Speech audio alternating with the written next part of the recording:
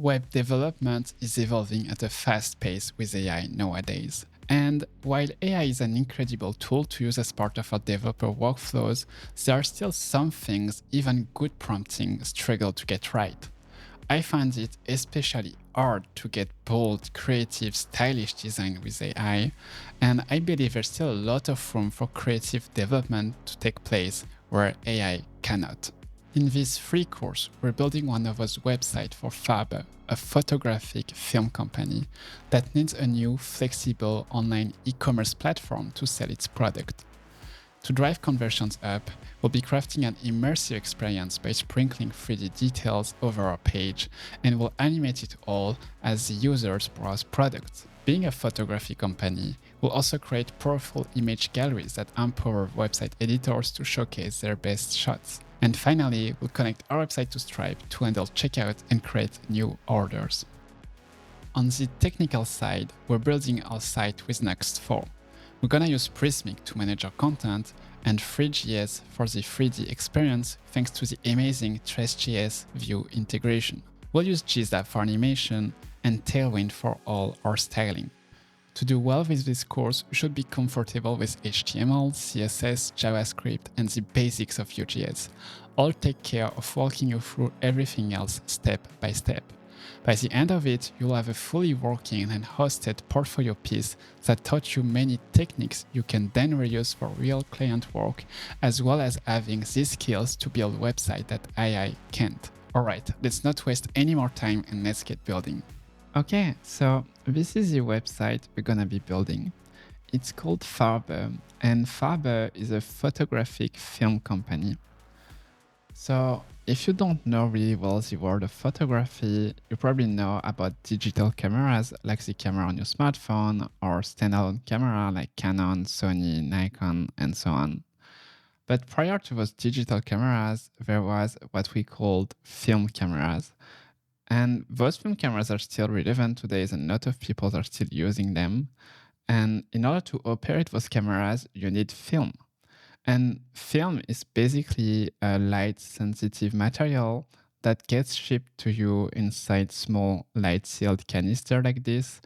And basically, you load this canister inside your camera, and then the camera captures the light onto its film that you can then develop at a lab, scan, and get pictures out of it. So it's a market that's still like relevant today. It's like a niche kind of hobbyist market to some extent. And so Farbe is just a fictional company for this course that happens to produce those one of those kind of films. And so, well, this is a website. So let me to use the website. So first of all, upon entering the website, welcome with this animation where we can see the product itself. Like this is the canister that that people might want to buy, and the box it comes inside. And then as we scroll down the website, we see like some pictures and some animations of like who took those pictures. So those are example shots that people took using the film that Farbe is producing. And then we get back to some products. So we have like Farbe 100, which is one kind of the product that Farbe is producing. It's an e-commerce, so we can like decide like how many we want to buy and add them to cart. And we can see like it has been added to cart, and we have this little like animation showing that, well, we did something. Then as we scroll down here, we can see we have Farbe 200, which is another kind of film. Then it gets up again, shows up some more example pictures. And as we arrive down, we have another kind of film, Farbe 400. It goes up again, and we have also again these gallery pictures. This time it's more like night kind of photography, which leads to the last product that Farbe is producing, which is Farbe 800. So those are the four products. Again, I can like decide like if I want to add more to my cart, so that's 3 of them. And if I keep scrolling down here, I can see my cart with a total. And finally, just before, we have the footer here with just some information, so we can get back to the product before we saw. But let's get to a cart here, and to our cart, what we can do, we can check out. So this leads me to a checkout session. Here I can enter my mail, I can enter my credit card details. Those are test credentials, so don't worry. I show you how to make those later on. And then I can pay. And once I paid, I'm redirected to this thanks for choosing Farbe checkout done page. And from here, I can, well, get back to the home or like go to Instagram where we have some shots from Farbe. And so this is just another page on the website. So get back to the home. And we can see that our cart has been reset, and well, we can shop again if we want to, or just keep browsing the website. Of course, the website is fully responsive. So if we go here to the responsive version of the site, we can see like this 3D elements still animate. We can still scroll, still have 3D animations. We can still like add items to the cart, go to the cart here. And from here, we can like still check out. And then we also have the footer with all the information and so on. So, well, this is Farbe. It's a website we're going to learn how to build from scratch with Nuxt and many other technologies today. And, well, let's get to it. First, we're going to have a look at our Figma file. To get this Figma file, you can head to the course resource page by following the first link in the description, which will lead you to a page like this. Here, if you scroll down under Assets, you will find all the assets you're going to use throughout this course. And we're going to first start with the Figma file here. If you're unfamiliar with Figma, it's a collaborative design tool for building and sharing digital designs prototypes. But don't worry, you don't need to know any Figma for this tutorial. We're going to just use it to reference what we need to build our site for the design elements. So once on the Figma community page, you can click Open on Figma to get your very own copy of this Figma file that you can break and like work on it and everything. But basically it looks like this. We have all our website designs on it. So we can see like the desktop design, the mobile design here. And then we have like an assets tab where we have some other assets we're gonna use for this course and a mood board that was used at first when designing the website. So, well, as we look for a Figma file, I want to introduce you a concept that will be key to our project, that is building with website sections. At Prismic, we call those website sections slices. And basically, the idea of them is that instead of like imagining like our home page to be like this, like in a really like a structured way that cannot move, well, actually, if we think of it in terms of sections, the idea is we just have like different kind of sections. We have like a text section here, like a smaller text section. Then we have some like picture section. Then we have different like product sections. And scrolling down, we have a cart section here, and then a footer.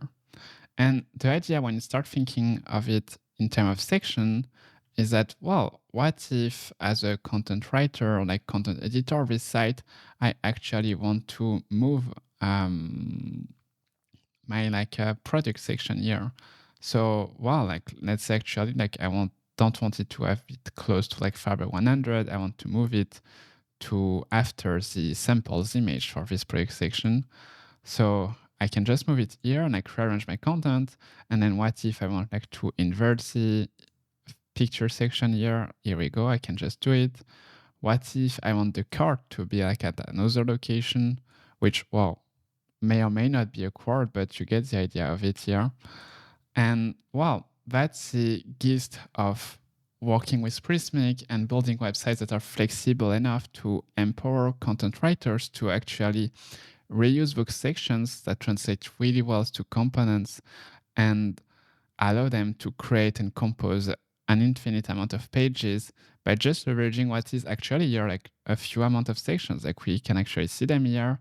We have our header and footer, which those are like quite basic and will be on every pages. Then we have a text kind of section here with like two different kind, like one that is like really tall and one that is like just like the amount of height it needs to have. Then we have different kind of picture sections here. Then finally the product section and the cart section, and their equivalent in mobile, like just being responsive.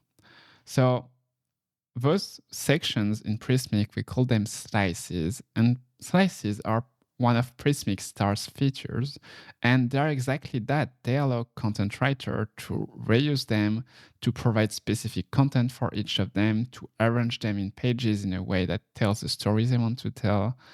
And as developer, well, we're the one building these slices from scratch. It's not some like pre-made template that we can just apply CSS on. Like we can really define everything, what field we want. Like here, we might want like some kind of title field, like a price field, like some text. Well, might be like a table, for example, and so on. And well, let me tell you, you and your content team are gonna really love the freedom and flexibility Slice provides. So now that we know what we're building, let's get our hands dirty by creating our next app. There are multiple ways we could use to create our next app. We could use Next CLI to do so. The way we're going to use today is to actually start from a Prismic starter. The reason for that is the starter will get some kind of a head start in having everything configured so that it's faster for us to get working, but it doesn't do like a lot. It's just like a really minimal starter. So to do so, we can head to prismic.io. So prismic.io, Prismic is the company I'm working at, and it's a headless CMS. So it's a service hosted online for you that you can use to manage the content on your website, and most importantly, make it manageable by non-technical persons. So to empower them to create pages, manage the content on them, preview them, plan like releases and such. So just hit like this sign up, sign in button here, create an account, and this will lead you to your Prismic dashboard. The Prismic dashboard is where you have all your content hub on Prismic. So working at Prismic, I have many, you probably have none or just a few. And what we're gonna do, we're gonna create one of those content hub by clicking the next button here. And at Prismic, we call those content hub content repositories. So that's why you see I create a new repository. So we're gonna click on the next one. And here we're gonna pick the minimal starter here. So I click select. Then I'm asked here for a name for my content hub. So we'll call mine Farbe course, but you can call your like Farbe course and your name, for example. This name has to be unique. So like if I use like just Farbe, for example, you can see it's already taken. So just use a unique name, and it's not really important. It's just used as the API endpoint that we'll use later on to fetch our content from the CMS. So I use Farbe course here, and under what made you create a repository today, I'm just gonna pick following a tutorial to learn Prismic. Then I'm gonna hit create a repository, and I'm gonna arrive on a page like this where I'm asked to launch my starter. So I can pick this line here, this like CLI command line. And what this will do, it will run this slice machine init command, which is our developer tool init command, and create a starter for it. So heading to my terminal here, let's zoom a bit. I just passed in the command. And what this will do, it will clone the starter from GitHub and then proceed to configure it, install the dependencies, and configure it so that it's ready for us to get developing. So here you can see like it's done installing some things from npm, then it's logging us to Prismic. If it's your first time using the CLI, it will ask you to go to the Prismic website to just establish the connection. So it's just a page that should open automatically, or that you just need to press enter to open it. And then once it's done configuring the starter, at the very end, it will ask you if you want to run Slice Machine. Slice Machine is Prismic developer tool that we're gonna use extensively throughout this tutorial. But for now, we're not gonna use it right away. So we just can press no to like don't start it right away. And here we go. So we have a starter initialized. So let's get into it. And here we'll open it on cursor. And well, let's see what we got. So this is our project. You can see like if you're familiar with Nuxt, it looks pretty much like a regular standard Nuxt project. There's like a few extra goodies, but basically, if we look at the package.json, we have Nuxt installed, and then we just have a few other like Prismic things. We have the size machine UI, which is the development UI Prismic provides you to develop with Prismic. We have another size machine dependencies to adapt size machine for Nuxt. And then we have the Nuxt Prismic, which is a dependency, which is a Nuxt modules that allows us to use Prismic in a really straightforward way inside our Nuxt application. But we will learn more about all of that later on. Then moving on to the next config, we can see we have some Prismic configuration that we'll also get back to later on. And then the async module configured with Prismic. And that's pretty much it. So what we're gonna do now is just set up our public folder that is quite empty. And this is something I want us to get set up like straight away because it will like simplify some things for us later on. So to do so, let's just head back to our course page on Prismic. So again, it's the first link in the description. And what we're gonna do here, we're gonna download this course assets.zip folder here. And this will give you, once downloaded, an archive with all those assets here. So it's quite simple what I want you to do. I'm just gonna like open the public folder here. I'm gonna delete the next default 5 icon, and I'm gonna just paste in or extract from my archives all the files here inside it. So here we have like some files that we'll use later on Prismic. We have some 3D assets that we'll get to in shortly, hopefully, and some other files that we're gonna all use them throughout this tutorial. For now, I'm just gonna use the icons files here. So you can see we have many icons, and we're just gonna like configure Nuxt config to use those icons briefly. So to do so, I'm just gonna add another like meta tag for the Apple mobile icons. So I'm gonna go like this, like Apple mobile web app title, and then I'm gonna just code like Farbe. That's the only meta tags we need to add, and then we need to add some other links. So we're gonna keep the 5 icon one, and then we're gonna add some other ones. So we're gonna add another real icon. So we can have the Apple Touch icon, can like the sizes like this. Then we're gonna add also another well icon for the we don't have the 32 by 32, we have the 96 by 96, like 96.96.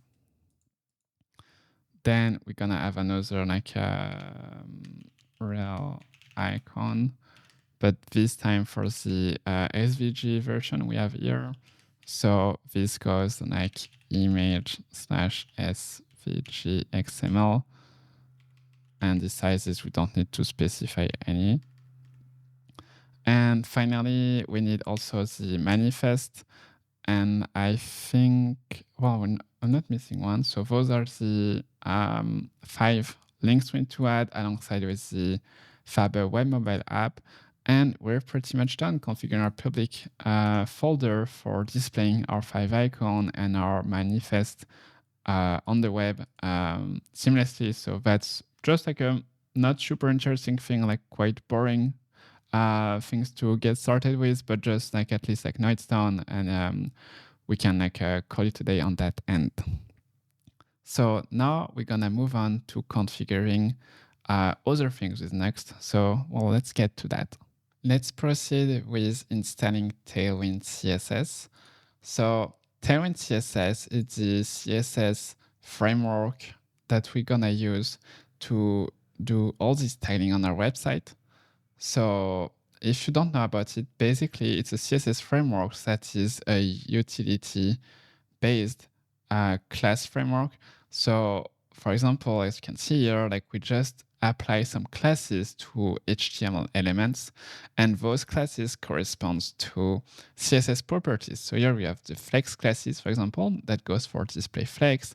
Then we have the flex call classes that goes for flex direction column, item center for like align items center, gap 6 for like like some kind of like spacing between the items, P7 for like the padding, and so on and so on. Here we have some like modifiers on them. So for example, like MD flex row. So this means like above the MD breakpoint, we're gonna change the flex direction to be in row instead of column earlier on.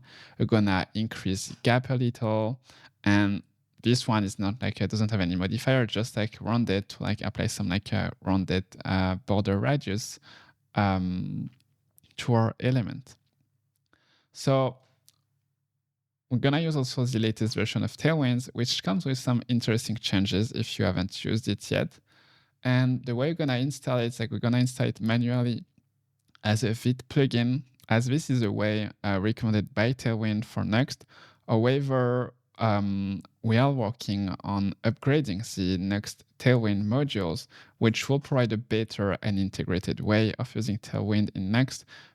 Most importantly, through the DevTools integration on Nuxt, that is quite interesting and like helpful to use from time to time. But it doesn't like provide any more like functionalities as per like a Tailwind usage and like power, so to say. So it's perfectly fine just installing it manually. We're just leaving some things on the table regarding our developer experience on Nuxt. But this is like fine for now, and we'll catch up on Nuxt soon enough, because I know we have some alphas for the updated Tailwind Nuxt modules to support the latest version of Tailwind. So how do we do so? Well, we're gonna get back to our terminal, and first we're gonna run the npm install Tailwind CSS command. This will install Tailwind as a dependencies in our project. And then we're gonna also install the Vite plugin for Tailwind. So npm install save dev Tailwind CSS Vite.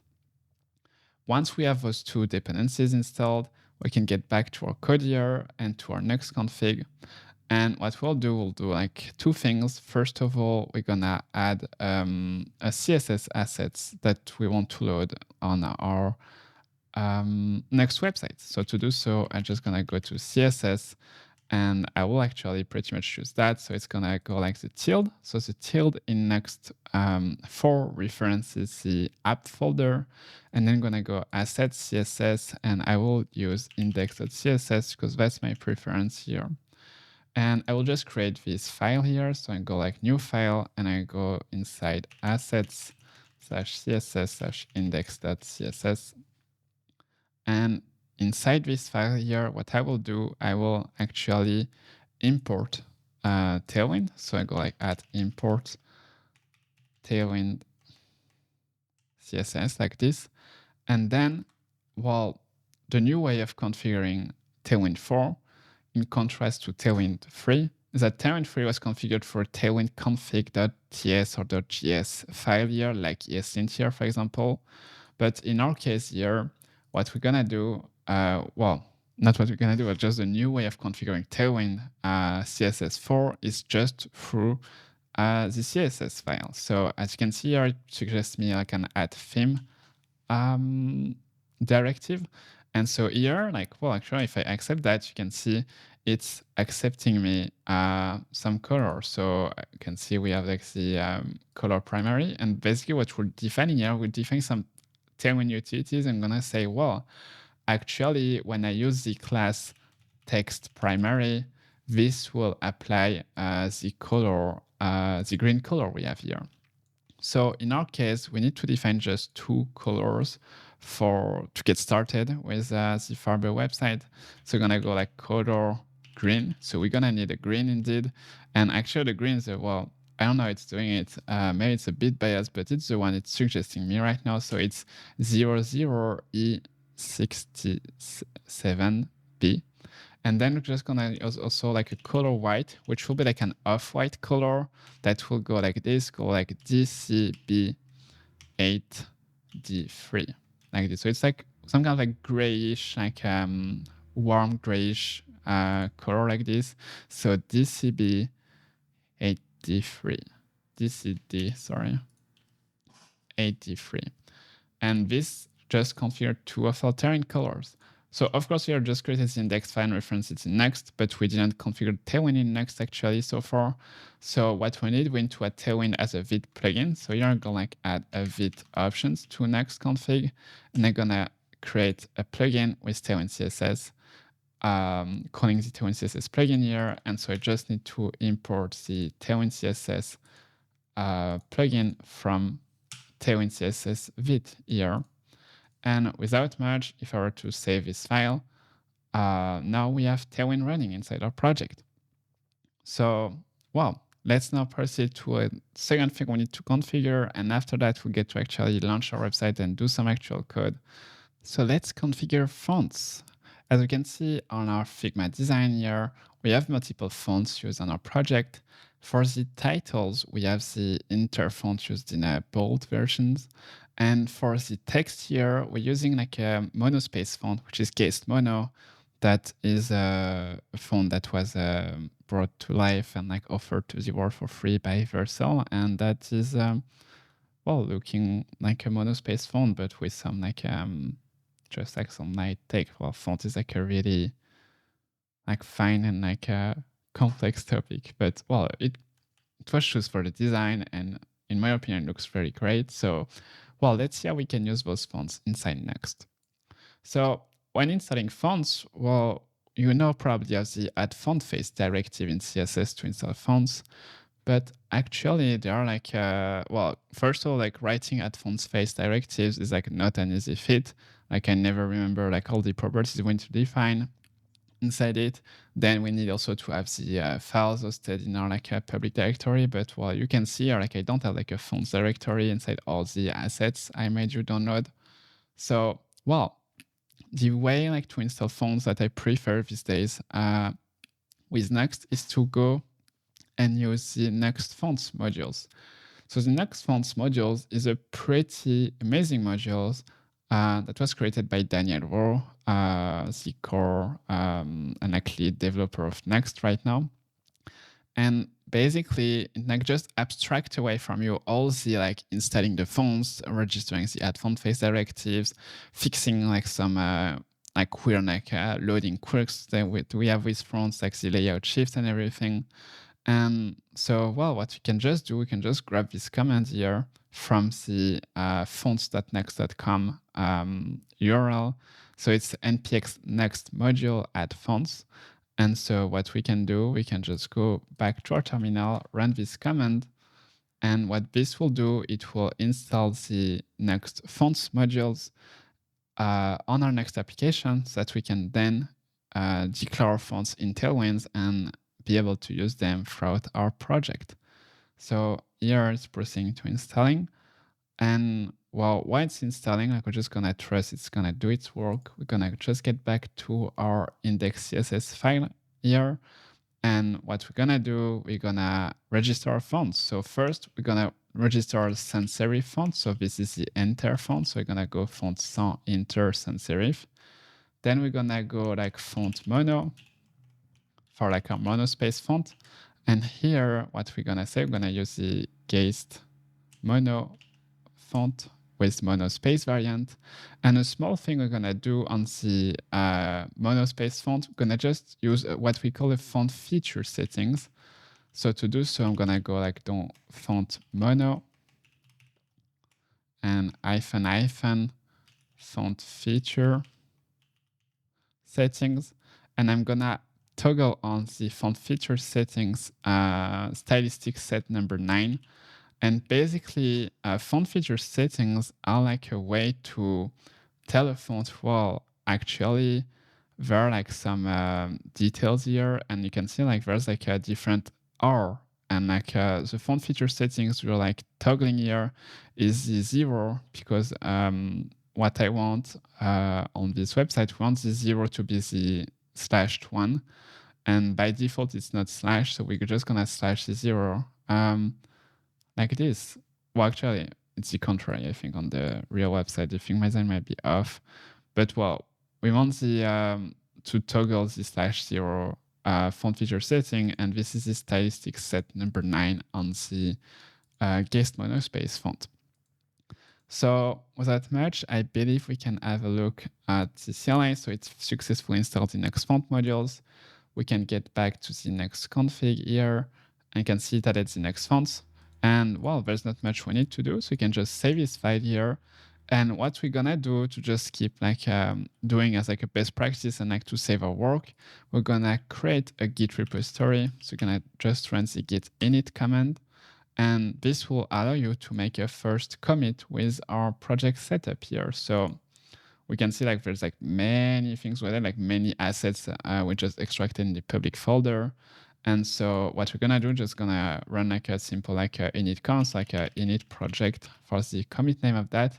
And we'll just hit commit so that at least we have a checkpoint of all our project setup that we're done with. Now that we've got our project setup, let's get to know Prismic's powerful local development tool, Size Machine. So Size Machine, we already used it to create our project with the Size Machine init command earlier on, but now we want to use Size Machine to help us develop our project. To do so, we can start Size Machine locally by running the npm run Size Machine command inside of our project.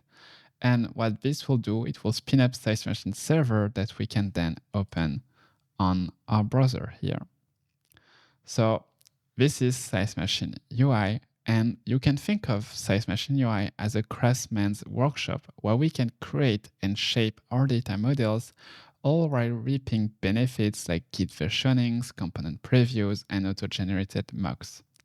With this tool, we can create two types of data models: documents, which are page types and custom types, and website sections, which are slices. So page types and custom types, which are both document types in Prismic, we can think of them like really like as representing either like pages of our websites, like a home page, like a about page, like a blog post, and so on. And custom types, think of them as more abstract documents that don't necessarily map to a given URL on our website. This can be a navigation menu, a site-wide settings, and so on. So first of all, we're gonna focus on custom types. So the first custom types we're gonna create is a simple settings custom type. To do so, I can hit the create button here, and I have two choices when creating a custom type. I can say, well, it's a reusable type. Like I can have as many of them as I want, like testimonials, like author types, and so on. But for like a settings document type, we only want one for the whole site. And as you can see here in the examples, well, it's like recommended to use like a single type, right? This means we can only create one document of this kind on Prismic later on. So I will name my document settings, and the ID for it will be settings, and then I can hit create. And well, for now, my settings document type, custom type is empty. So on the main tab here, we're just gonna add some like default settings that are like pretty straightforward. We're gonna add a text field for our site title. Then we're gonna add another text field for meta description. Then we're gonna add an image field for meta image. So I'm gonna go like meta image. And because meta image, like they have some like aspect ratio constraints, we're just gonna constrain it to 2400 pixels width and 1260 pixels height. And finally, we're gonna also add navigation. So we on Farbe, like we just need like a really simple navigation, so just like a list of links. And to do so, we can just go and add a link. So we'll call this one navigation. And what we can tick here, make sure to tick like allow blank target, so if we can have links that opens in a new page. Allow display text. So this will be like the text we want to display on top of the link. So for example, here it's 100, 200, community. And what we're gonna do here is make this link repeatable. So this means like we want to be able to add as many or as few links as we want on our page here. And we don't need to add variants yet. We're gonna add variants in other instance of links we add. For the navigation, we don't need them, so you can just click done here. So we're done configure our main tab, and now we're gonna configure our tab for the footer. So we're gonna go and add another tab that we'll call footer. And here we're gonna add the field that we want to manage the content of our footer. So if I go to the website, like the final website here, and I look at the footer, well, what kind of field do I want to add here? So we could add, and again, like a list of links here to manage that, We could add like some titles.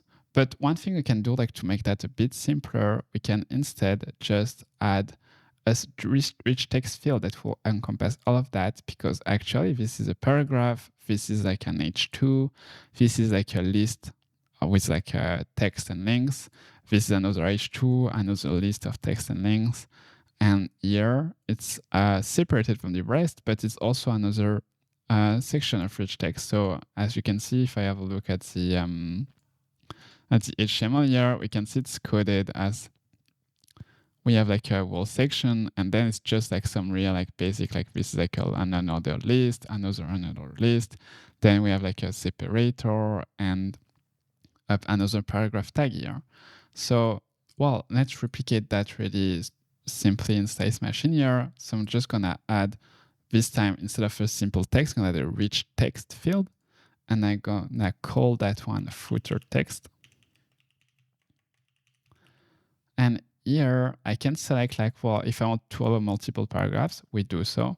And then I can select here what kind of elements I want to allow. So like H1, H2, another list, order list, and so on. So I'm gonna just unselect all. I want to allow only like paragraph, H3s, bold, italics, links, and another list, which is this one. So I'm gonna click done. And then this will be for the main footer text, but for the small copyright text here, just gonna add another text field. And I'm gonna call this one footer secondary text. So I'll still allow blank targets, multiple paragraph, and I will still allow paragraph, H3s, bold, italic, links, and list. And without much, we are done configuring our settings type. By the way, here we created two tabs, one for the main with the site title, description, image, and so on. So you can make a small tweak to the title to like capitalize it the way we want it. I'm gonna click done. So the site title is a capital T. And with the navigation of our website, which can be displayed in the header or like elsewhere on our website. And then we created a tab for the footer here, with just two text fields to manage the footer content. And tabs are just just used to organize like the UI. For the content editor, you can see the data is still accessible through data.footer text later on. And for site title, still data.site title. It doesn't have an impact on the API content returned by Prismic. And talking of content, let's actually see how we can go from that configuration on localhost to content hosted on Prismic. So first of all, like any change we do in Slice Machine is like auto-saved. And it's auto-saved where it's not auto-saved to Prismic, it's auto-saved in my file system here. So we can see we have like pretty much what we configured in JSON format here. We have the footer text, footer secondary text, and so on. And another thing that will like become really handy later on, you can see we have also a Prismic types that is generated with like all the TypeScript types managed for us, describing really precisely all the content we're defining inside Slice Machine. But well, for now it's only local. So how do I actually get that to Prismic so that I can actually create a settings document? Well, to do so, I can add to the review changes tab on Slice Machine. Here we can see, well, I have a new settings type that was created, and I can just push it to Prismic by clicking the push button here. And this will take everything that's in this tab and push it to Prismic so that I can then create contents in the page builder. So to do so, I can just go back to the Prismic tab I already had open. Actually, I was done with that earlier on. And what we can do is create a new page. We can see actually the starter by default add a few pages. So like he had an home page and like another page here. We're gonna ignore them for now, and I'm just gonna go create a new page. And you can see we have our new setting singleton here that has appeared. So I can select that one. And here we have the site title, description, and so on that we saw earlier on. So let's actually write content here. So for site title, I'm gonna use a 35mm film, Farbe. Then for the precision color film from Germany, this is our meta description. Then we're gonna select a meta image. So we can actually just select an image here. So we don't have any. So what we can do, we can upload our medias. So if we were back to look into our public folder, I have a Prismic folder here. And those are all the images we're gonna use on our website. But for now, I'm just gonna pick the meta image and drag and drop it to Prismic here.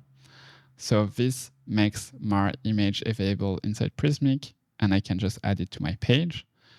And then for the navigation here, well, we need to add multiple items for navigation. So if we have a look at the website, we have like 100, 200, 400, 800, which are the different products Farbe is selling, and a community link to an Instagram page here with the Farbe social media account. So let's do that inside Prismic. So here we have our navigation. So we'll add like 100. I can add like multiple items of them. So I go like add the 5 we need, like 200, then 400, 800, and community. And here I can choose the link type. So for each of them, I will choose a link to a web page, and this will be /#100. So because here, like, since it's just like a one pager, the navigation here, we just need like to say, well, like it's the anchor 100, the anchor 200 for different products here on the website we're gonna build. So just add those like this inside Prismic. So we have like /100. Then we're gonna add another link to page /200. Then another link to page /400. And last one here /800. Finally, we can grab the Instagram link for community. So just Instagram /farbe.film, or you can just put like a link to Google or a link to whatever.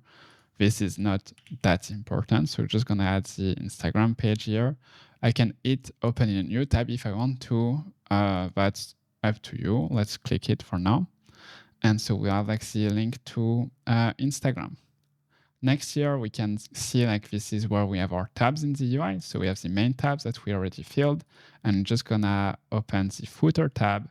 And here we're just gonna put the content of our footer. So what I think we can do that is be like quite simple. We can just copy paste this content from the finished website here.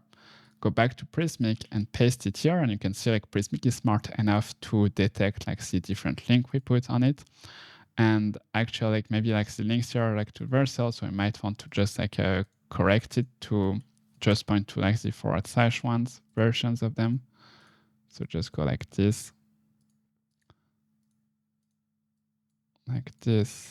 and for the last one, like this, but the other links are like pretty on point. So that's cool for the footer text. And now for the little like a copyright mention at the end, you can just put it in the secondary here. And well, that's it. So now we can hit save. This will actually create our first version of our settings document. One thing we can do here, we can like change the name displayed in the list, like since it's saying like film stock. So instead of just gonna call it like settings, so that it makes sense in our UI later on, like, well, we know it's a settings document. And then I can hit publish, and this will publish this document on Prismic's content API, allowing us to fetch it later on. And that's actually just what we're able to do. We're about to do that now. So let's get back to our code. And what we're gonna do is actually template those settings. That is to say, creating our header and footer as they are available like Figma. So we'll do like the desktop version and of course the mobile versions of them. So, well, we have all the data in Prismic. We first need to fetch those data. and then to create the view and next components to actually render those data as a header and a footer. So let's first work on the first step, which is fetching our data. So first of all, let's think about where do we want to fetch those data? Like, do we want to fetch them on a single page? Well, this would mean like we'll need to fetch the settings on every page because we need to display the header and footer on every page. So that's really not the best place to fetch those data. Instead, we're going to fetch those data from a Nuxt layout.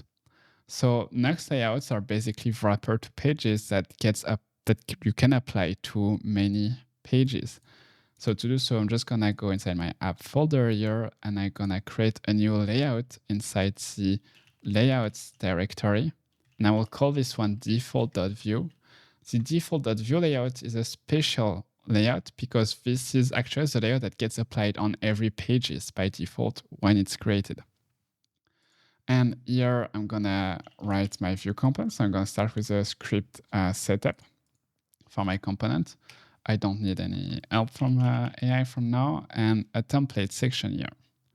So in my template section, I'm just gonna add a div, and here I'm gonna render a slot. And this slot here corresponds to my page, that's the page that is being rendered.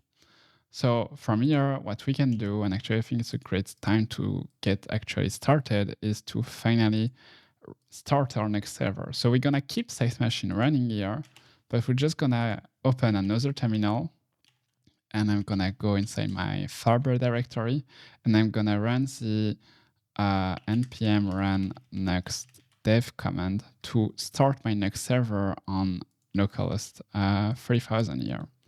So getting back to my browser here, we can see that Next is getting started. And well, we're gonna let Next start, and as you can see it started, and you can see it fetched the content of our homepage document that we already have on Prismic. So we have like the homepage document here, which just have like a simple like welcome to your website, and this is fetched and displayed here. We don't care about that for now. What we care about is just our settings. So let's get back to our layout here. And so what we're gonna do, we're gonna first fetch our settings. So to fetch our data from Prismic and to fetch data in Nuxt overall, there are like composables that we can leverage to that. First, the use fetch composables that is used to just fetch a simple HTTP API or Nuxt server endpoint. We're gonna use fetch later on to fetch like data from a CMS because we have like a client that is made on like fetching the API correctly. We can use the use async data composable that is more flexible because we can put some logic inside as of how to fetch data. So we can see if we go to the index page, actually here we have like using the use async data to fetch our home page from Prismic.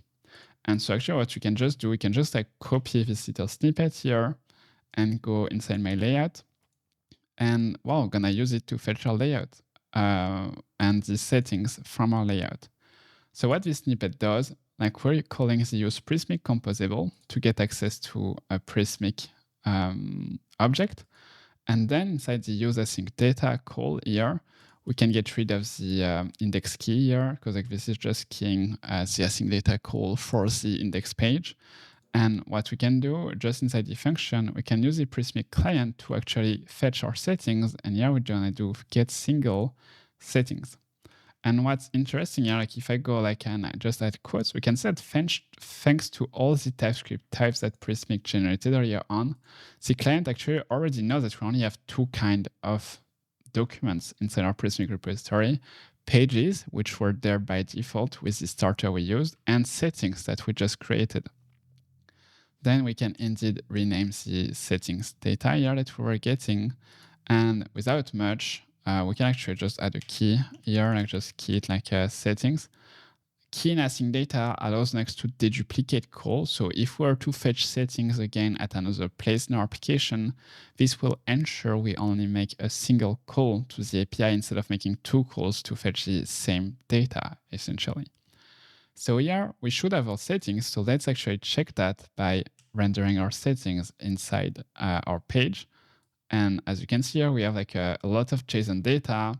And if we dig a bit inside it, we can see we have, I saw the meta image here, like we have the meta image, the meta description, the site title. That is all data coming from Prismic.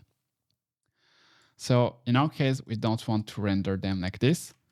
What we can do instead, we'll like pass those settings to our components for the header, the footer of our website.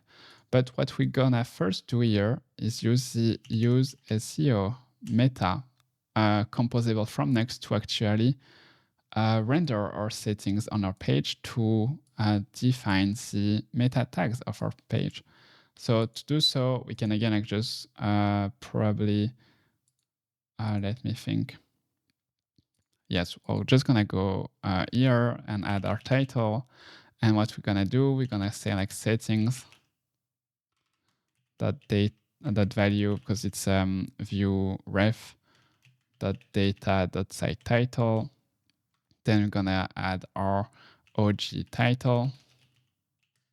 I'm gonna go like settings value data site title, then our description, which will be like this. We don't go ahead of ourselves like this. Gonna keep the OG description. And what we're gonna do last is the OG image. And the OG image, because like the data that Prismic is returning us is an object of an image field. And so what we're gonna do instead, we're gonna extract the image from its image field, so like the image URL. And to do so, I'm just gonna provide it as a computed properties to the use SEO meta. And we're gonna go like prismic.asImage src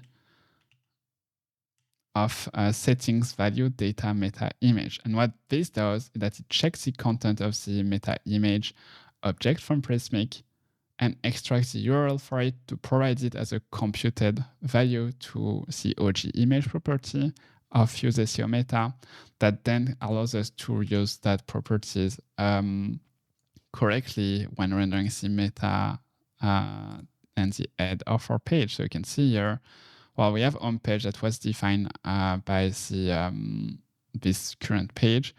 But I guess if we scroll a bit more, you can see we have like OG title, 45mm film, Farbe, description, precision color film Japanese, the OG description, and the OG image, which is the one we defined in Prismic. So now that we're done doing our layout, what we need to do, we need to create our components. To do so, I will create a components directory inside Nuxt. And here I will create a few components. First, I will create an app header component like this. Then I will create another component that will be like an app footer component. And well, we only need those two for now. So I'm just gonna like refactor them quickly to get like where I want to be. So I'm gonna have the app header. So I'm gonna call that one header. And like we'll call it like header here. And well, we don't care about the footer for now. We'll get back to it later on. So we have our header, and so let's render our header here. It's gonna go app header.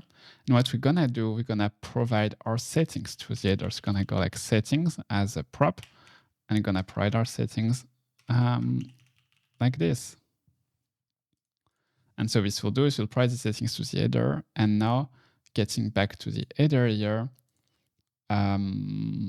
we can like define the props. So we're gonna go define props in view. This is how we can define props. I'm gonna use the TypeScript version of defining props. So that means we need to provide just a TypeScript type or like interface. And that is pretty much like a JavaScript object. And so we're gonna say, well, we want as part of our props, a settings props. And on that settings props to be typed, like we want it to be like a settings document from Prismic. So it's not what the AI is suggesting me here. Like basically what we need to go like call content.settings document. And this is where like we can get the settings type from Prismic because everything is exported as part of a content namespace. And so to use that namespace, we can just import it from Prismic client. And now you can see like content is the namespace that is defined here automatically for us by Sales Machine. This file is like a bit scary to look at, but we don't need to look inside it. Like it's just like completely managed by Sales Machine. We can just leverage it here to say like, well, like content dot settings document. You can see like it's a settings document. It's not repeatable.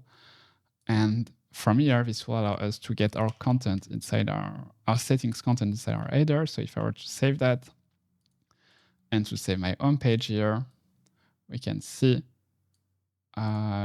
we still have our settings, like we have the header, then we have our settings that are just dumped here, and then we have our page content.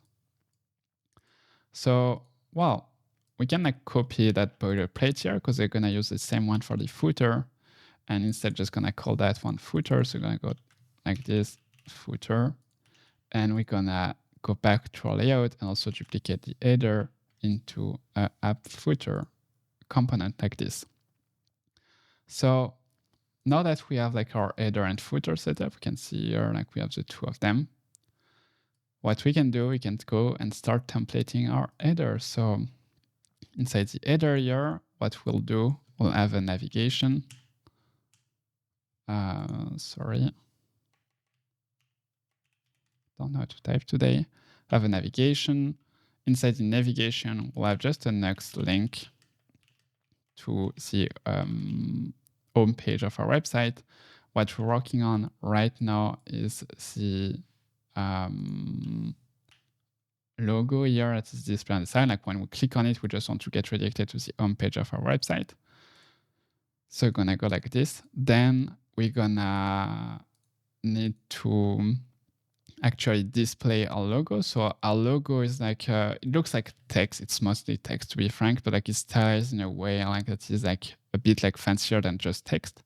So what we can do is just grab the SVG content for it and create a component.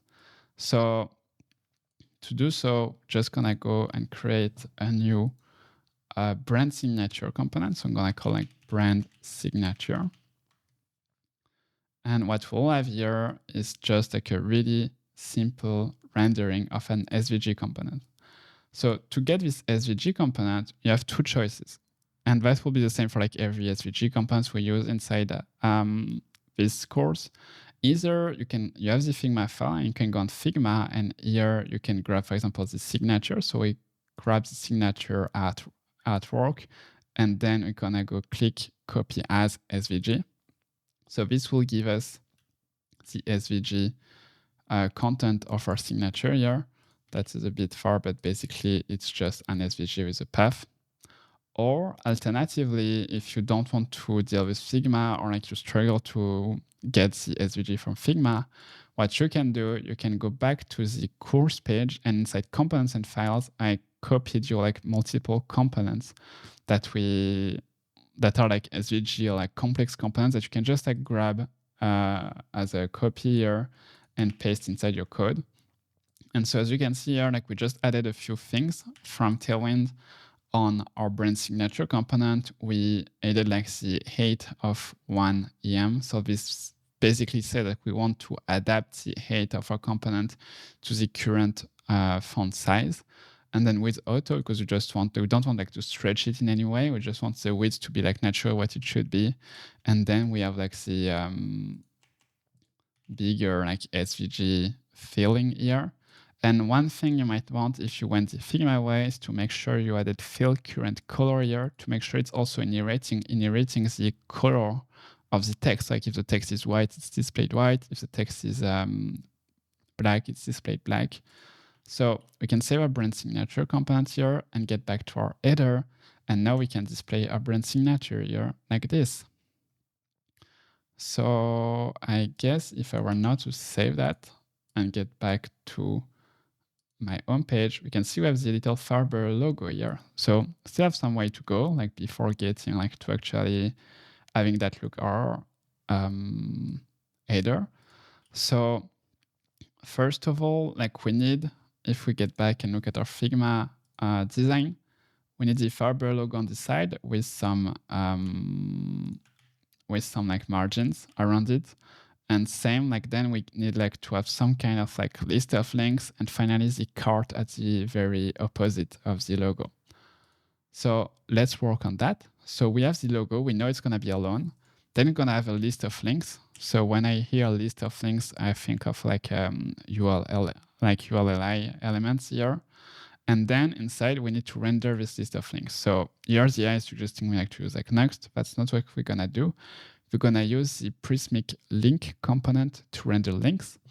And to do so, well, we have a different way, but like one way I can do like to just go a bit quicker is go back to size machine, go back to our custom types, and inside our settings custom types. And there's this little toggle here, like show code snippets that we can use, and like we can like toggle here. And what this will do is will like shows us here, like that's the navigation that we're like looking to render. And this gives us already like a snippet with like a little template that we can use to like loop over the links in the data.navigation, key them properly, and then render the Prismic link component. So I can copy it here, get back to my code. So I will add like the little like URLi, and I'll go like this. So by default, Size Machine gave me like a template, which is just like not rendering anything. Instead, I can just convert it to a URL. And here it's like data.navigation. So we can go instead like go settings.data.navigation with the little non-null accessor to make sure settings are available, because settings are set as optional as our props. Because when Nuxt is fetching the content, settings might not be there yet. So if I were to go back to my site and I were to now save that, we can see we now have our links from Prismic that are coming up instead like the 100 to 800, and then the community link here. And finally, what we need to do, we need to add the cart link. So the cart link is like static and like hard-coded in a way. So it's a Nuxt link to the cart. So I'm gonna go li here, and then I can go like Nuxt link to / hash cart. So this will just scroll down to the cart on the home page, or if we're on another page, go to the home page and then scroll down to the cart. We can save it here. And here I'm just gonna go at cart. And because like we're quite far from working on actually the cart logic, like we can see on the UI, there's like the number of items in the cart. So what we can do, we can just like put a tilde or like put like a 0 for now, because we know we'll get back to that later on to actually have some real cart logic. So if I save that, now we can see I have like all the content of my header displayed on my website, but I don't have like, well, it's not looking like our header. So indeed, like now we need to do some styling. And to do so, we're gonna use TailwindCSS. And so we're just gonna add a lot of classes to all those elements to make it look like our header. So first of all, our navigation, which has like all our links, it has like the logo and then our list of links with our cart. We're gonna go here and go class, I'm gonna display it flex and justify between. So already we're looking like that. Then we're gonna do something similar on our list here. So we're gonna use flex item center. We're gonna add some padding left 8, then like some padding right 4. One effect that like won't be really obvious for us, like we're gonna get some backdrop blur on it. And what I mean by backdrop blur is like this little like effect that we can see on the final website. Like, well, we have our header here, like it's looking like clear, but as soon as like we pass on top of something, you can see like it kind of like blurs its background so that it's on the bottom end, like it's still like on top of it. It's not like just like fusion together. Like we can clearly see our header when it's over text. Here we'll see later on when we're working on the picture side. So actually I want to hide it under the images because we don't want to display our header over images. But yeah, when it's over text, we want to blur the background like this.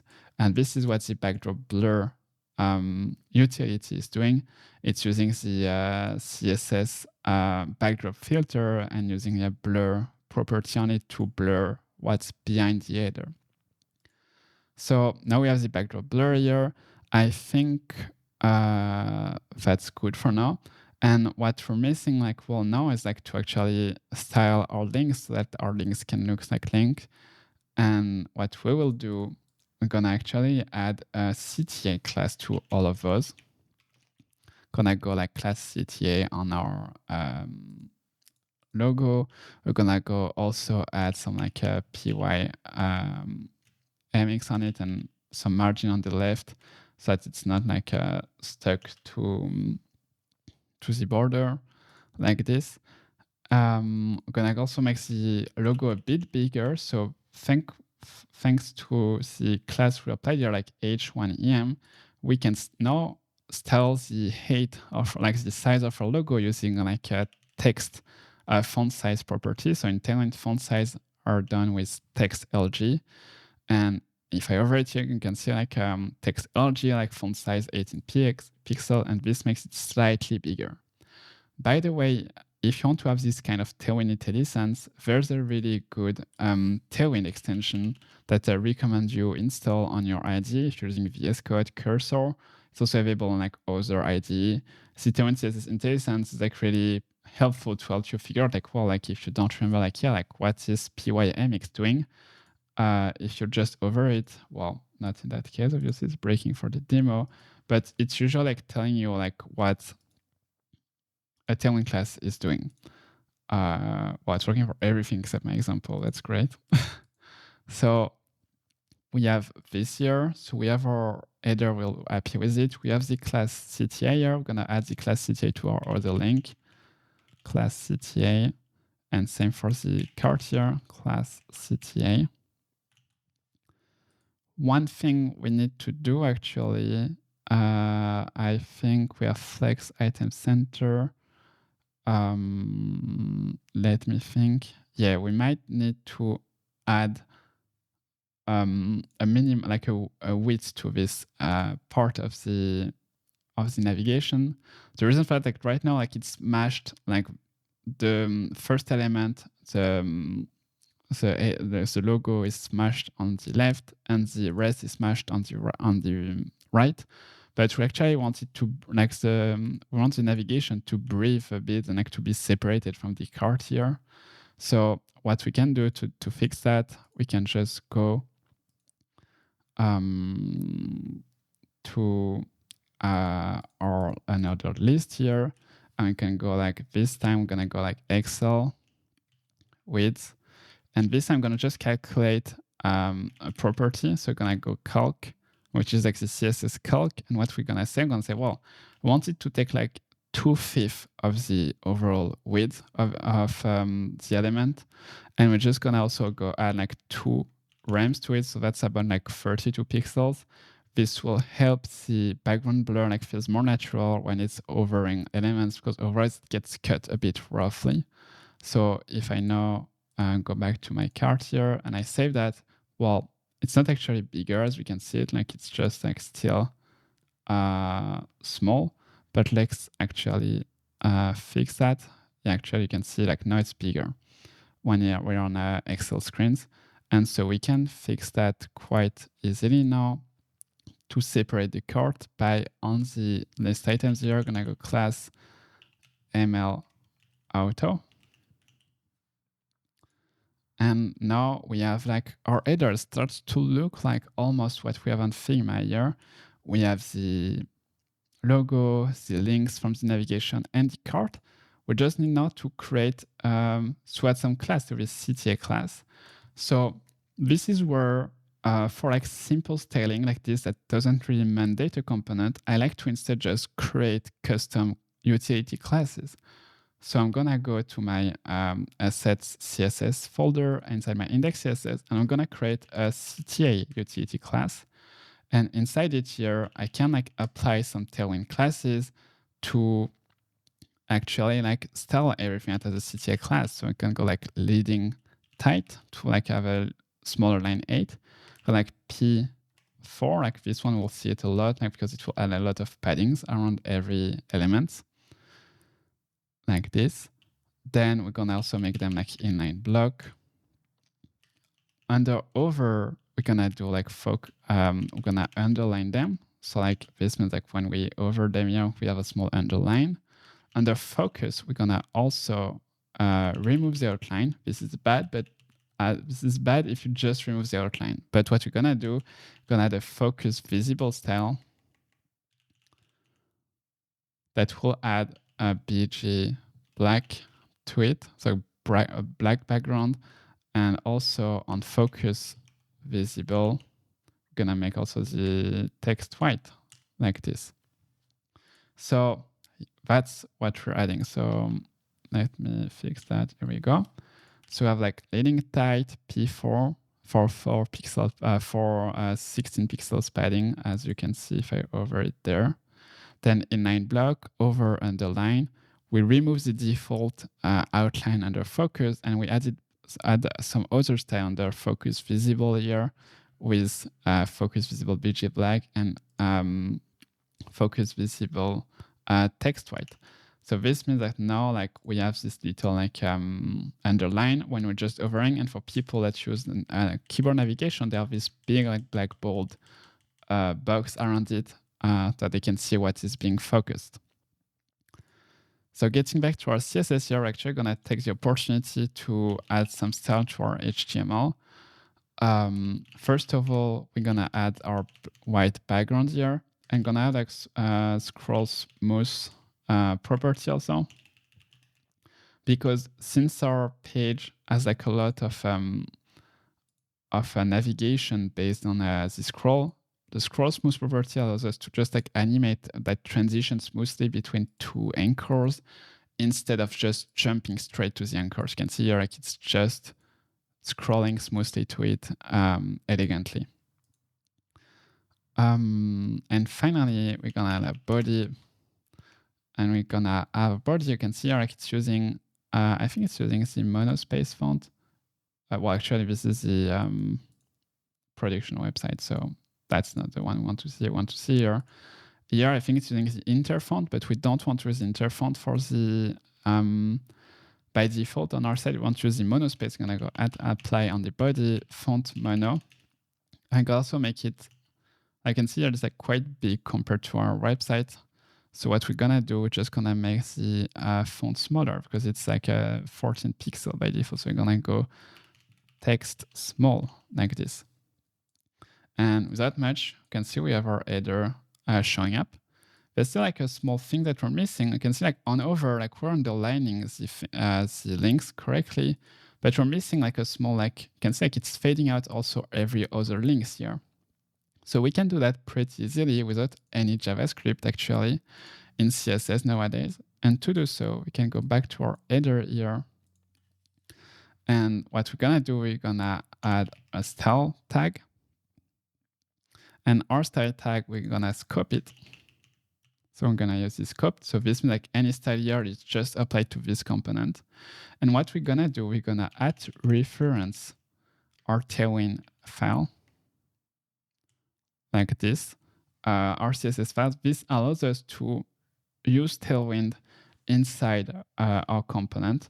And so we're gonna style like our anchor tag, so like the element, HTML element. Gonna apply transition opacity, duration 300, and is in and out like this. And what we're gonna do, we're gonna now say, well, when the header has an anchor that is overed, then any anchor inside your header that is not overed, then we're gonna do apply opacity 25.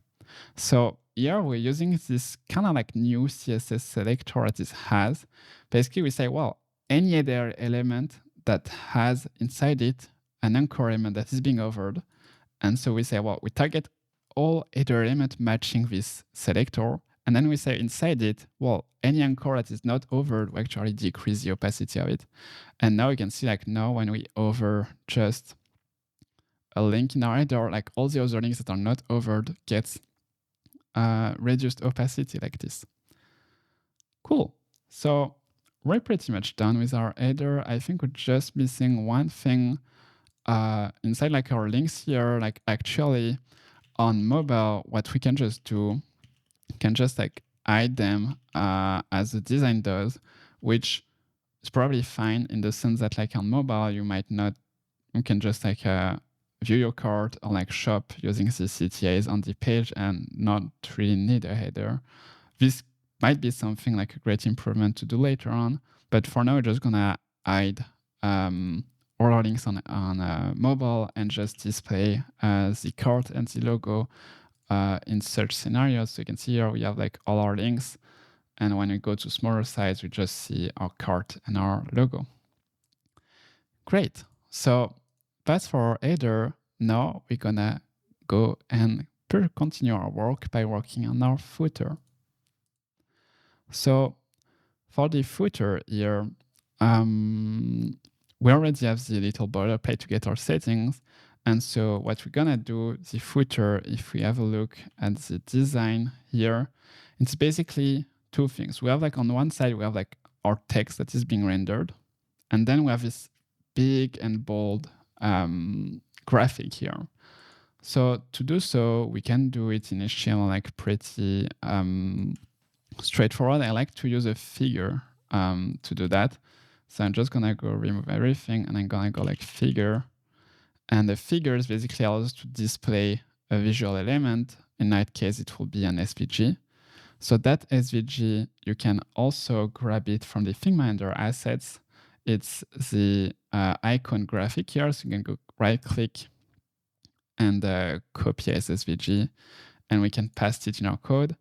Or alternatively, you can also still grab it from the course resources here.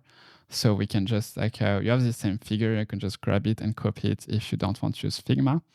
So getting back to our header here, we have our figure. So I'm just gonna use the one from the course resources. So actually it has a figure element here, so you can remove both. And here we go. So we have our SVG.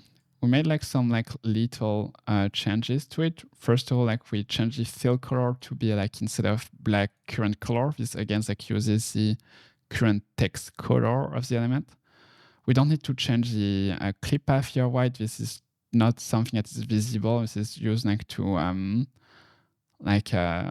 truncate, like to clip elements in SVG. Then we apply like some Tailwind classes, so like sticky and like top 0, left 0, height screen to make it like the height of the screen, widthful, and like on mobile and like on desktop with auto. So basically what this does, it just like scales the header, like the image correctly so that it fits the whole screen and shrinks down appropriately. And on the figure, we added some style, which was like absolute to make this sticky absolute to the figure. Then we have like inset 0 to make it like, okay, yeah. So the figure is in absolute position to the header footer here that we need to put in relative. See, we're gonna do this Z index of 20. This is to display it above the header, and then BG black and text white.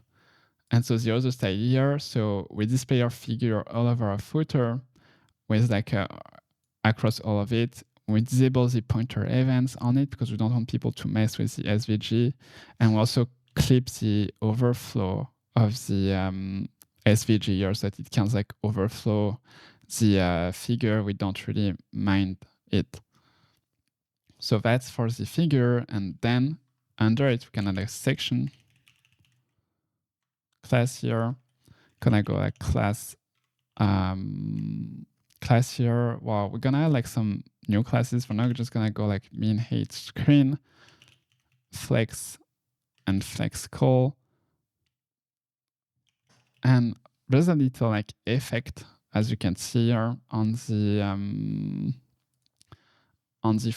footer. So like when it's like big, like we don't see this effect, but like on small screen, you can see when our text overs the figure, it changes color, it switched to black. And so this effect here is like what we can see, I guess, here is like the blend mode, not that.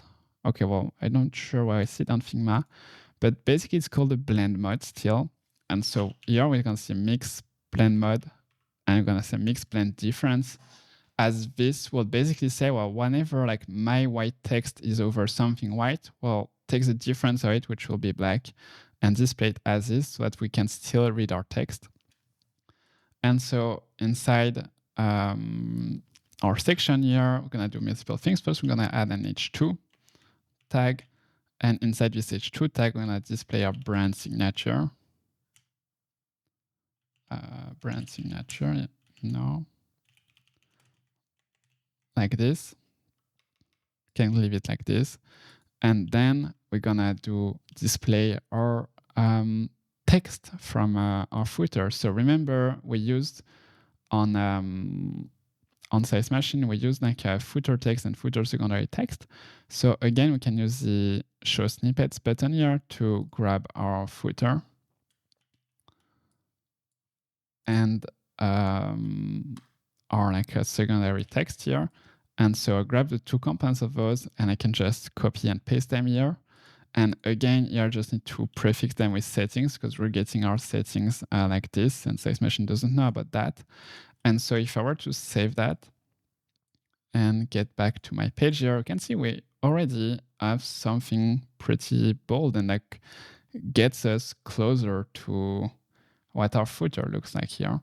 So, well, let's now style it to actually look exactly what our footer is supposed to look like.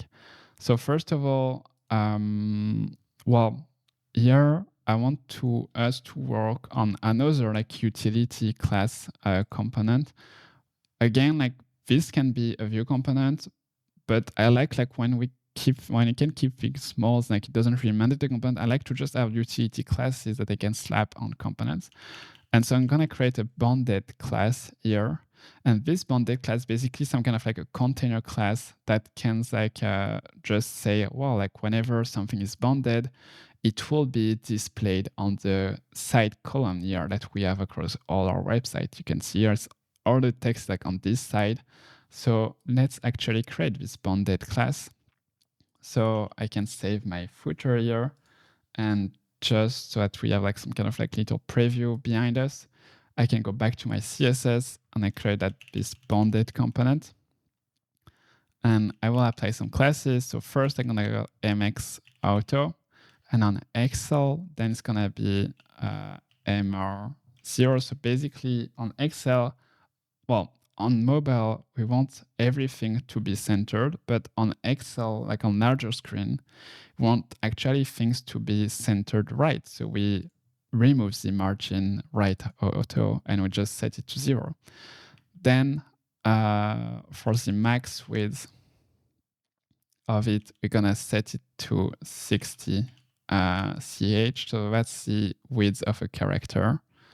And then on that's on mobile, and on Excel, I'm gonna set the max width to 2/5 of the screen. We're gonna now apply some padding, so on horizontal padding to 8, so px8. And on Excel screen, we're gonna reduce that padding to px4, and add some like large padding vertically to px16. So if I save that, now we can see our text jumped to this position here. Now we're gonna create another utility class that's actually like something that Tailwind itself does, but I just wanted to create my own here. It's like some kind of a prose class. And in our case, we're just gonna create like rich text. So this class will basically say whenever an element has a rich text class, we're gonna like apply some text, some default styling to the text inside it so that it looks like some like a rich text content. So that's what we're gonna do here. We're gonna go and like create like a rich text class. And what you're gonna do is say, well, for example, like whenever we have an H1, you're gonna apply the font sans serif. So you're gonna go back to Inter, then you're gonna go font bold,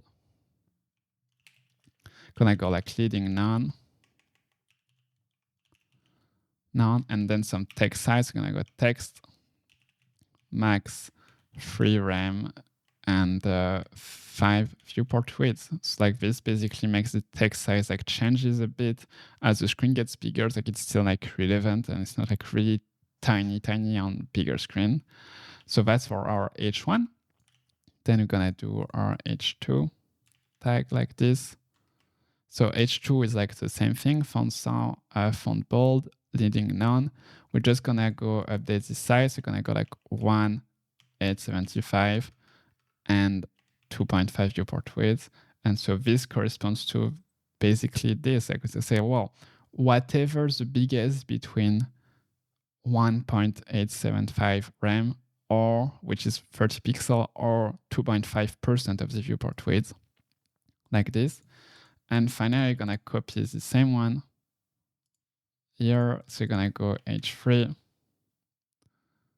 So you're gonna font sound, font bold, leading none. And then here you're gonna go like 25, 125, and also 125 viewport width.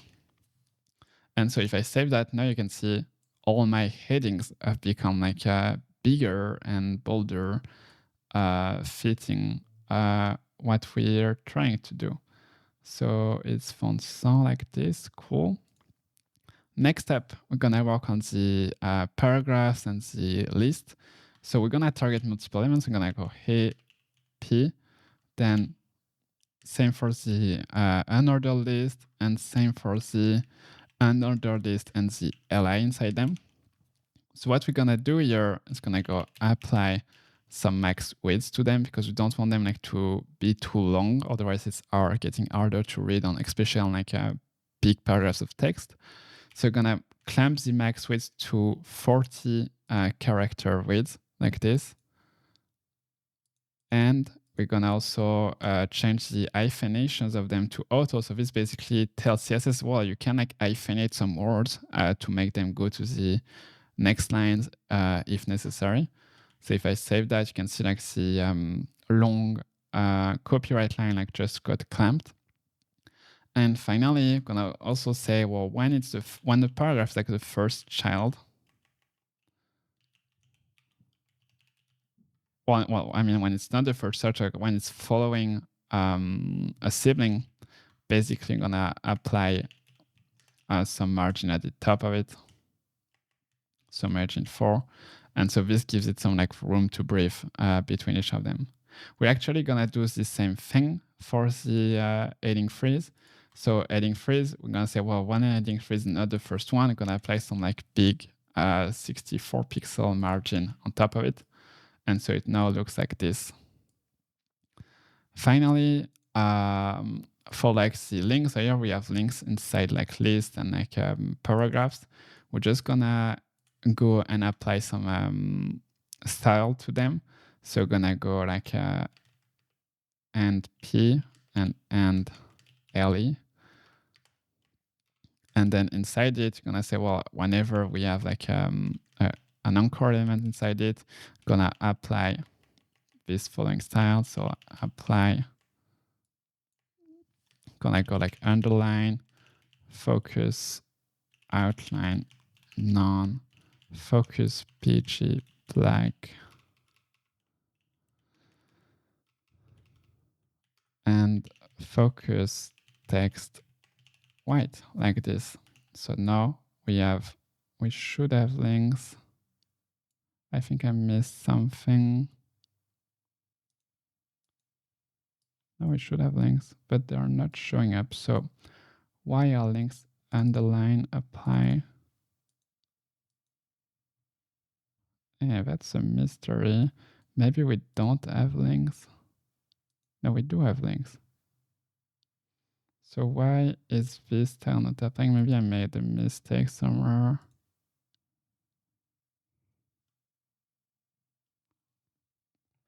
Okay, my bad indeed. We don't, because like here the link is displayed inside the li element. We can just, and the li is not a direct child, so like we need to do something like UL, like UL li, or we can just do like and li. And now we have our links that are applied style. Last thing we need to do here, you can see like it's not separated the way it's supposed to be separated from the rest, the copyright line, so the secondary text of our footer. So to do so, we can go back to our footer here, and we can just do like a horizontal separator here. And we're gonna go like class flex1 border none. And what this will do is just like put like a horizontal separator that is like invisible here that will display everything, that will just like push the secondary text to the end of the element. And now, well, like without much, you can see like, well, it's going down, and we have this little like effect I was talking to you about when the white text is over like a white background, and it's working well for mobile. One last thing you need to do, you can see like the, I'm not sure where our foot header is going. Here we go. So you can see like when we scroll, the header is not sticking around. Like here, it's sticking around. So to actually do so, and we're actually gonna see like the background blur, we can just make the header sticky like to the top by just making it fixed to our in our layout. So we're gonna go back to layout and gonna add some class to the header. So I'm gonna say like fixed top 0, left 0. We're gonna say set index 10 for that it goes under the footer, and then right 0. And now if I scroll down, you can see the background blur here. We can see we added like some room here so that the blur is like more smooth. This will look better on the final website because like no text will go that far. And then we have our footer here. And well, let me think for a second about it, but I think we're done creating our app header and footer, and that we can now, well, actually make a little commit to celebrate that. So I'm gonna copy and like add header and footer. And the commit might change, and we're gonna proceed forward to our next task on this tutorial. And our next task will be to actually work on our page, so like the page content. So before we get to actually implement all of our sections, I want us to take a minute to get back to Size Machine and to explore a bit the Page Types tab. So up until now, we created this Settings tab, custom types here, to manage our header and our footer data, as well as some website metadata. Now I want us to have a look inside the page type sections. So here, because we started from a starter, we already have a really minimal setup inside the pages directory here. We can see we have our page. We have a title for the page, which actually we won't use, so we can just delete it. And then here we have a section called slices. So up until now, we only use the static zone. So going back here, you can see we just added fields inside the static zone, and we never touched the slices zone here. So the slices zone is essentially where we will put like those website sections. And so here by default, we only have like a rich text sections, which is accessible here. You can see there's just like a little like content section here. We'll like change that and refactor that later on. But we can essentially create as many of those sections, slices, as we want. And this will enable Content Writer to then, inside Prismic, add as many of those sections and arrange them the way they want. Exactly just like I showed you on Figma here, where we could like just rearrange our sections like this and say, well, actually, I want that to be after, and so on and so on. So, well, let's get back to Size Machine. So what I did, I just deleted the title one. We can keep the rich text size here. We actually like update it later on. And actually, let's just create a new tab that we'll call like SEO and metadata tab. And inside this tab, we're gonna also create a simple text field that we'll call like meta title. Then I'm gonna create another text field. This one I'm gonna call it meta description. And a third one that will be a meta image like this. And so for the width, we'll go with 2400 and 1260 for the height, like this. And without much, what we can just do is head, actually, let me think. Yeah, we can just review those changes. We're just gonna go to the changes tab, click the login to Prismic button. Actually, I was logged out of Prismic, so let's log in Prismic. Here we go. Okay, there's a small oopsies. So I just try again. And here we go, I'm logged in. So I'm logged in the SS machine. I have my page type here that's been modified. I can push it to Prismic. And now it's available. And now what we can do, we can just get back to our code and do some updates to our two default page types here. So you can see like we're fetching data from the home page already, and then we have another like UID page that is just fetching data, still a page, but with a UID that is equivalent to the URL query parameter. But you can see here it's like complaining because like we changed a bit the TypeScript. So what we can do is just update those quickly. You can just go to the page types here, and as a page snippet button here that you can just grab, and that contains like all the code for this UID page here. So you can just copy it, get inside Prismic. I will update the UID section. So you can see we have our meta title, our description, and so on here set up. And we still have the size on here. We'll get back to that just after. And I'm gonna do the same here for the home page. So it's basically the same page, except we don't need the use route, and we just hard code the home UID here and there. So we can save that. And well, actually, we won't do much. So now that our page are set up, if we have a look at our home page here, it's still like rendering our rich text slice with our header and footer.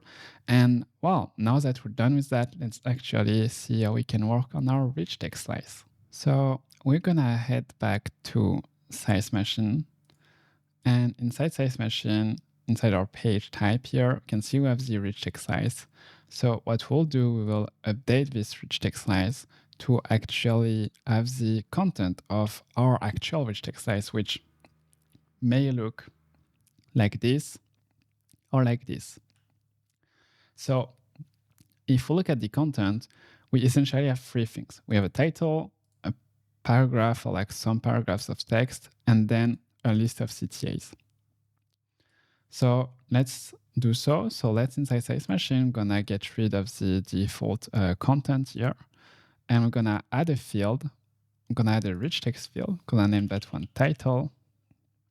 And we're gonna say, okay, so for the title, we are actually going to just have an H1 or an H2 and just one. So no multiple paragraph, and just let the content editor says choose between H1s or H2s. Then I'm gonna add another field. This one we'll call it text. And for the text, we'll allow multiple paragraphs, and we'll allow paragraph, bold, italic, and links. And finally, for the list of CTAs, we're gonna use a similar method to what we did for the navigation. We're gonna add a link. We're gonna call this one CTAs, like this. We're gonna allow blank target, allow display text. We're gonna make it repeatable, and this time we're gonna make use of variants here. So we're gonna have multiple variants for our links. We can see here we have like the default variant that is like the one on the header. Then we have like a full variant, like a primary color variant, and then like an outline variant like this. So let's have our transparent variant as the default. Then we're gonna have like a primary variant. And then we're gonna have an outlined variant like this. So I'm gonna save that. And now we're done with our templating our size. We can now go to actually code this slice. So how do we code this slice? There's this button at the top here that says like simulate. Basically, what Size Machine allows us to do is while our Nuxt server is running alongside Size Machine, we can click this button to have a simulation of that slice as if it was served content from Prismic to actually render. And inside Size Machine here, well, we actually have a blank slice because our slice doesn't have any content. But if I go to my slices directory here inside rich text, well, we can see it's not happy about our primary content, but if I were to display our primary title instead, which is something we created, we can see we have captured display here. And well, actually just for it to make more sense, well, we're gonna see later on how to template that. But basically the simulators allows us to simulate our slices, which is pretty a convenient way to develop in isolation without pushing anything to the CMS, without having to write content on the page, save it, publish it, wire it up to a page, and so on. So we're gonna use the simulator extensively to develop our sites in isolation, test different layout like in mobile and stuff. And what's great also that we can like create mock here. So like if I were like captured on YouTube, for example, you can see like it's updating live the content here, which is pretty neat to test different scenarios and so on. One thing though, you can see like, well, the simulator doesn't have the background or the layout of our website. So let's fix that quickly by actually creating a simple like blank layout. So I'm gonna inside layout, I'm gonna say new layout. I'll call that one blank. Inside my blank layout, I'll actually just add a simple slot like this. So just a really minimal layout. And then I will go inside the slice simulator page here inside my pages. This page was created by Prismic when as part of the starter, when you initialize a Prismic project. What we're gonna do, we're gonna set the background of the simulator to transparent. And what this will do, this will bring us like our website background. So like right now, because it's an empty page, we see our footer, but actually we don't want our footer. So we're gonna go like define page meta inside Nuxt, and I will use my layout to be blank like this, to use my blank layout. And now we can see we have our blank layout as we defined inside our layouts folder here. Have a blank layout. And I guess if we just give it a quick refresh, we should be able to see our title on top of our blank layout. And later on, as we work more on it, we'll see we add the 3D elements and we'll be able to see a bit of all of that inside our simulator. So great. Well, let's now actually template this rich text slice to look like our design on Figma. So what we're gonna do, we're gonna first do like the simple like short one here that is just the regular text slice. So we want all our text to be on the left on desktop with our title, our like paragraph, and then our CTAs under it. So, well, let's actually first start by bringing all our content on the simulate on our page.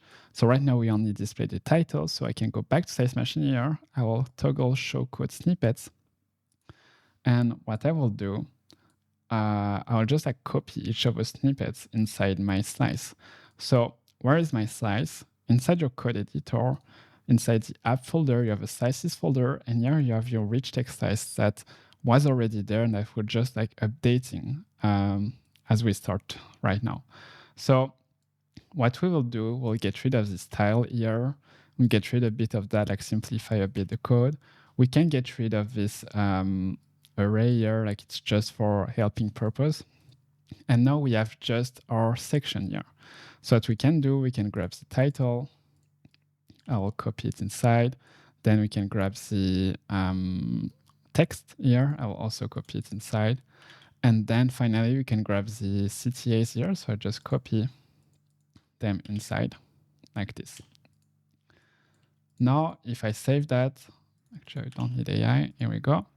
You can see we'll have all our content not displayed inside the simulator. So just for the sake of trying the simulator, what we're gonna do, we're gonna just copy and paste the text content from Figma. So connect shot from the Farbe community. which I think was yes. Then we're gonna text here. So here we go. And for the CTAs, like join them in their journey. So we're gonna go here, join them in a journey, and we're gonna keep the Twitter link. So now that we have our mock saved here, don't forget to hit the save mock content. This way, when we refresh the page, we can see our mocks are still there. And now let's actually work on having the text content actually being rendered like it is on Figma here, so like on the side on desktop and like centered on mobile as it's done here. So, well, let's get back to our size here. Again, like we can just have a look over the editor, but it's gonna be pretty straightforward. So we're gonna update our sections here. So we're gonna go and do like class, and we're gonna add multiple class. We're gonna add back our bounded class that we did earlier on for the footer. Then we're gonna also add the rich text class that applies our style to the headings and stuff. So like here it's an H1 headings, like we can do like H2s like this, which I think is what was used on the design, as you can see here and here. This is our H2 design. Then from the text here, because it's like already being rendered inside our rich text utility class, it's already looking pretty much like what we'd expect. So, well, few things we need to do. Let me think briefly.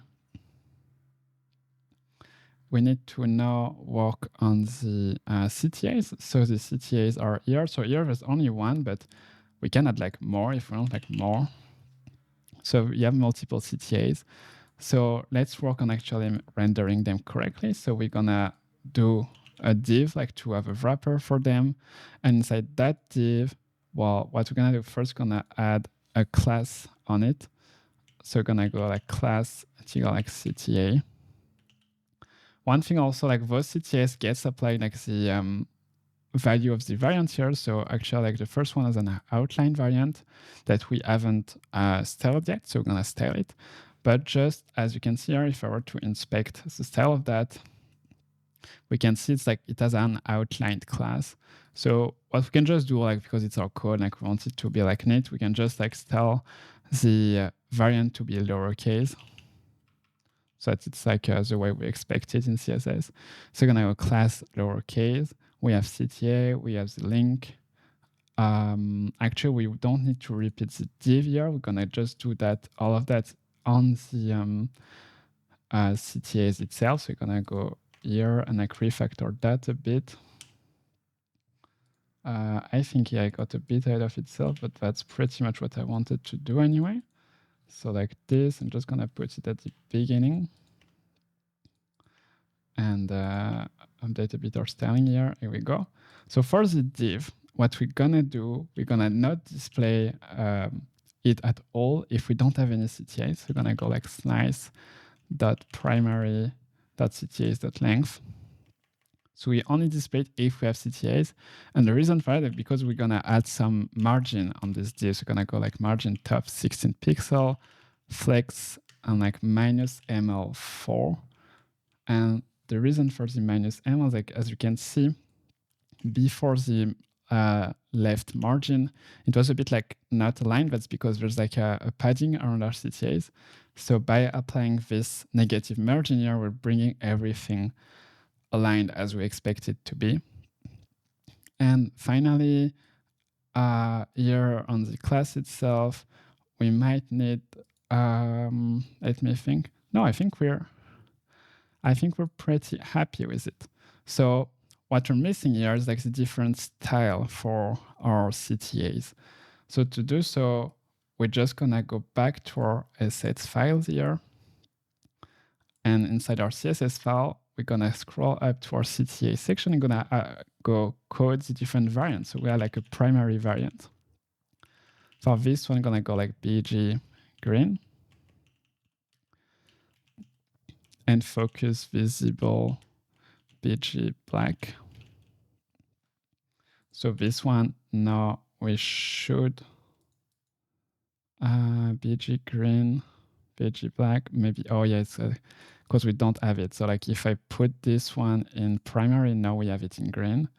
Now the inverted version. So we have I don't think one inverted, but let's create the inverted version as we'll need it later on. So I'm gonna go, well, actually it's with the outline. So this one, the outline is like apply border 1.5 pixel and border black. So now we have the outlined version. Let's now work on two other versions. We'll have like a muted version. So for the muted version, I'm gonna apply opacity 25 over opacity 100 and focus visible. Oh.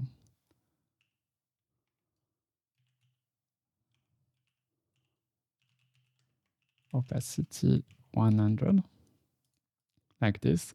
And finally, I'm just gonna create an inverted version. So inverted, this one will be apply BG black, text white, focus visible, BG transparent, focus visible, text black, like this. So now we have like 5 variants for links. We have the default links, which is just like an underline links, then the primary, inverted, muted, outlined, which are like 4 other variants. So we can have like a quick look at them here. If I go back to my slides, we can like let this one be like the transparent one. And then here I can go like primary, it's primary. Then I can have the inverted, it's inverted. Then I can have the muted, it's like muted. And finally the outlined, which gets outlined. So I can save that. I can get rid of, well, I had like a transparent links here. I can get rid of that and I can actually save my slides. So now we have like this simple slides, which actually want to be outlined. The thing is that we have a variant of this slice that is like bigger. Like basically this one takes just the amount of space it needs to take with like the margin on top at the bottom. This one has to take at least a screen height for space and be centered on it. So how can we do that? We can do that quite well. There's multiple ways to do that, but one way I'd like to do that is to do that for a variation here. So we'll work more with variation now on this slice and on the next one. So let's just create a variation of that slice, and that variation will be the full screen variation. So on the variation on Prismic tells us like first of all to create a variation of the slice, but it tells us also to have different fields as part of this variation. So for now, we don't need different fields. We just need to say, well, there's a default variation of it and there's a full screen variation of it that has to take the whole screen height. So we now have this variation getting back, well, gonna simulate this variation here.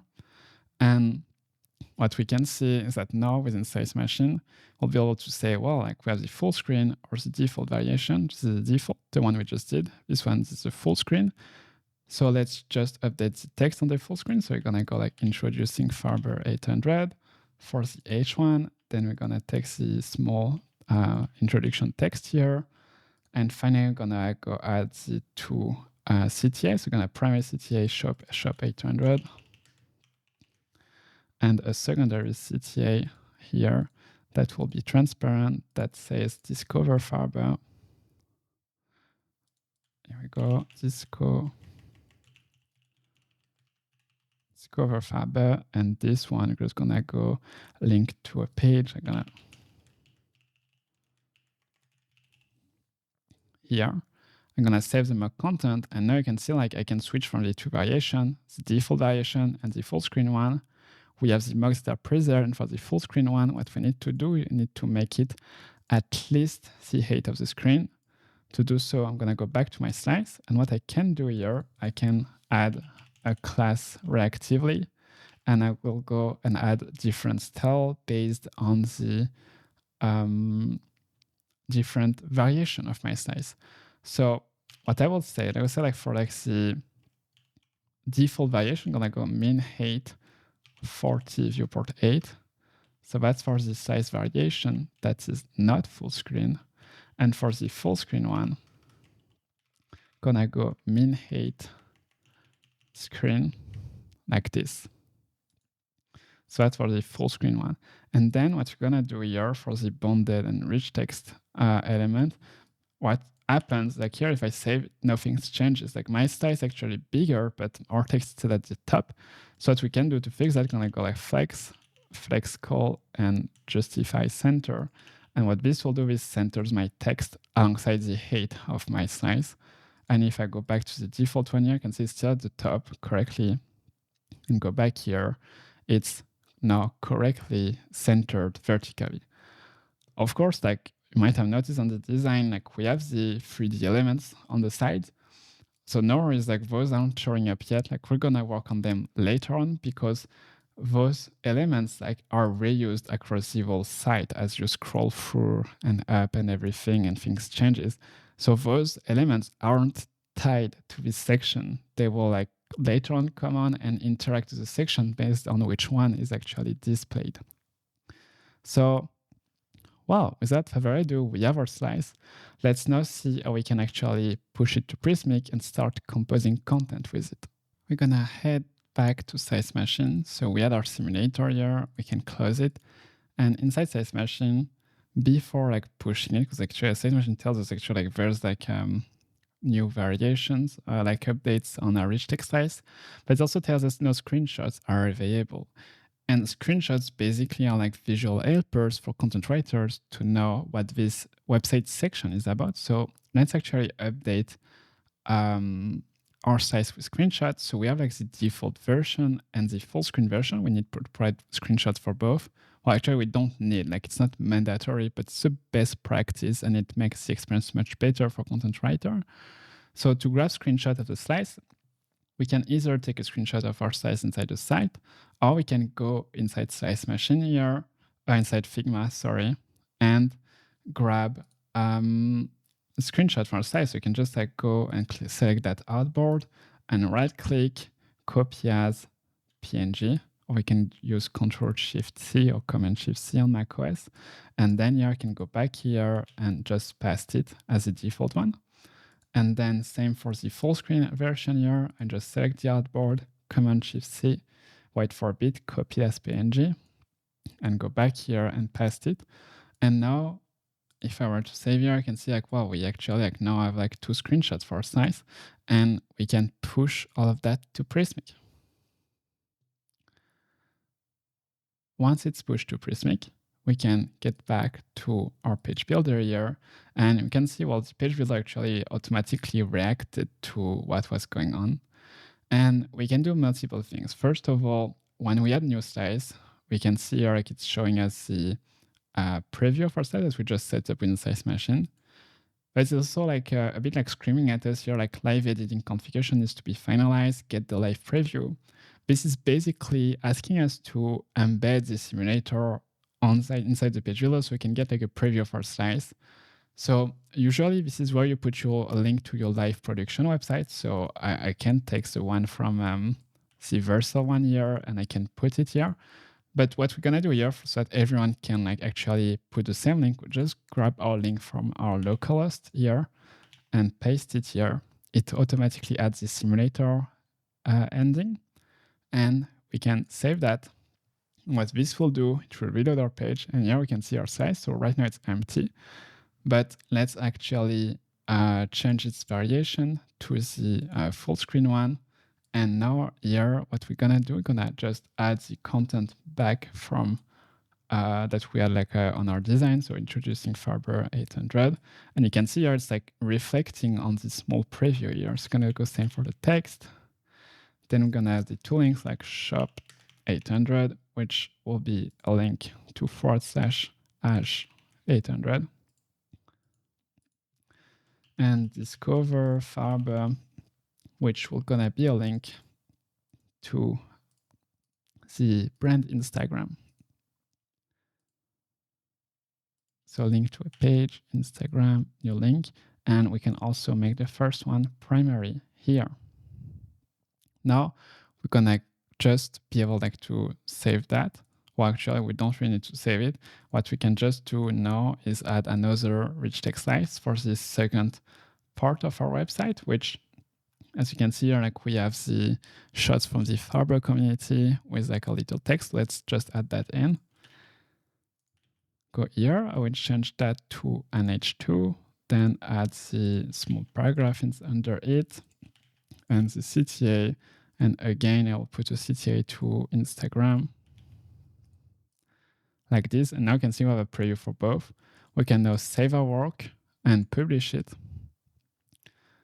And from here, once our content has been added, that's pretty much it. Like if I go back to my site here and refresh my page, we can see we have like the introducing Farbe 800 with like the links. Scrolling down, we have the short from Farbe community. Actually, I just noticed we forgot to add the, the like outline version for this thing. So you can just do it quickly, save it, publish, get back to our shot here. And here we go. We have the outline version of it. So, well, just to recap a bit everything we did, that's the process of adding a new section to our site. We went inside Slice Machine. We created a new slice. Well, in that case, we just reuse an existing slice. So we can go inside our page types here and click add to like start from scratch or like use a template for our slice. Then we added the fields we wanted inside that slice, templated it, created a variation for it for a full screen version of it, added screenshots, pushed all of that to Prismic, and now we can already start composing the page, like shifting it around as we want it to actually compose pages within Prismic and create pages that way.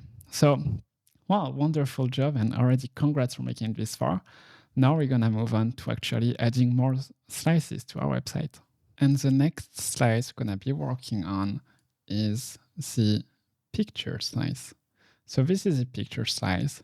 Let's, before jumping into like Slice Machine and actually working on it, let's just have a look at like how it's looking like. So we have this first version of this picture slice that is like just one image, its description, another image, its description under it.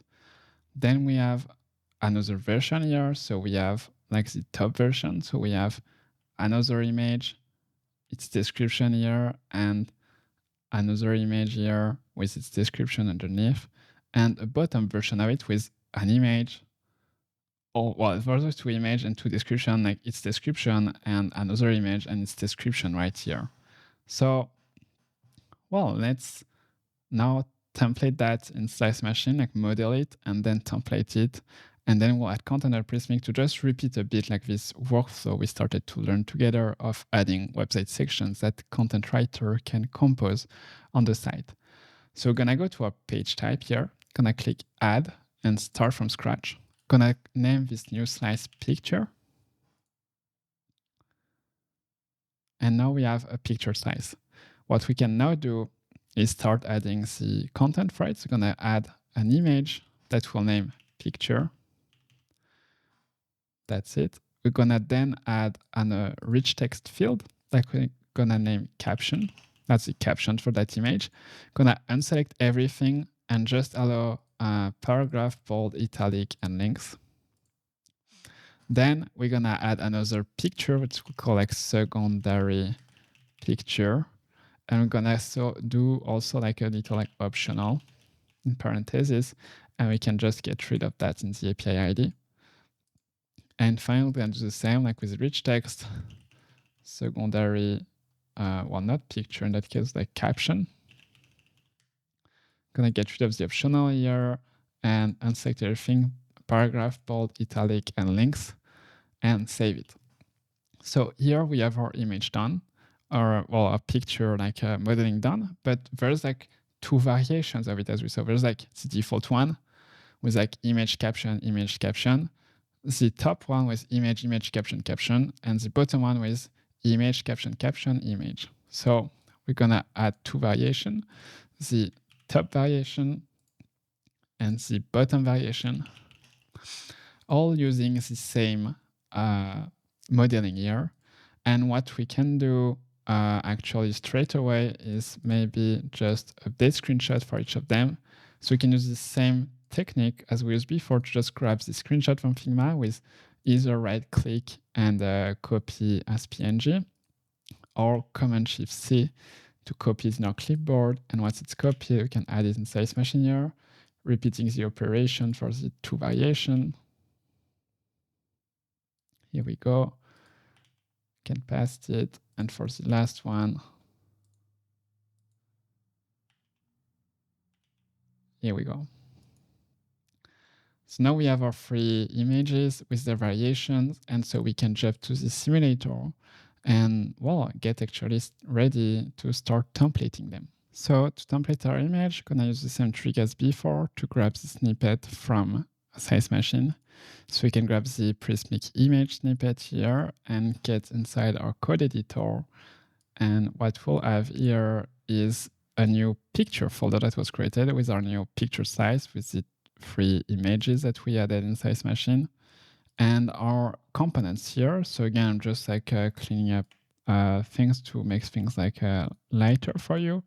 Basically, we just need that in our script tag here. And now we can work on the actual content of the size here by removing pretty much everything and pasting it our Prismic image tag here that we copied from the snippet. Gonna go grab the caption here,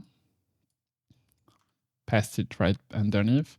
And now we're gonna just copy both of them and add the secondary version of it. So go like this and you can see, again, thanks to the types here, we typing this slice as like a picture slice. So we know we have access to slice dot primary dot secondary picture for the image and dot secondary caption for the second one. And the types are really accurate and like precise, and it's not like you cannot try to render a picture with a rich text component from Prismic because that wouldn't work. And actually, I didn't really talk so far about the Prismic image, Prismic rich text component, and so on. Basically, those are, first of all, auto-imported and made available thanks to the Nuxt Prismic module that we installed at the very beginning. And they allow us to simply render rich text field from Prismic, image field from Prismic, and there are a few others that we'll see throughout this tutorial. And well, they are like really designed to be simple to use and really straightforward. So this will output an image tag. This will output a list of HTML elements for rich text field and so on. And now if I were to save my slice as is, and get back to my simulator here, you can see I have an image, a description, an image, a description. So let's make the description like a tiny bit smaller like this. And now work actually on our layout. So inside here, we can like actually like change the image we want. So we can like replace it. So if I want, like, for example, like airplane, I can have an airplane here. So let's pick one that is like not too bad. So let's take like this one.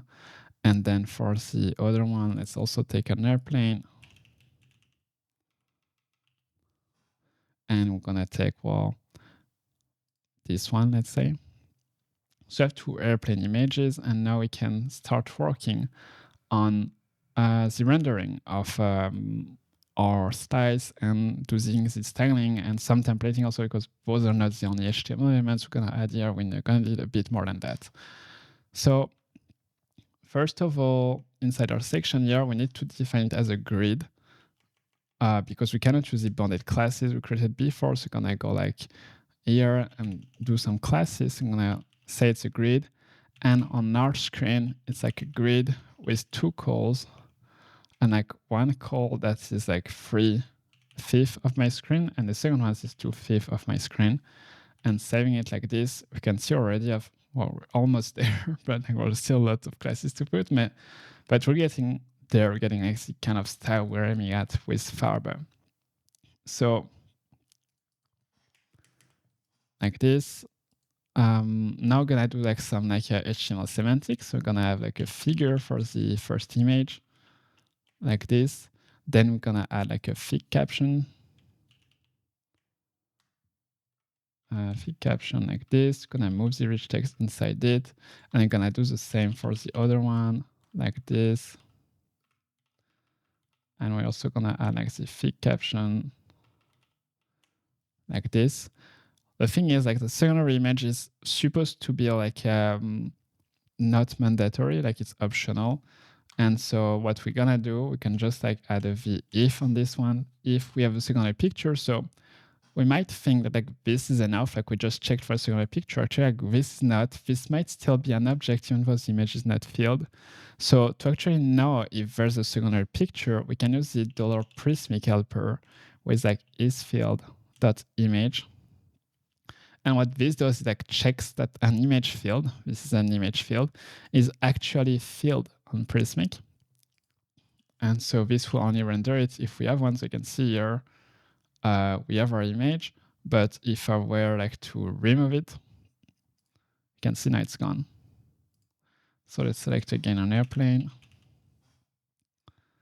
like this and actually save our mocks. And now we can like proceed forward with our styling. So first of all, what we're gonna do is, let me think for a second. Yes, gonna work on the fig captions. So here, we're gonna add some default styling to it. So like class, gonna add some padding because right now it's like quite slapped right next to its parent, so like to its siblings. So gonna go here and do like some px4, pt4, some padding bottom 16, and using again our rich text utility class to style it as a rich text. So now here you can see like it's not too long and like has proper padding. We're gonna do something really similar on the second fig caption here by just slapping the same thing. So px4, pt4, pb16, and so on, like this. Here we go. Next, we're gonna move on to our images. So the images, what we have here, you can see like, well, we have these images and we have this caption side, but like all our text is supposed to be in this column on the website. As you can see here, it's supposed to be like this. So let's actually work on that.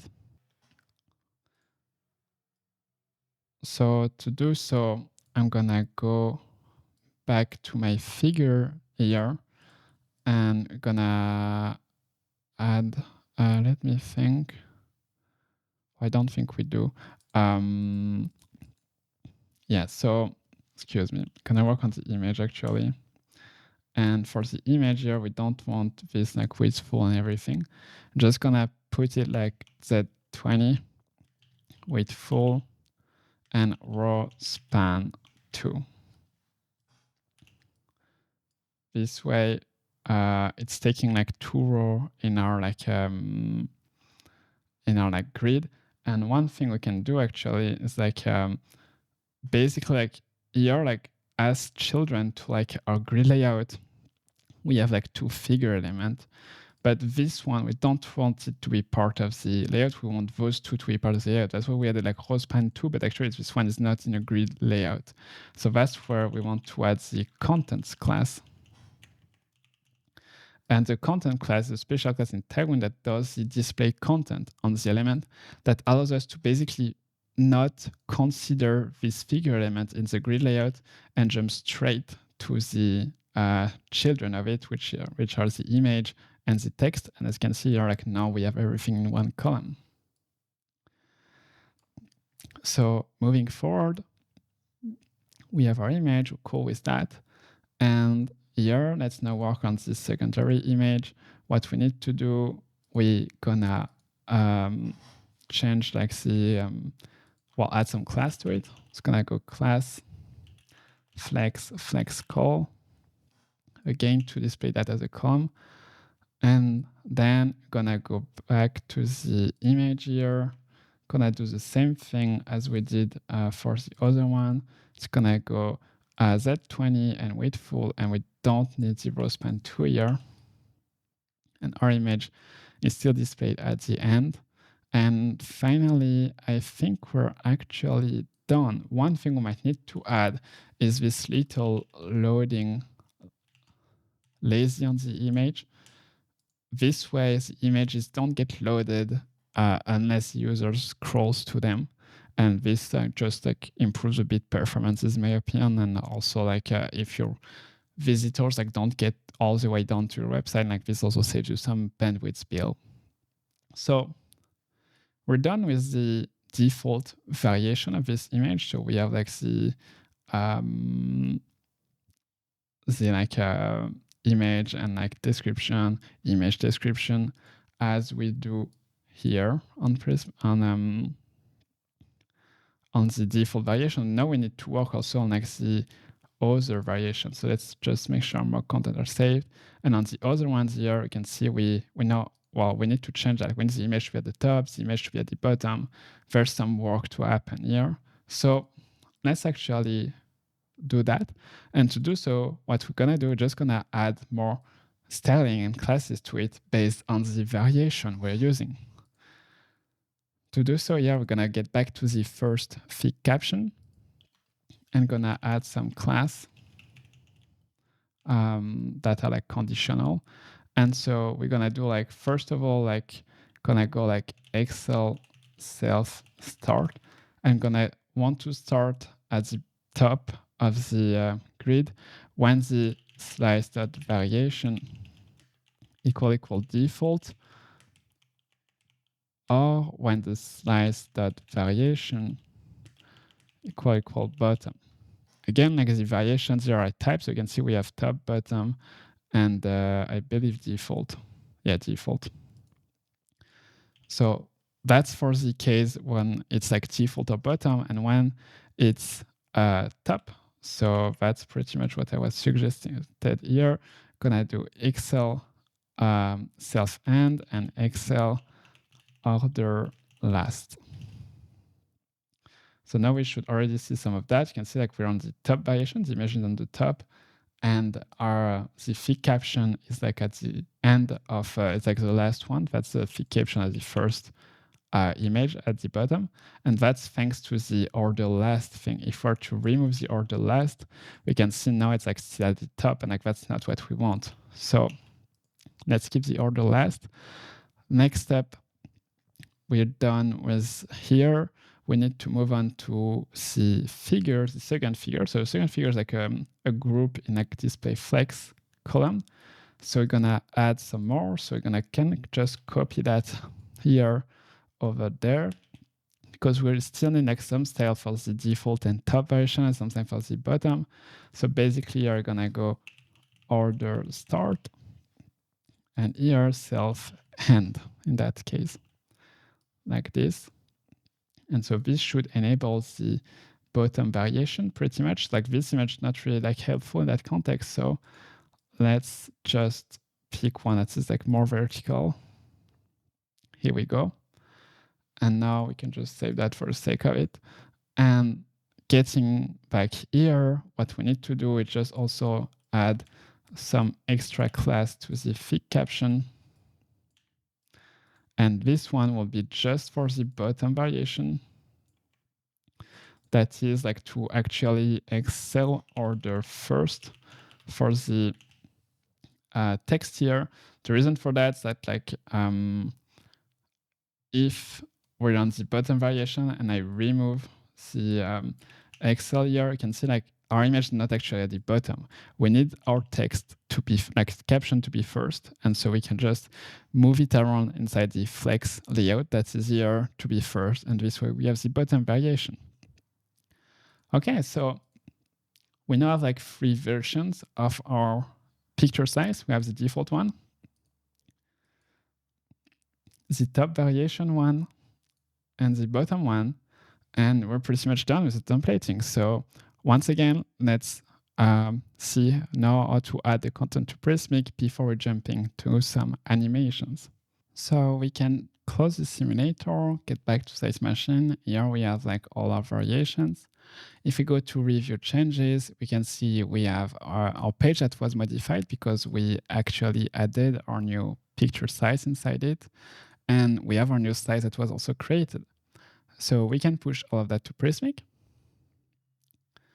And once it's pushed, we can head to the page builder here, and we can already start using our variation. So we can see now we have like a free picture variation here alongside our existing two rich text variation rich text slice variations. And so, well, we're gonna add like a few variations. We're gonna add the picture bottom first, and then we're gonna add the picture top slice here.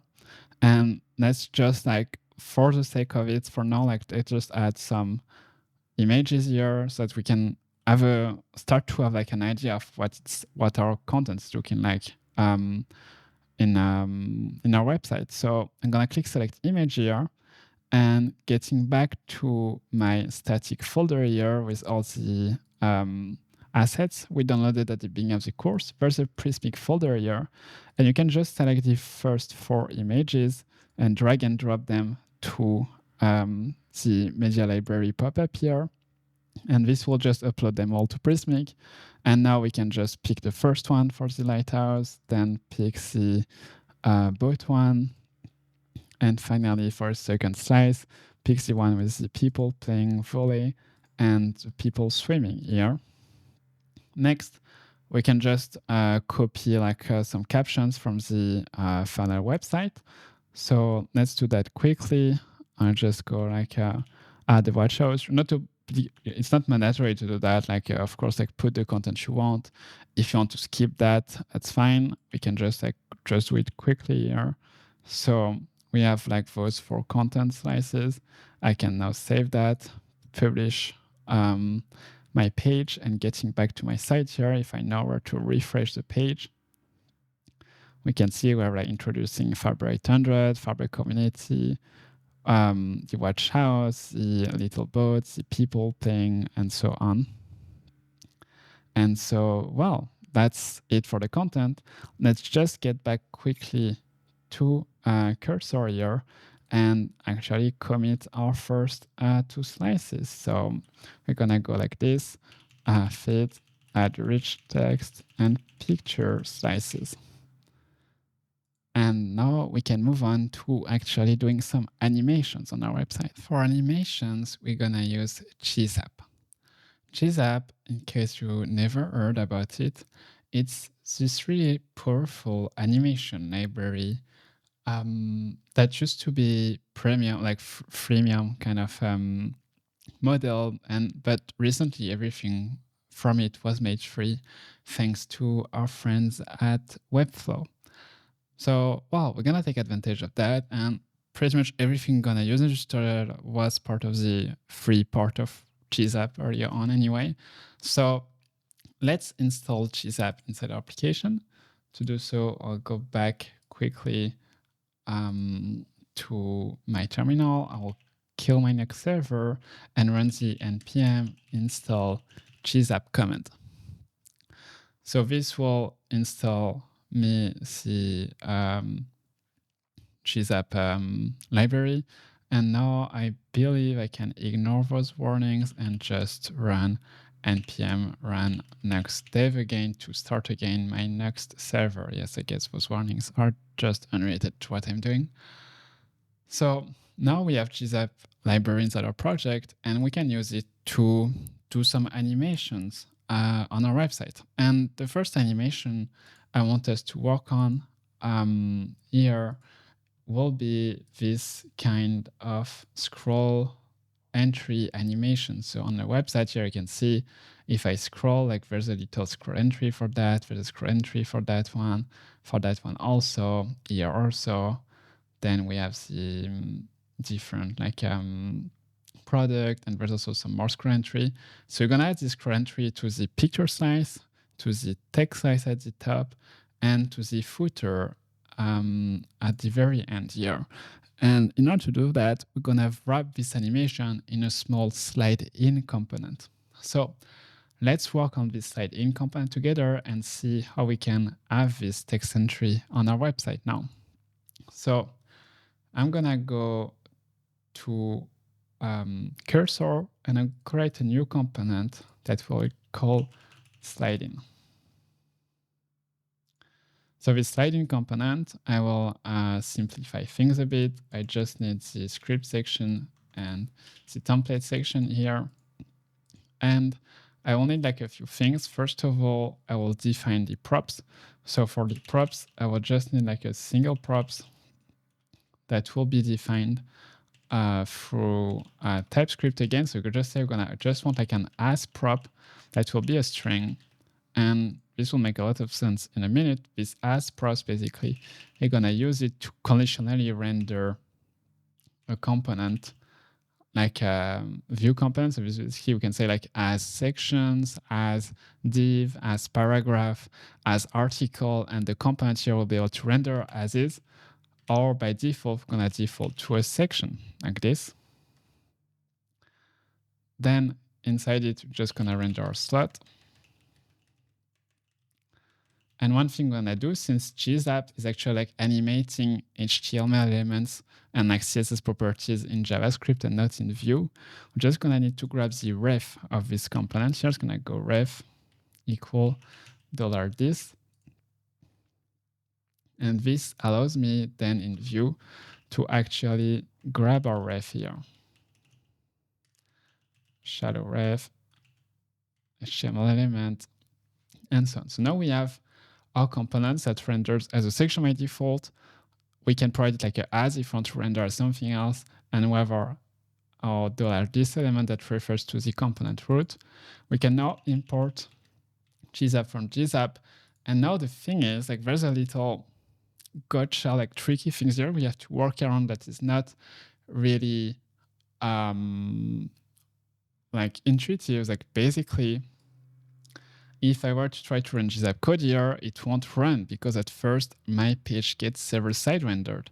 So what we need to do first, I just need to use the unmounted hook to run our GSAP logic from here.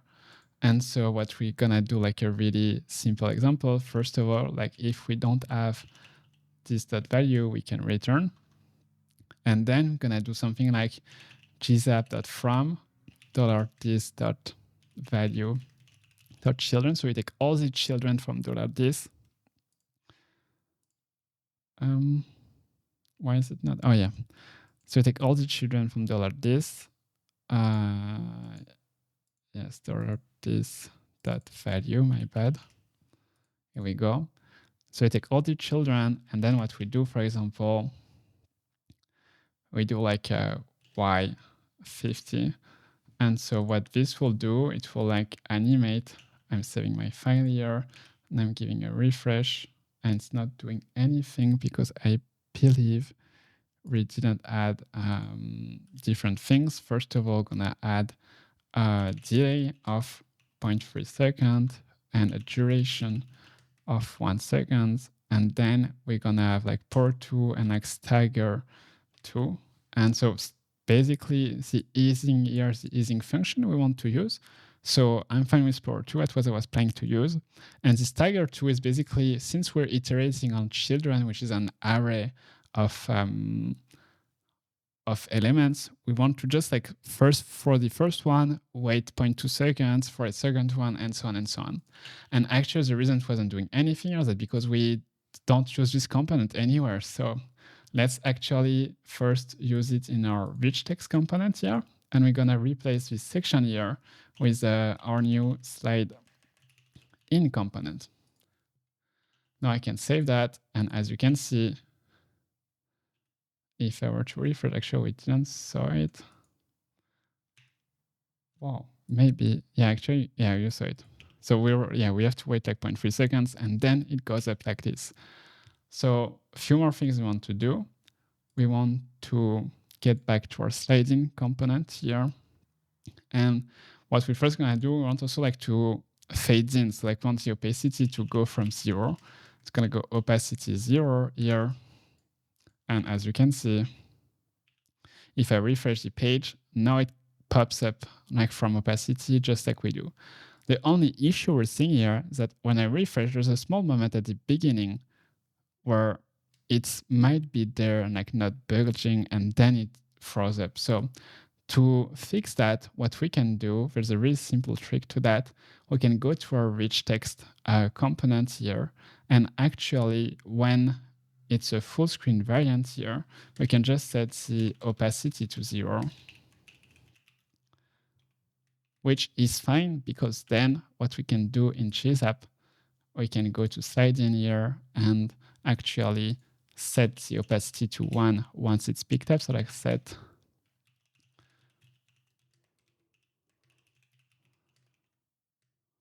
like this. And this actually like fixes this little like flicker we had. So now like it's displaying nothing and then it pops in. And it's actually doing that on both of them. Indeed, like one of the issues we're seeing here is like, well, it's not like waiting for me to scroll at it. Like here it's already done. So we need to tell him, like to tell GSAP, actually like wait until I'm scrolled there before triggering this animation. So with GSAP, we can do this with what they call ScrollTrigger. So ScrollTrigger is like it's what they call a GSAP plugin. And basically it allows you to say like, well, actually like just trigger this animation once this element is at this position in the viewport. So let's use ScrollTrigger. So to do so, first what we need to do, we need to register the ScrollTrigger plugin from GSAP. So we're gonna go here and then inside my unmounted thing, I'm gonna go gsap.register plugin ScrollTrigger, and then we're just gonna import it in my file to register the plugin. Now we have ScrollTrigger available, and this allows us inside our little animation here to add a ScrollTrigger animation, which won't look anything like this. We can keep the trigger, so it triggers like the element that the ScrollTrigger is watching compared to the viewport to know when things need to happen. And when things need to happen, we can say, well, you need to start this animation when the top of the element reaches the bottom of the screen minus 25%, like this. So this is like a GSAP proprietary syntax. Basically tells you to say, well, when the top of my element is at the bottom of the screen minus 25%, so like at 1/4 of the screen here, then you can trigger the animation. And so now if I were to save that and get back to my page here and give it a refresh, we have the introduction here. And if I scroll down here, I get the second animation as soon as I scroll to the right position. So let's add this GSAP animation to know like, well, we added it to our rich text slice. We need to add it to our picture slice. So on the picture slice, we need to add it for the two thick captions. So we're gonna go here, slide in, and here, this is where the as thick caption will come handy. And you're gonna do the same thing for the second one, as thick caption, and slide in here. And now we have this quite convenient component. Like when we scroll down, we can see we have this little animation that slides in correctly. Next up, we need to do the footer. So for the footer, it's quite the same thing. We just go to our components directory, and here we have the app footer. And the app footer, we need to select the section here. So I'm gonna go just slide in. And without much, now if I scroll to my footer, we can see it's sliding in correctly, just like it's doing on the production website. So we're almost done with this animation. There's a few things I want to discuss and like drag your interest to. It's like basically inside this sliding animation, we're like doing the animation like no matter what. And those animations can be quite crazy. As we saw like the GSAP homepage, like you can do like really crazy things with those animations. And some users might not like them in the sense that like they can feel dizziness or like feel sick when too much elements are moving on the screen. And that's an accessibility setting they can trigger on their browser, on their operating system. Just say, well, don't put as much animation, please, because this makes me feel unwell. And it's a good practice to honor that. And this is called like a reduced motion. So that's a browser preference that it's good for us as developer to honor, because this way we are like respectful of the accessibility requirement of some users of our website. And to do so, well, we can do that within GSAP, and that's where I want actually like to refactor a bit this unmounted call to something that's a bit more advanced. But I don't want you to feel overwhelmed by it, because basically I'm going to create a use GSAP composables that will do some of its logic. And so what I suggest we do here, we just add to the course resources page, and there's this app composable use GSAP TS composable here. We're going to copy it and create it inside our code. So I'm going to go on the app directory and create the composables /use GSAP.ts and just paste in all the code from it here. And before we actually use it, let me take a minute to explain you what it's doing here. So it's a composable, like a Vue.js composables. That's why we're storing it inside the composables directory. And this allows Nuxt to auto-import it on our application when we want to use it.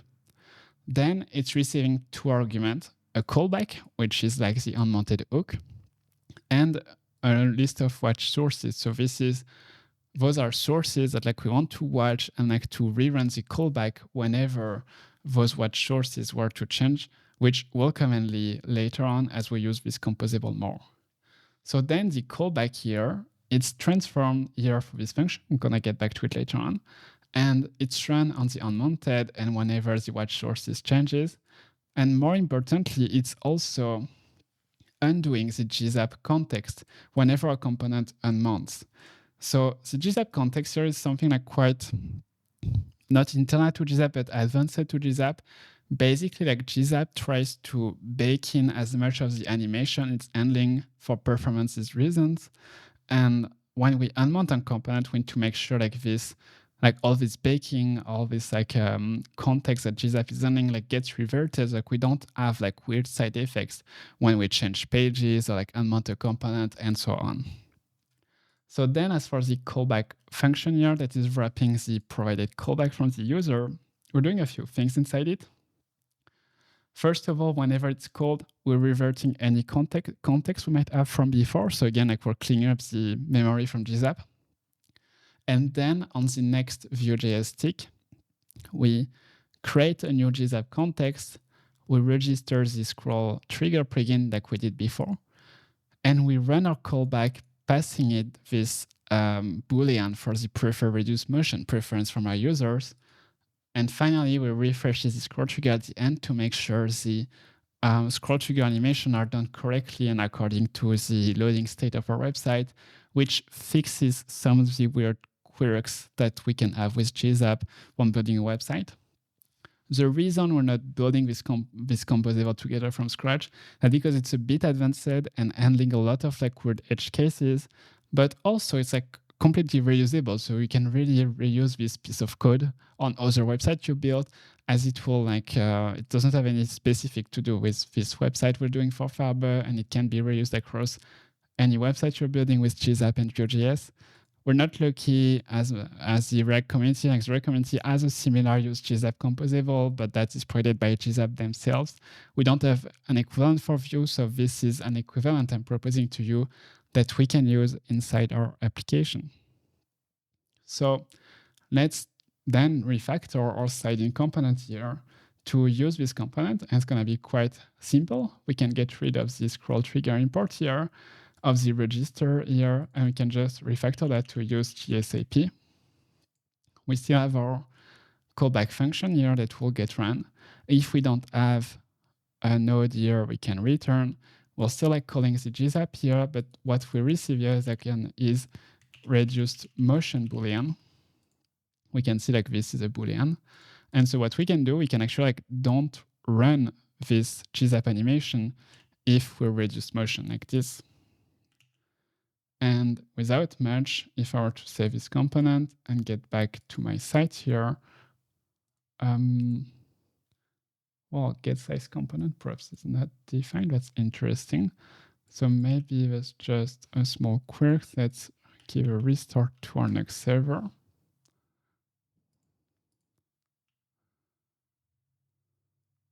Here we go. So there's just like something that like went weird with Nuxt, but here we go. So you can see like now as we scroll, we have the animation being triggered, and more importantly, the animations don't get triggered if you were to trigger the reduced motion. So I'm not sure, remember, like pretty sure there's like a way to trigger it here. I think maybe for the console. Yep, here I can emulate CSS prefer reduce motion reduce. And now if I were to refresh my site, you can see we don't have any animation being triggered. So I can just like reduce, prefer reduce motion, do not emulate. And now if I don't emulate it, I can refresh. And now we have the animation that are back following the user preferences. Now we're gonna move on to a more complex and advanced slice. This slice is the product slice. So it might look quite similar to the full text slice, but it actually has like a lot more data inside it. There's a title, there's a price. We're gonna see how we can get this one later on. There's a paragraph still. Then there's like a list of information. And finally, there's the little selector to have more items and add them to the cart.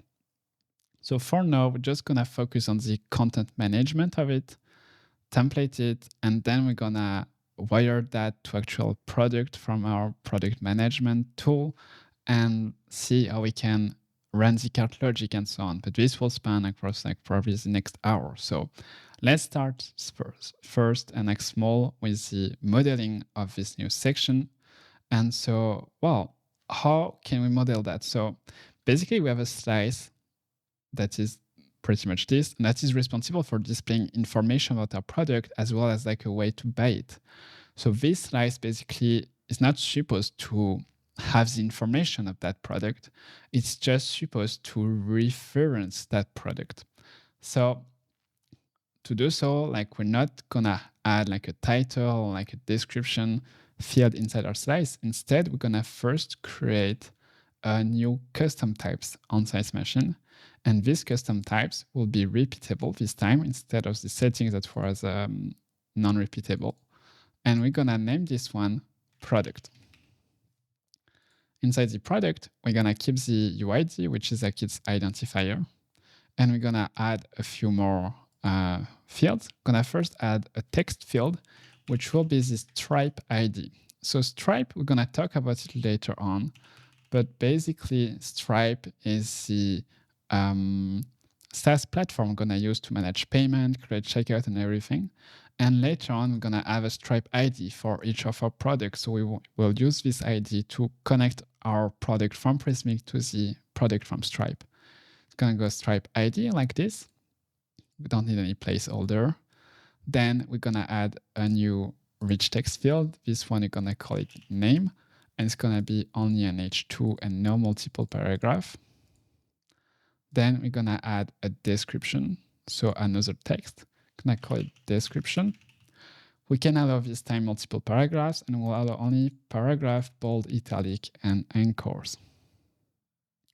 And finally, we're gonna add a new field that is the table field, and this one we're gonna call it characteristics. And this is where we're gonna store those information about the film stock Farbe is proposing. So those are like photographic information that makes sense. You maybe know about the ISO, which is like the sensitivity of cameras or film like this. Those like other ones like the white balance, some of you might know also, which is like the color temperature and other information that are more specific to film photography here. So this is in this table that will add all those data. So now that we have that custom type set up, we can now create our slice. So we can go back to our page types here, go inside it, create a new slice from scratch. This slice, we're gonna create it and name it product. And what we're gonna do here inside the product slice, we can select it here, and we're gonna first just add a content relationship to our product custom type. So I go like call it product.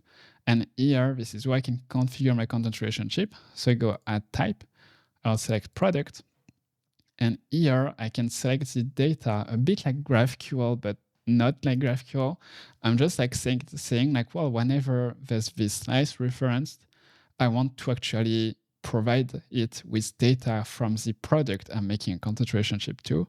So I want its name, its description, its characteristic, and its stripe ID. I want everything. So I can just click done like this. And without much, we're done with our slice.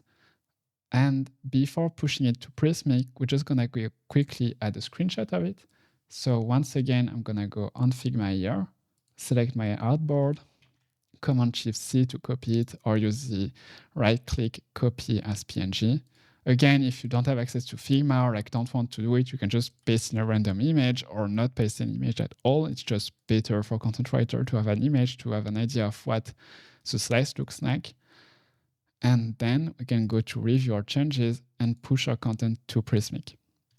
The reason we're already pushing our models to Prismic is because we're gonna need to actually create a product in Prismic, because the size simulator won't be able to help us to render a content relationship for technical reasons in that case, because it doesn't know about which product we want to reference and everything. Like it's a bit harder for it to come up with proper mocks.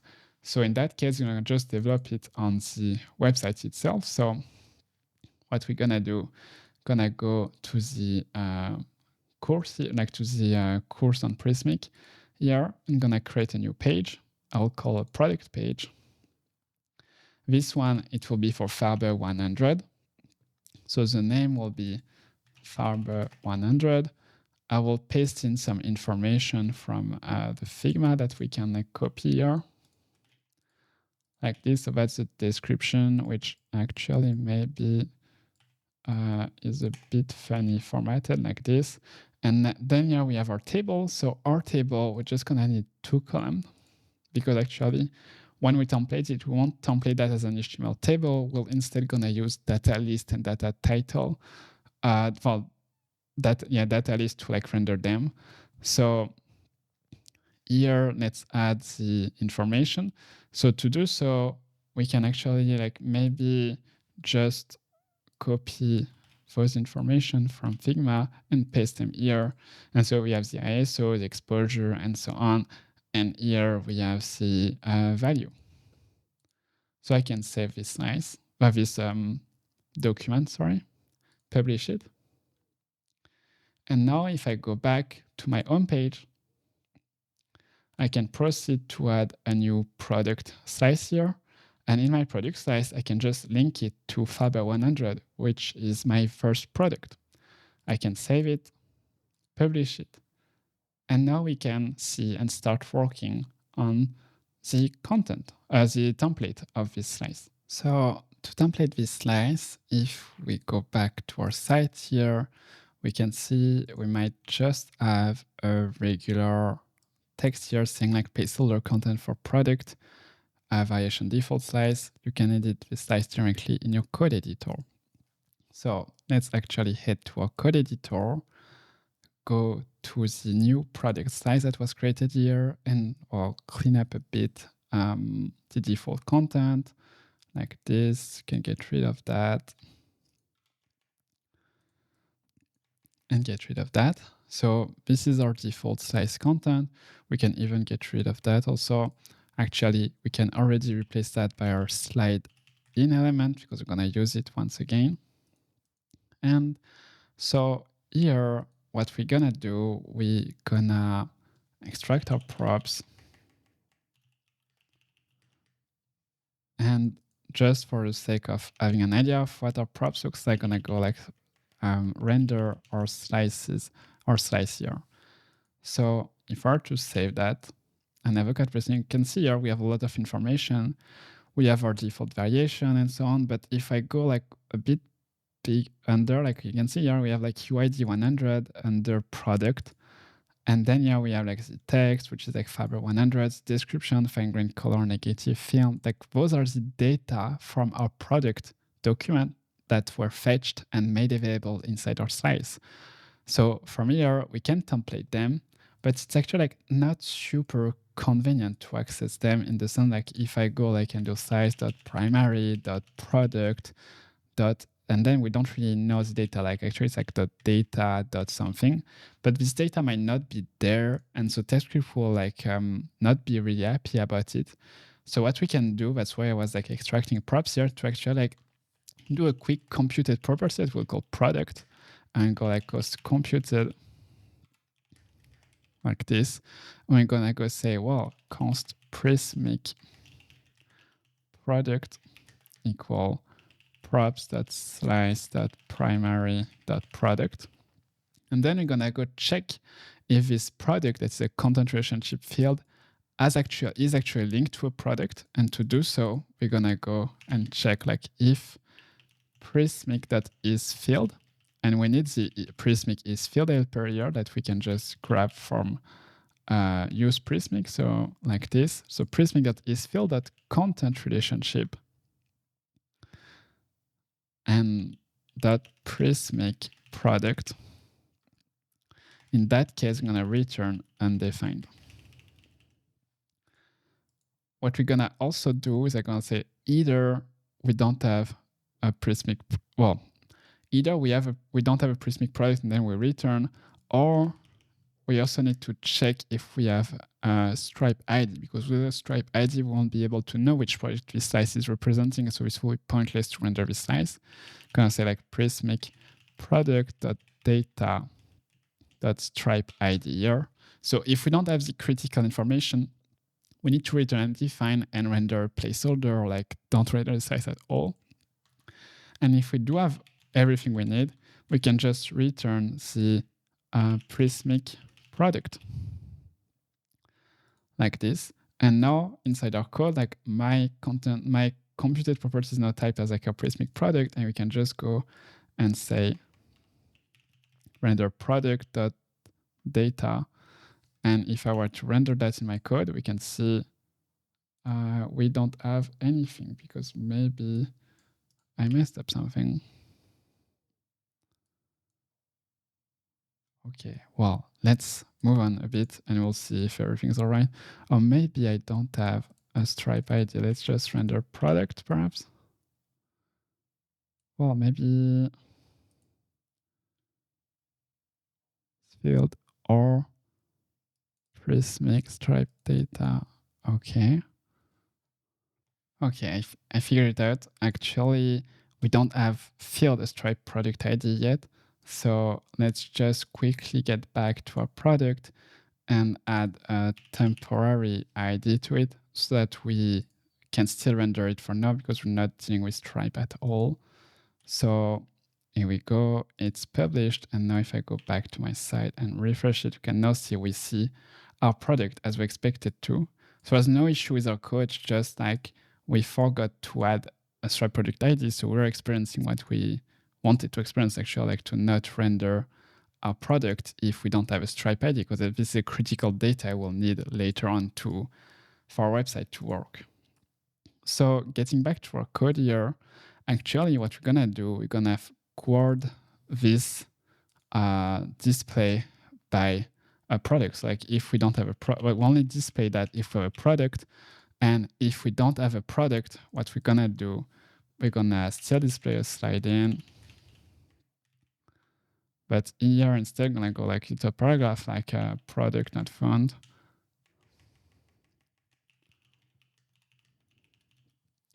Product not found. And what we can do now is like work on actually displaying a product. This will be like quite the same for now. It will be as article. So we don't want a section. It's semantically more correct to describe product as an article. Like it's like a standalone piece that can be like reused elsewhere. So let's go with article. For the classes, we're gonna use our bounded class, which will like get the text neatly on the right. We're gonna use a rich text slice to do like our better displaying. So like this doesn't show yet because we don't have any fancy rich text rendering.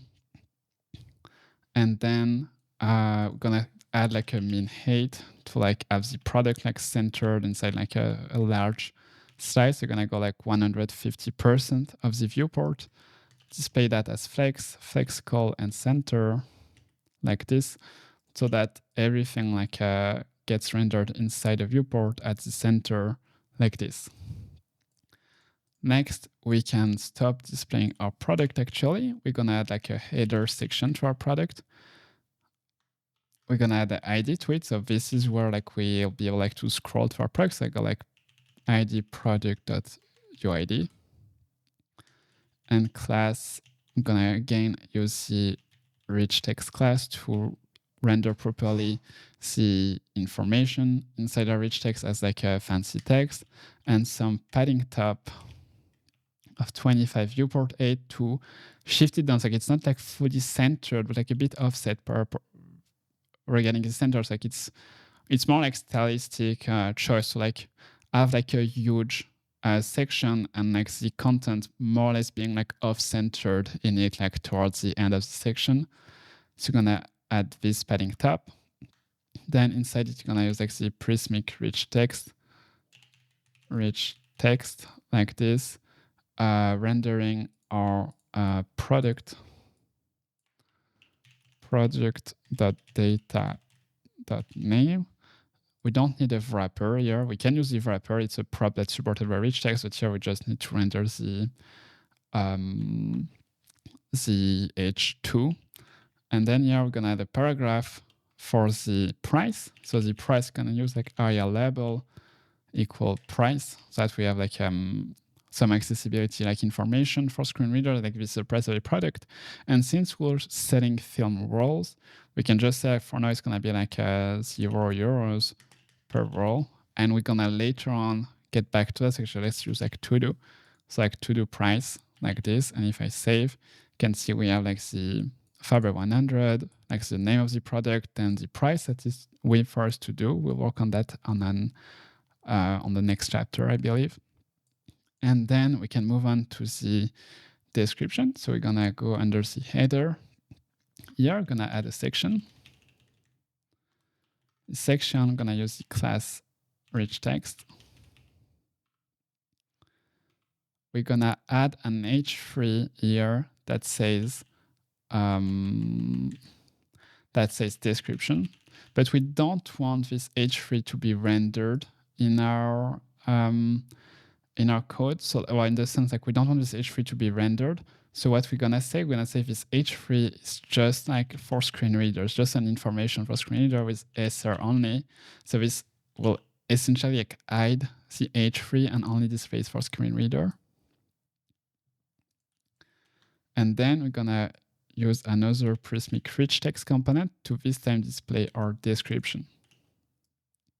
So now we have our description being displayed. Next, we're gonna pretty much copy this section here. Gonna still use rich text, still use SR, and this time I'm gonna use characteristic. And here, we're not gonna use a Prismic rich text render characteristic, we're gonna use a Prismic table component, because characteristics is a table component. So I will snap it like this. And now you can see we have more or less what we're looking for. Like we have our information on the left and the name on the left and the actual value on the right. But this is displayed as a table. And this is not what we want. Like tables, first of all, like quite a nightmare, like to style properly with responsiveness and everything. And in that case, I think it will be better for us to have that being a description list element. So this is the description list HTML. So this is the little like DL element with like a description term and description details here that allows us to create an HTML like semantically correct list of things. And we can actually alter our table here to be rendered as description list. So let's do that. And how do we do so? Basically, we do so by providing a list of components to our Prismic table component, where we can provide a component for the table. So we're going to say the table is going to be rendered as XXX. We're going to say the tbody is going to be rendered as XXX. The tr as a div, essentially. y as a div essentially. Then we're gonna have the th, so the table header as the t, and the table data as description details. So this is pseudocode. It won't work like this, but this is essentially what we're gonna do. And so now we're just gonna need to create quickly those 5 components. So it's gonna be quite straightforward. Basically, inside our product folder here, we're just gonna create new components. We're gonna create a description list.view component. Inside it, we're gonna have like a script setup long type script, and I just define its props. Define props to be a function. This time I'm gonna go use the helper function in GSAP. It is like get table component props dot table, and this will give us the correct props for a table. And here then we're just gonna do like template, and we're gonna render a DL with our slot with like the children content here, and this is our description list. Now we're gonna duplicate it, rename it. This one is gonna be just a simple pass-through. So like rendering nothing and just passing through the children. This is gonna be for the T body. And so here we're just gonna render nothing like this. Then we're gonna duplicate again the description list. This one we're gonna name it div. So this one, it will be for the table row. And for the table row, it's just gonna render a div. Then we're gonna again duplicate the description list to be description term this time. So description term, this will be for the th, yes, sorry. And it's gonna be a description term. And finally, description details. And this will be for the TD, for the description details. And now that we have those 5 components that are like really simple and straightforward, we can get back to our slice component here, and we can just import it. So we're gonna go import description list, pass through div, description term, and so on. And here we're gonna refactor everything to use our components here. So for the tables description list, for the body a pass through, because we don't want to render, like there's no T-body equivalent for the description list. For the table row, we're just gonna use a div. That's perfectly fine semantically. We don't need any semantics here actually. Then we're gonna have the table head as description terms and the table data description details. And now we can see, well, we lost the table layout, but we have something that makes a lot of sense semantically for HTML with like description terms, description details, and so on inside the description list. The last thing for us that's missing to have that being rendered correctly as it does here is just some styling. So again, here we're inside our trusty rich text helper class. So we're just gonna augment it again a little bit by going inside our index CSS for one of the last time, I believe. And here we're just gonna also like augment that to also target DL elements. And we're gonna also add some like DL style, specific style for the div here. So we're just gonna do like apply flex justify between like this. And here also we also need to augment it so that like the DL element are like targeted. So we're gonna do anything that has a description list. Actually, maybe we just need to do like anything that has a description details, and every link inside them we want to render them differently. And so now you can see we have like something that like is like more table-like, but still using now semantically correct HTML. So we're getting close to our little like product card here. Again, just to remember, we're actually getting really close to actually starting to work on the 3D part of it. But this 3D part is not part of the slice, it's just animated alongside of it. So that's why we're not coding it right now, but we're gonna get to it really soon. Last thing I need to do now is add the add to cart section here. So the add to cart section is essentially a form where we want to say, well, like we want to say how many we want and then submit our quantity to update our cart. So let's do that. So here I'm getting back inside my slides, this slide in here. Actually, one thing you can do quickly before I forget about it, like for the, when we don't find the product, we can just also render that slide in as an article. And actually like here, it's like already still rendered, I believe. Yeah, product not found. So we need to add the else so that it's not rendered when we actually have the data for the product. And so, well, what we need to do now, get back here and add a form for us to work on. So let me think. Yes. Gonna make a form. Inside this form, we'll have a div. Inside this div, we'll have like, this is like the little group that will display the quantity of items that we have. So I'm working on that. So we'll have a div with like a plus button and minus button next to the actual quantity. So this will be like a button class CTA. We're gonna do button type button. And well, this is because we're inside a form, and by default, like button inside forms have the type submit inferred to them. So this means like when we click them, it will submit the form. That's not what we want to do here. So this will be like minus. Then we have like a plus version of it. And then we're gonna have like a div inside it, in the middle of those two to actually display the quantity. For now, we have 0. Now we need to add some proper style to that. So let me actually switch a bit like to dual view so we can see what we're doing. So here, if I were to save that, you can see I have 0, plus, and minus.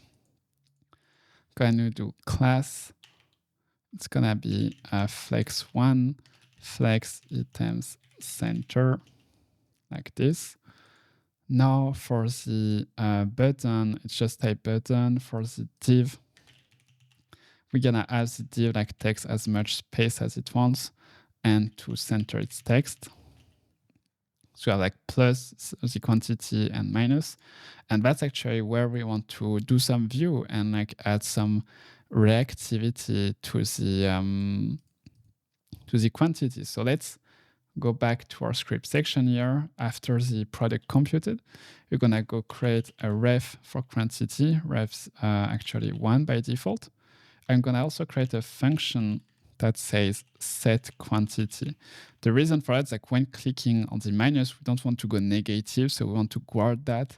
So to do so, just go like value number, gonna do like quantity equal math.max of 1 and the value. So like to actual value, we can go like overboard if we want to. Can go just like this. And now here, if we scroll back to our form, what we can do, we can actually display the quantity on the button. We can add the add click, we add the decrease the quantity.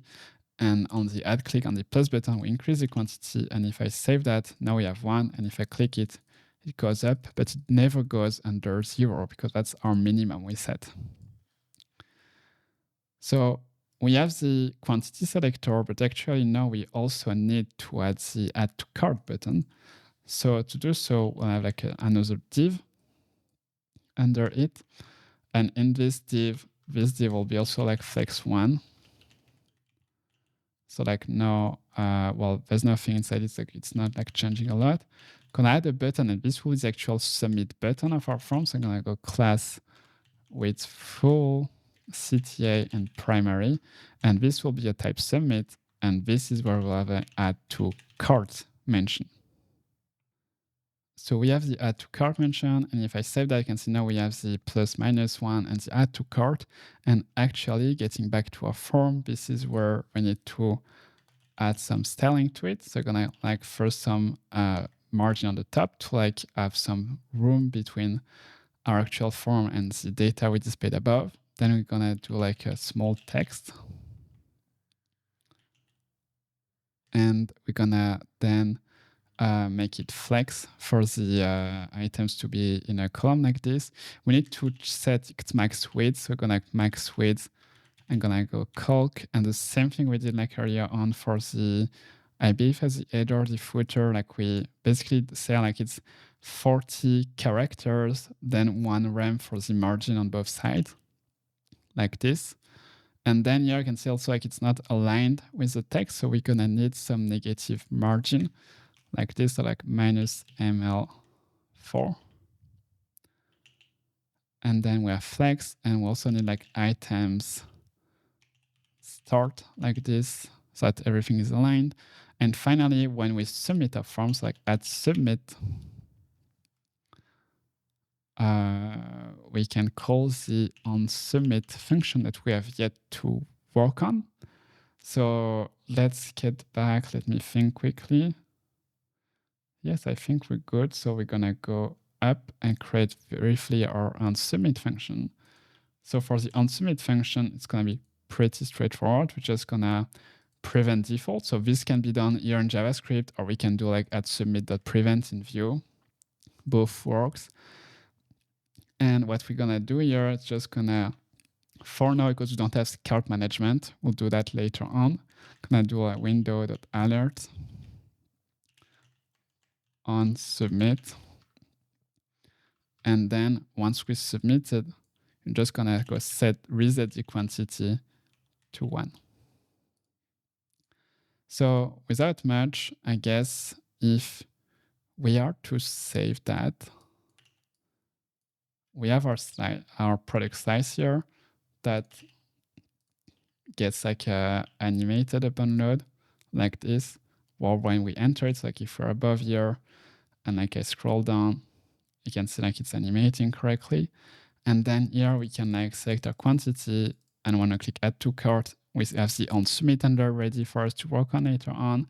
And after that, it resets to 1. So, well, that's the first part of our product slice. So let's actually get back to cursor and make a commit. So like we're gonna do add slide-in animation and product slice here. And now we can move on to actually start working and do the e-commerce part of our website for real. So integrating with Stripe and managing our cart. So let's do that. So for this course, I made the decision to use Stripe, and it may be perceived by you as a boring choice because Stripe is quite a leader in this market. Like there's you probably heard of Stripe already, and there's many companies using Stripe. Like most SaaS out there use Stripe to manage their invoices and billings. There are some alternatives to Stripe, of course, but they're all like different. Like they're focused. Like Paddle, for example, is like a Stripe alternative that is kind of focused towards SaaS. Even more focused towards SaaS, there's like Polar.sh, which is just like a merchant of record focused on like managing subscriptions and plans and billing and such for SaaS software. There's of course Shopify, which you'll definitely heard of if you're watching YouTube or like been working with other e-commerce platforms. Stripe is just like for me, like in this course, it strikes the right balance between like ease of integration and ease of like also starting from it to actually run a real business. Of course, it's lacking some like full like e-commerce features like inventory management and so on that Shopify offers, and it's lacking also some like SaaS-oriented features like Polar.sh or Paddle. But while like here, like it's a course, and like Stripe's like more like the one solution fits them all. It's not perfect at anything, but it's perfect for it's perfect like to get started from and like actually step in and like actually like what billing stuff looks like on the web. And I think that's a great starting point from that. So if you haven't already, head to stripe.com and then log in here. There'll be a login button here to access your Stripe dashboard. If it's your first time actually using Stripe, like it will ask you to create an account. In my case, I have already this Farbe account, but let me go to other account and to create an account for this Farbe course that I'm recording right now. This is the one from the production-ish website you have access to also. So I'll be creating an account here. I will name this one Farbe course. I will leave the business website to, you can put Prismic, you can put like anything that's not really important. Actually, I can just keep that for now, skip everything and go to Sandbox. Hit go to Sandbox. Like in the Sandbox, just like some development environment. We don't want to actually like do crazy stuff for now. So here we go. I'm on my Stripe dashboard. And the first thing I'm gonna do here is grab the secret key that is displayed here. So I'm gonna grab the secret key, and this secret key will allow us to actually run query from our Nuxt application to Stripe's on Nuxt backend that we'll come to in the next lesson. So I'm gonna grab this key and then go to my cursor project here, and I will create a .env project, a .env file, and inside it I will save this key under Nuxt Stripe key equal that key. Now I can go back to Stripe and actually start configuring a few things there. So in Stripe, basically we're gonna configure our product from the commercial point of view. Whereas in Prismic here, we configure our product from the marketing point of view, so like the feature and everything. Stripe is more like the price that we want to set about the product. So I'm gonna go inside my product catalog here. I'm gonna create a few products. I'm gonna create like our first Farbe products. I'm gonna go here. I'm gonna create like Farbe 100. I won't put a description. I'm managing that in Prismic. For the type of price here, it's going to be a one-off price, and I will price it at $19, 19 euros in my case, and click Add Product. So here it will, I think it's created a product. Yes, it created a product. Inside here, what we can do, I think, is just quickly edit the product to actually upload an image. So I'll go like upload image. I will go inside my Farbe course, inside public, and there's a Stripe folder here. So I can grab the Farbe 100 image and just update the product with it. And now I'm gonna proceed to create the other three products. So I go like create product, and like Farbe 200 here. So Farbe 200, the image, the 200 image, the price that is a one-off and still 19 euros. Add product, create another one. It's gonna be Farbe 400. Upload the image, one-off pricing, 19 euros. Add product. And finally, the Farbe 800, the 800 image, one-off, and this one is priced here, it's at 22 euros. So I'll click Add Product. And well, before we move on from Stripe, because it's actually like pretty much all the configuration we need to do on Stripe for product with pricing. What's great here about Stripe pricing that we can define like different pricing, we can create coupon and everything like that people will be able to use pretty easily without us having to code much about Stripe into a next application. One last thing, we're gonna go to the settings of our account here, and we're gonna go inside business, inside branding, and here we can do like a few fun things.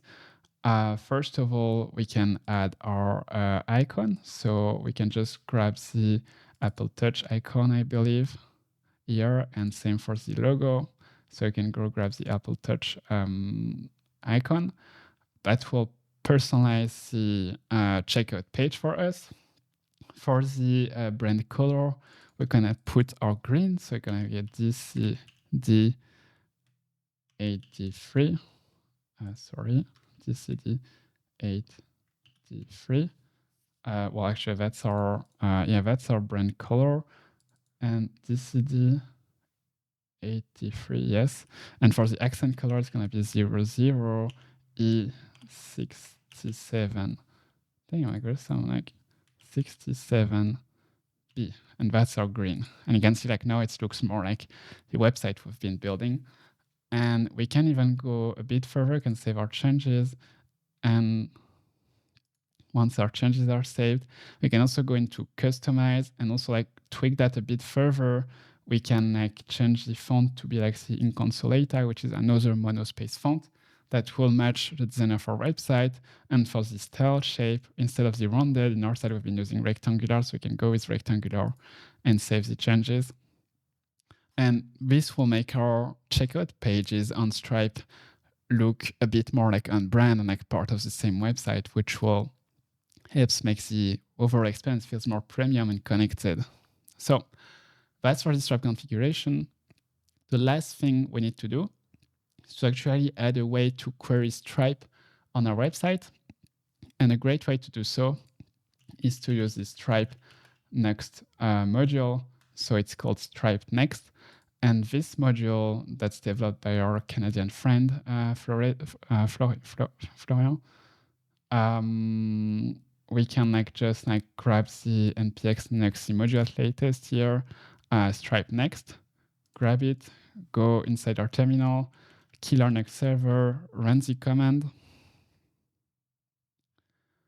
And once the command is run, well, we are pretty much set up to start using Stripe in our next application and connect our Stripe commercial product to our Prismic marketing product.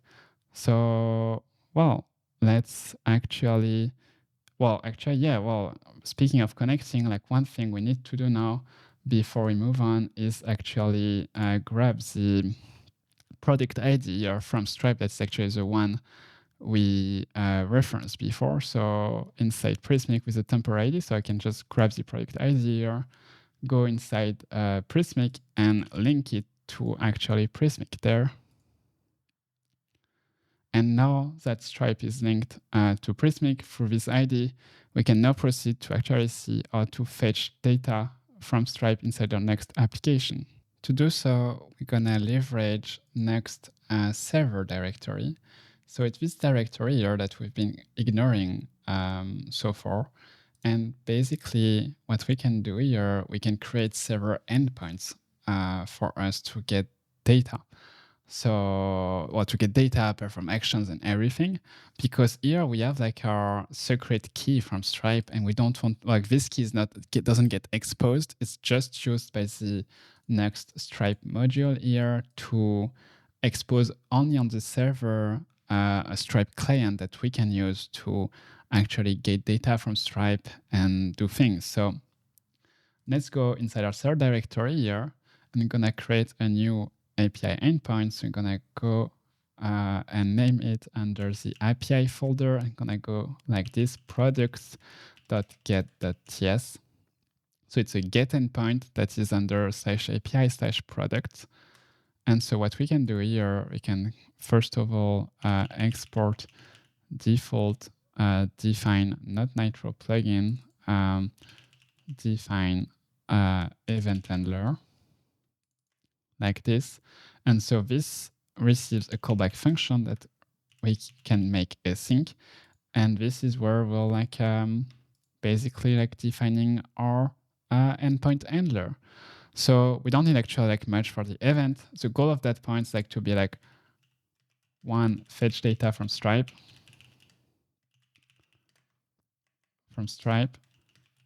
two, like format it correctly. So Stripe will be returnning a lot of data from us, and we just want data, a specific, like a reduced set of data from it, and three, returns the data.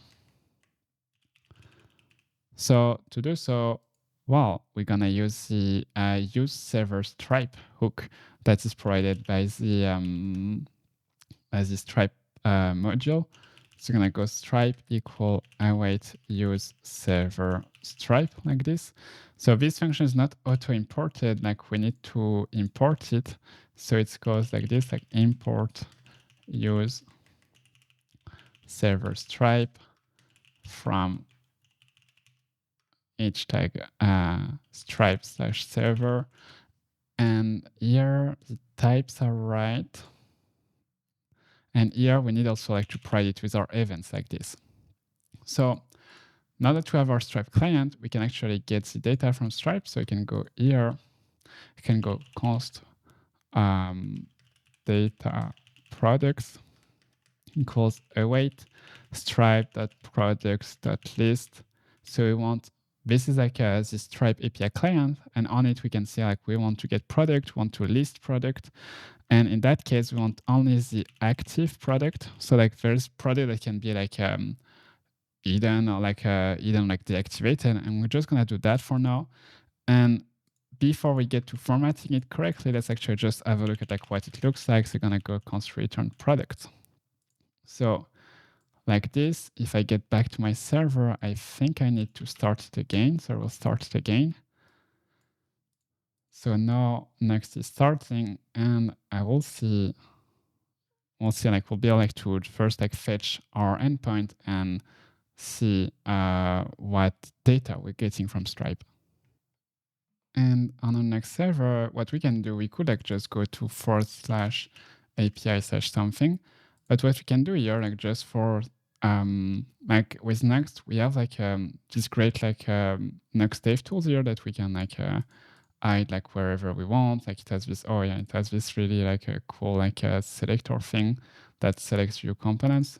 But in our case, we just want to open the dev tool, and inside there's like it might be like really tiny when you first open it.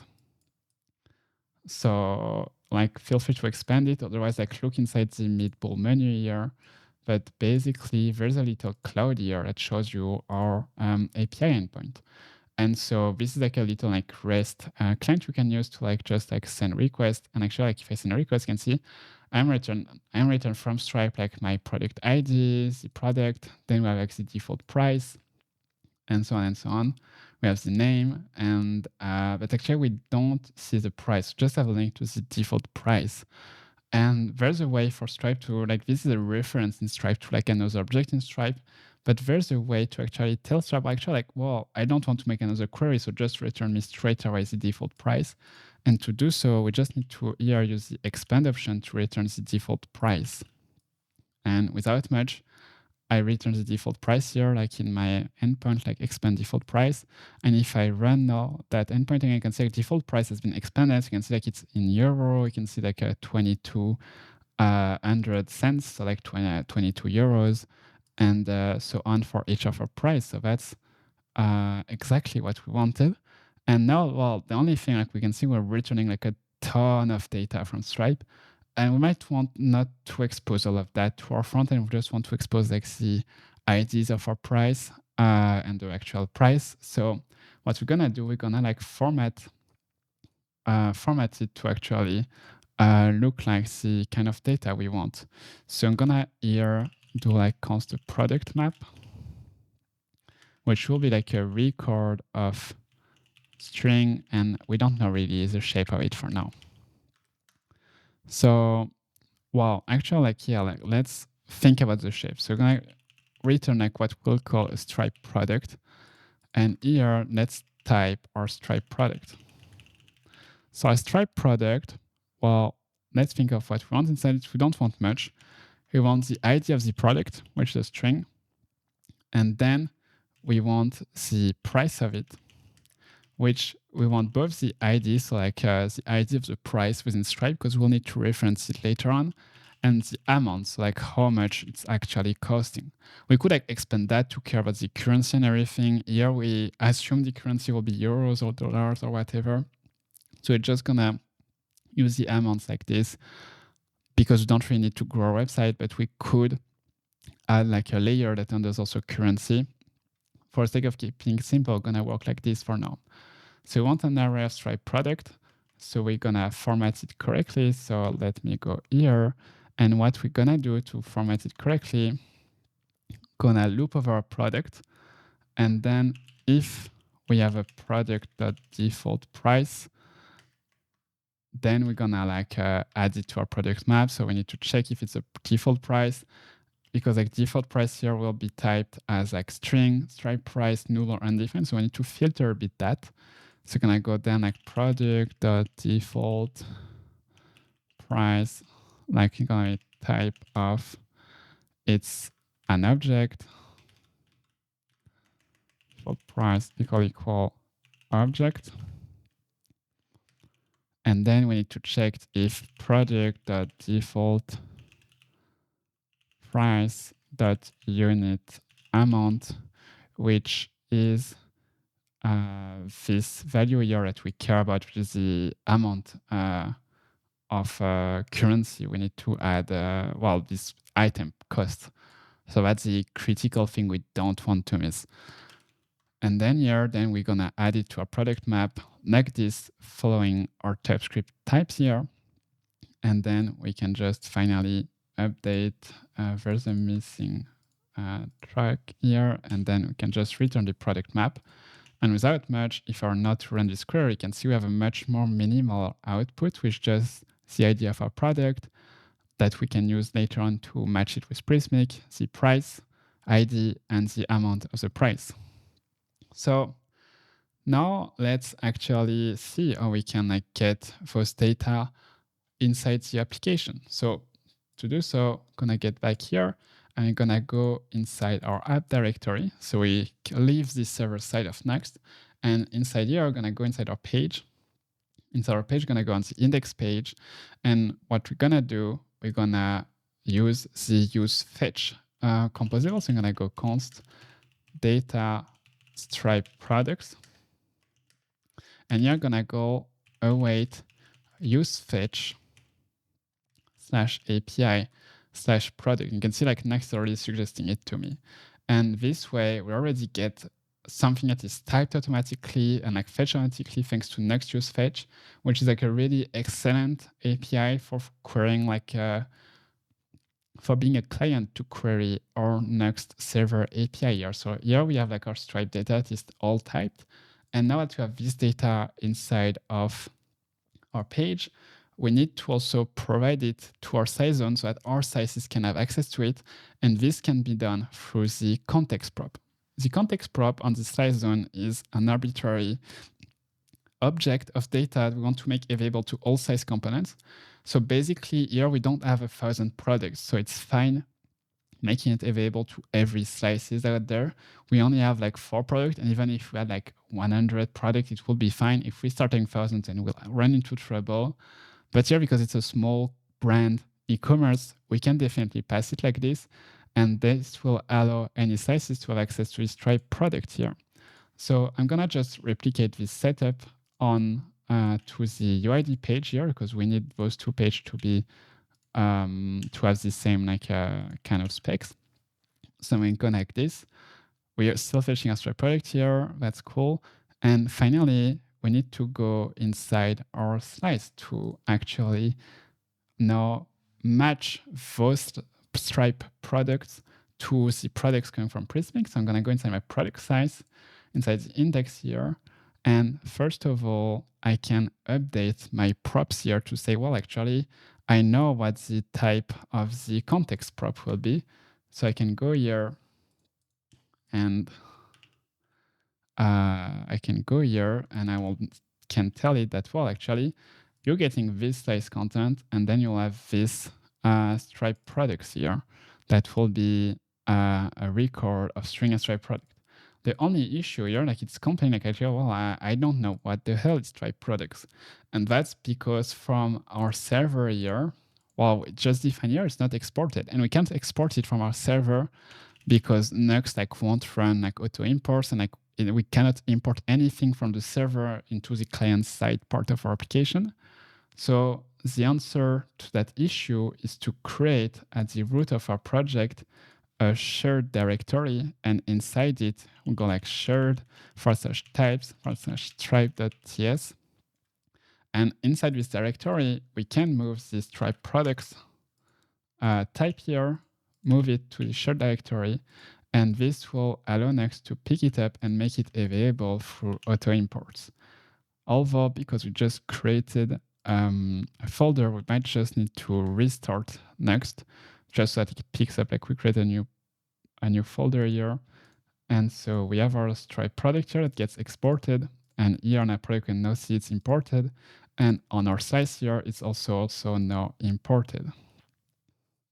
So let me just simplify that a bit so that it looks better like this. So now inside our props, we'll have our context with the Stripe products because this is a contract we defined with our slicer. Now we just need to update our computed property here to actually match this product. So we already checked that we have a product ID, and now we can just check for Stripe product, const Stripe product equal props.context Stripe product. And because it's a map of IDs, like here we're mapping the ID of Stripe product, we can use it to match our Stripe ID from Prismic. And this will give us maybe a Stripe product. So if we don't have Stripe product, we can return, and else we can just provide this Stripe product as part of our return type. And this allows us here to go back, for example, to the price here to actually display our price. So you're gonna go like this, gonna go like product.stripe product.price.amount. And if I save that, you will now see inside our slice here, you can see like we have like a 1900. Well, the only issue here, we need to format this price. And to format it, we're just going to create a small utilities. So this allows me to introduce you to another small folder that is really helpful in Nuxt. It's the utils folder. So we can create a utils folder inside shared. But here, because we will only need it client side, I will create it inside the app directory. And it will go utils/format price.ts. And here, we're going to export a function that will name format price like this. And we're going to do receive a price, that's the number. And we're going to go new Intel. We're going to use the international API to do a number format. We're going to format it for Germany Euro standard. And here, we're going to go style currency. Currency is going to be euros. And we're going to format the price over 100 because we're passing the price in cents. So if I save that, and I guess I just need to restart the next server, I didn't like I created a new folder like this. Here we go. And so if I go to my size by clicking the 100 here, we can now use our formats price utility. So here we have the price. Gonna just wrap it around format price. And now you can see we have 19 euros being displayed. Cool. So, well, just to recap a bit what we've been doing so far. So we set up our Stripe account. We created product inside Stripe. We grabbed the ID of our product and I referenced them in Prismic. Then inside Nuxt, I introduced you really briefly to the server directory. We created a Get API endpoint that we are able to query from Nuxt here. So inside the cloud here, we have the Get Products API endpoint. We formatted our data from Stripe to be minimal and just have the data we'll need to build our application. And then we first fetched it on each of our pages. So inside pages, we fetched it, made it available to the slice zone, and then received those data on our slices through the context prop that we're able to resolve as part of our computed properties here. So now that we have Stripe connected to Prismic, we can actually start working on our cart logic throughout our site. So the cart selection, the cart management, and the checkout. So, well, let's do that. Getting back to Figma, let's have a look at our cart section here. So indeed, like we might think like the cart can be like a drawer, like a dedicated page. It can be many things. In that website, like we decided like to make the cart just a section that we can put whenever we want. Well, in that case, we put it at the end of the site because like this made sense. You can still link to it through the cart here. So this is what our cart looks like. There's a lot of data that don't need to come from Prismic, like the cart state actually that we'll manage. But there's like some minimal data, like the title here, the thank you for shopping Farbe. And also when we don't have items in our cart, like we want to display some like your cart is empty, or go add things to your cart to drive conversions. So, well, let's get back to Size Machine. It's been like sometimes we haven't get to it. And let's actually create this cart section. So inside Size Machine, I'll go again to my page here and click Add and start from scratch. I will create a new cart slice. And inside it, here, I will add a few fields. I will add a title field. So title field, which will be only an H2 that is not repeatable. Then I'm gonna add a text field that will be repeatable and only paragraph, bold, italic, and links. And then we're gonna also add an empty text, like what we display when we don't have items in our cart. So this one will go as empty text. And again, we just allow paragraph, bold, italic, and links. So now that the cart is done, I'm just gonna go grab a screenshot of it on Figma. So I'm selecting my size, and then I can just go right click, copy as PNG. This will like tell me it's ready. And so I can go here, update screenshot, paste it, or maybe it didn't get it, my bad. So let's go to Figma once again, copy it as PNG, and here, update screenshot. Oh, it's not working here. Maybe that's a quirks. So, well, if we cannot update the screenshot, or maybe it's too big, I don't think so. Oh, yeah, no, I'm just, well, I wasn't using the right shortcut. Well, here we go. We have a screenshot. You can just save that, push it to Prismic. And once it's pushed, we're just gonna go back to our content repository on Prismic, go to the home page, and actually add a cart slice at the very end. So we're gonna go here, add to cart. We're gonna set the title to like shopping cart. For now, the slice is empty. There's nothing inside it. You're gonna say thank you for shopping Farbe. And when the cart is empty, we're gonna go with your cart is empty. Discover Farbe 400, our most popular film to date. And Farbe 400, just gonna add a link on it. It's gonna be / hashtag 400 like this. Gonna update it, save, publish. And from here, we're gonna start working on our cart logic. So being able like to add items to our cart. And then we're gonna template this cart slice to actually render our cart and allow us to check it out on Stripe. For our cart logic, we're not gonna do like anything like super like over-engineered. Basically, we're gonna manage our cart state in a composable and persist that state in the local storage. To persist the state, I want to use a view use, which is really extensive library from my friend Anthony Fu and many other people that are contributing to it since. And it has like this really handy use local storage composable that allows us to get a reactive reference to a local storage entry. And we will use that to just persist our cart state on the local storage. So like when the user like leaves the website, come back to it, refreshes the page, its cart, like their cart, it's not checked out, then it's still like persisting. It's not persisting cross device. We need to set more than that. And actually without an account, it would be quite complicated. So actually, I think it's like quite a robust solution to create a cart and also an intrusive one regarding privacy to the user because it just turns the local storage.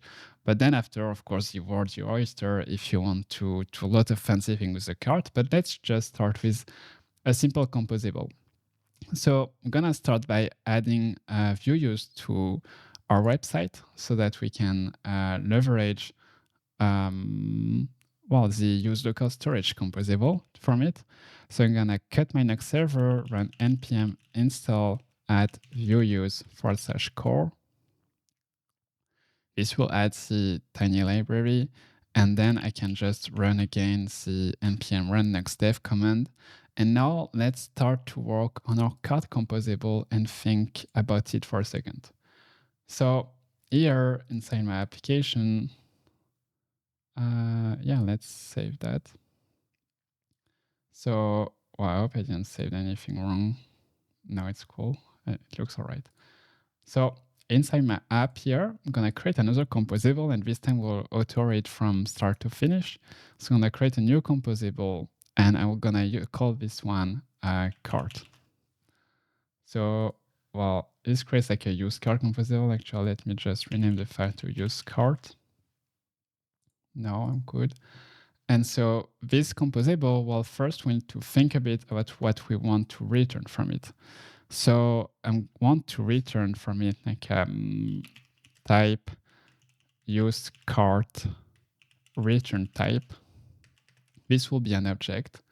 And let's have a think of what we want to return for this composable, because we need multiple things. We need to return the cart state, but also methods to add items to our cart, to remove items, to clear our cart, and probably some computed properties that reflect some part of our state from our cart. So first of all, we return our cart items. So our cart items, we don't really know what they will look like now, so just return unknown. Then we're gonna return like a total price.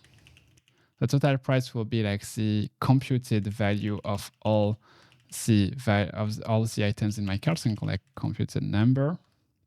Then I'm gonna go like total items, I'm gonna computed various items, like all the numbers of items we have in my cart, like 6 items, 7 items, and so on. Then I'm gonna have a few methods. So upsert item that will receive a cart item and add it or like update it in our cart, remove item and clear exactly. It's getting it really right. So remove item to remove an item from my cart and clear to clear my cart. Now we need to see like, well, what our cart item actually look like. So let's do like a type cart item, and this will be a product that will be a Stripe product. So this is using our types from before. So this is the ID of the product on Stripe and the ID of the price and its amount. Then we'll have a quantity. So how many of that item we want to buy. And finally, a name for it that will be coming from Prismic. So like Farbe 800 and so on and so on. Then we're just gonna define a quick type cart items like this, and this will be a record of cart and cart items. And so here we can already update cart items to use that, and the other methods to use to receive a cart item instead of unknown. Here, just for the items, we're gonna just mark it read-only, and it's gonna be a ref also, because basically it's gonna be reactive to a local storage state, and it's gonna be read-only in the sense that we don't want to manipulate this property outside of the composable. We want it to be manipulated only through the upsert or remove item or clear methods. So now that we have that, we can work on the actual logic of our cart here. So I think the AI will help us a lot. So first, like for the items, we're gonna go and use the use local storage of cart items. And so here it's suggesting cart. What I like to use like for those kind of constant, like as like the key to use on the local storage, I like to just do like a quick constant here, like local storage key cart, and go like Farbe cart. Now we'll refactor it here to have like the local storage key. And if you're using like Copilot, Cursor, Windsurf, and stuff like that, as we can see, typing an interface here of what we actually expect the component to return is actually really helping the AI and suggesting you pieces of code, because like this is actually totally right. I don't need to change anything here. I think like object.value, items.value, and then I do a reducer to just get the accumulator and the item to add the price amount times the quantity, and I start at 0. And same for the total items, I just add the quantity and start at 0. So this is perfect. Then we need to do the upsert items. So I think the AI will also get a lot of it right. So, well, not like this. So like, gonna go like this. I'm gonna say like if item.quantity is under or equal to 0, just gonna do like the remove item and return. And else we just indeed add the upsert the item like to our cart. Then we're gonna call the remove items that just deletes the items. Oh, actually, for the remove item, you can probably simplify to just ask for the ID, which will be a string. And here we can just tap to it and replace that as a string, and here product.id. So I'm good with that. And then the clear, we just say clear everything. And in the return statement, we'll return pretty much everything. And just to make sure we follow an interface, we can just type it here. And we can see like we created like really quickly, thanks to our little touch interface here, like a whole composable that is really powerful for us to manage our cart on our website. And here, like we have the state that is like read only. We have like some like computed and then some actions we can use. It's almost like a little store really on like on our site that gets persisted and that will work correctly for us to manage client side only the state of our cart. So now that we have this composable ready, let's actually make use of it. And first, we're gonna make use of it on our product size. So on the product slice here, after product, what we're gonna do, we're gonna call our use cart composable. It's gonna go const, gonna say like items and upsert item from cart. We don't need to clear the remove item. So we save the quantity, we don't touch that. And inside the submit action here, like we're gonna say, well, if we don't have the product, that value, then we can return. And then we're gonna go here and do like check the cart quantity. So like const maybe cart quantity. And this will check the item that value. So like the cart items, we're gonna search for this try product ID and the quantity. Otherwise, we will default it to 0. And then we can call the upsert item with our product, the quantity we want to add, and then for the name, gonna go with prismic.asText of the product.name. Else we're gonna default to 0 because like this can be undefined. So we're just gonna default to like an empty string to make a TypeScript API. And so with that, we're just already updating our cart. And what we can do now, scrolling down, we can actually update our form. So here we have the add to cart button that is calling submit. But one small thing we want to do underneath, we want to display actually the amount of items, of that items we have in our cart. Here we have like 3 items of Farbe 100 on the production website. If I go to it, we can see our 3 in cart with a link to the carts, like users, like when they add things to the cart, they can quickly jump to the cart and check out. So let's actually implement that. And to do so here in our button, we're gonna add a client only wrapper, because like this component gets server side rendered first, but on this server side, the server doesn't have access to the browser local storage state. So the use cart composable doesn't work there. It only works on the client, and the client only wrapper. Now I'm gonna add a little paragraph. Go class text center, and actually we're gonna like just refactor that to be over multiple line like this. I'm gonna also add another class here that is conditional, and we're gonna make it basically invisible when we don't have items of product that's try product that quantity.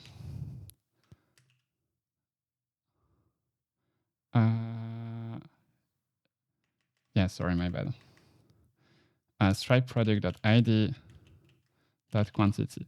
So when we don't have quantity, or like we don't have an item at all, we make that paragraph invisible, and then here and just say not added to cart, but we're just gonna display like how many things we have in cart.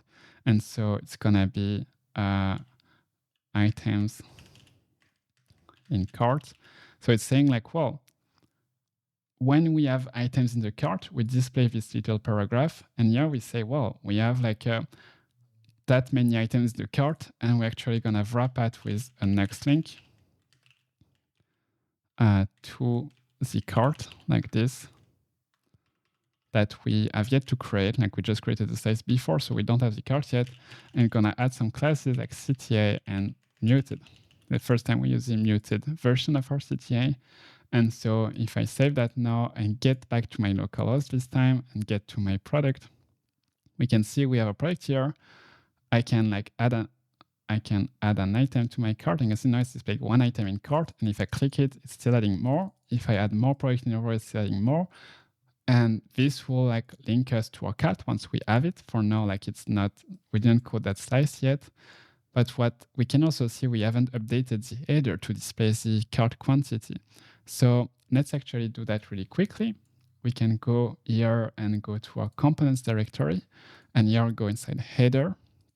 And inside the header, just gonna go here, grab the total items for cart, and update the cart here with our total items. But remember, the cart is only accessible on the client. It's not accessible on the server. So we need also to wrap that inside a client only tag like this. So let me just fix the casing like this.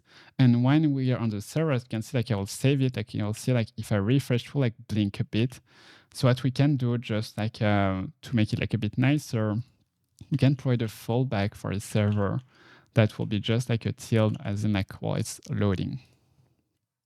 And now if I refresh, you can see we have a little tilde until it's loaded, and then we see the amount of items we have in the cart. So one last thing we need to do is actually update our layouts, because like we have items in our cart, but how are we gonna clear the items in our cart? We're gonna use a little tricks here, like basically gonna say, well, whenever you see something in the URL, then clear the cart. And to do so, we're gonna go inside our default layout here. And what we're gonna go, you're gonna call like a const root equal use root. And what we're gonna do after the use SEO meta, gonna call like on mounted. And on mounted, if the root.query.order equal completed. So when the order is completed, we're gonna call use cart.clear, so clear the cart, and use router.replace path with root.path. So basically we remove the order completed from the path. So if I save that here, you can see we still have like 22 items in our cart, but if I add like a query parameter to my URL, like order equal completed, now you can see it's like resetted to 0. And this will make use of it in our next segment when we talk about actually make a checkout session on Stripe and redirect it back to a thank you screen for your order. But to be able to check out, we actually need a cart in the first place. And right now our cart is looking pretty poorly like this. So, well, let's get and template our cart section with actually our cart information. So let's add a few items in our cart here so that we can like get to template it with cart data. So we'll see about that. We might need to reset it at some point. So getting back to my code here, I can close a bit everything, get inside app sizes, cart, inside my cart index here. We'll clean up a bit like all the information there. And well, we can clean that up here just so we can see a bit better what we're dealing with. So we have our section here, which we'll replace with a slide-in component that we created before. Actually, this slide-in component, this time we're gonna render it as a form because our cart is actually a form. Like we have some data in it and want to submit it to some endpoint. So here we're gonna go like ID cart also so that we can like scroll to it. And then for the class, gonna go like bounded and rich text, are two like a utility class we created at the beginning of this course here. So the bounded class here and the rich text class here that gets like all our styling for textual elements. We're gonna add like a min height for the cart element of screen and do like the flex column to it so that like everything is like centered on our screen. So then for our form part, like we'll have like a method of post. And well, we could handle the form like with an onSubmit tag in Vue.js, like we did in the product here. We have like an onSubmit events and we handle the form JavaScript. But in that case, since we need to actually redirect the user to a checkout session that is not on our website, it's hosted by Stripe, we can use a classical HTML like a post method, and that will just like redirect the user, like post the user to an endpoint, navigate it there, and then we'll redirect it to the Stripe checkout session. This way, it just feels like the user is clicking a link, and we don't have to put a loader in our site, and we don't also need to over-engineer anything with JavaScript, as HTML is already like powerful enough to do that actions and like make it feel natural. For the action here, we're gonna go /API/checkout. And then here we can template our cart. So it's gonna be like a bit like well, quite simple. Basically, gonna have like a Prismic rich text with our rich text like this with our cart title, and then I'm gonna have a big client only tag because, again, remember the cart is managed in the local storage. So unfortunately, we cannot render anything server side, which is totally fine because like, well, there's nothing we need to index on Google or anything. So we can keep it like this. And inside it, we'll have two state, like, well, we have like a small like template here that we'll use basically to decide what to render based on the cart state. So when the cart is empty, so we're gonna like grab the items, the remove item to remove items on the cart, and the total price. We'll use cart. And so what we can do, we can go here in the template and do like a v-if object.keys items.length like this. And so if we have items in our cart, then we render the items list. Else, we can just render a Prismic rich text field with our field here that renders the empty text of our cart. So if our cart were to be empty, so if I remove that for the sake of showing it here, we can see we have our shopping cart and your cart is empty. It's called Farbe 400, our most popular theme to date, and we can click on it and get related to Farbe, but we don't have it yet on our page. We're gonna add it later on, so let's keep it like this for now. And now let's work on the actual like field state of our cart. So like this, and we can also add a v-else here to not display this text when our cart is filled with items. So inside our field cart, we can again add a rich text here and simplify it with like primary.text this time. This is a text when someone has items in their cart. And then here we need to do a few things like render a list of items. It's gonna go li pretty much like items in items. We key it on the ID, and then inside it we'll have like many things like this, and then we're gonna have like a small horizontal separator that will be max width 40 ch, and finally we'll have like a button here type submit and class. Well, we're gonna see the class later on, and this button will be like a checkout button like this. Well, actually class we know already, we are like CTA primary, and basically here we're gonna just render a span for now with item.name. So if I were to save that already and have a look at my cart, I can see, well, thank you for shopping Farbe. We can see we have some items in our cart. And then we have a big checkout button.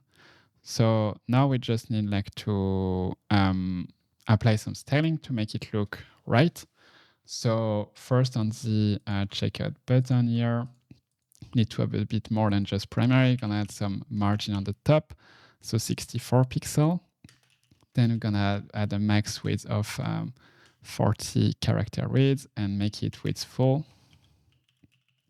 So now our button looks all right.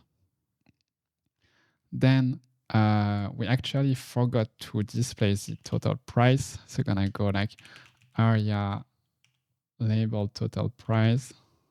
And we're gonna use our format price utility to format the total price. And so if I save that, I can see we have the total price being displayed. The only thing that we want it to be displayed, if I remember Figma design, on the right like this. So let's work on that. So I'm gonna take my price, add some classes here. Gonna go like text right and some padding right of 8.5. So it's like a weird value. It's like basically 34 pixel. This will be to align it with the other cart items here that we have yet to template. So for the cart items, first of all on the list, I'm gonna add some margin top to it to separate it from the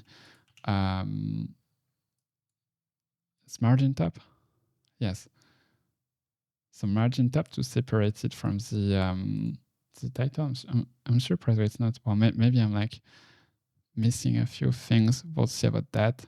So on the list here, we have some margin top, and we have also like max width of 40 character width, like this.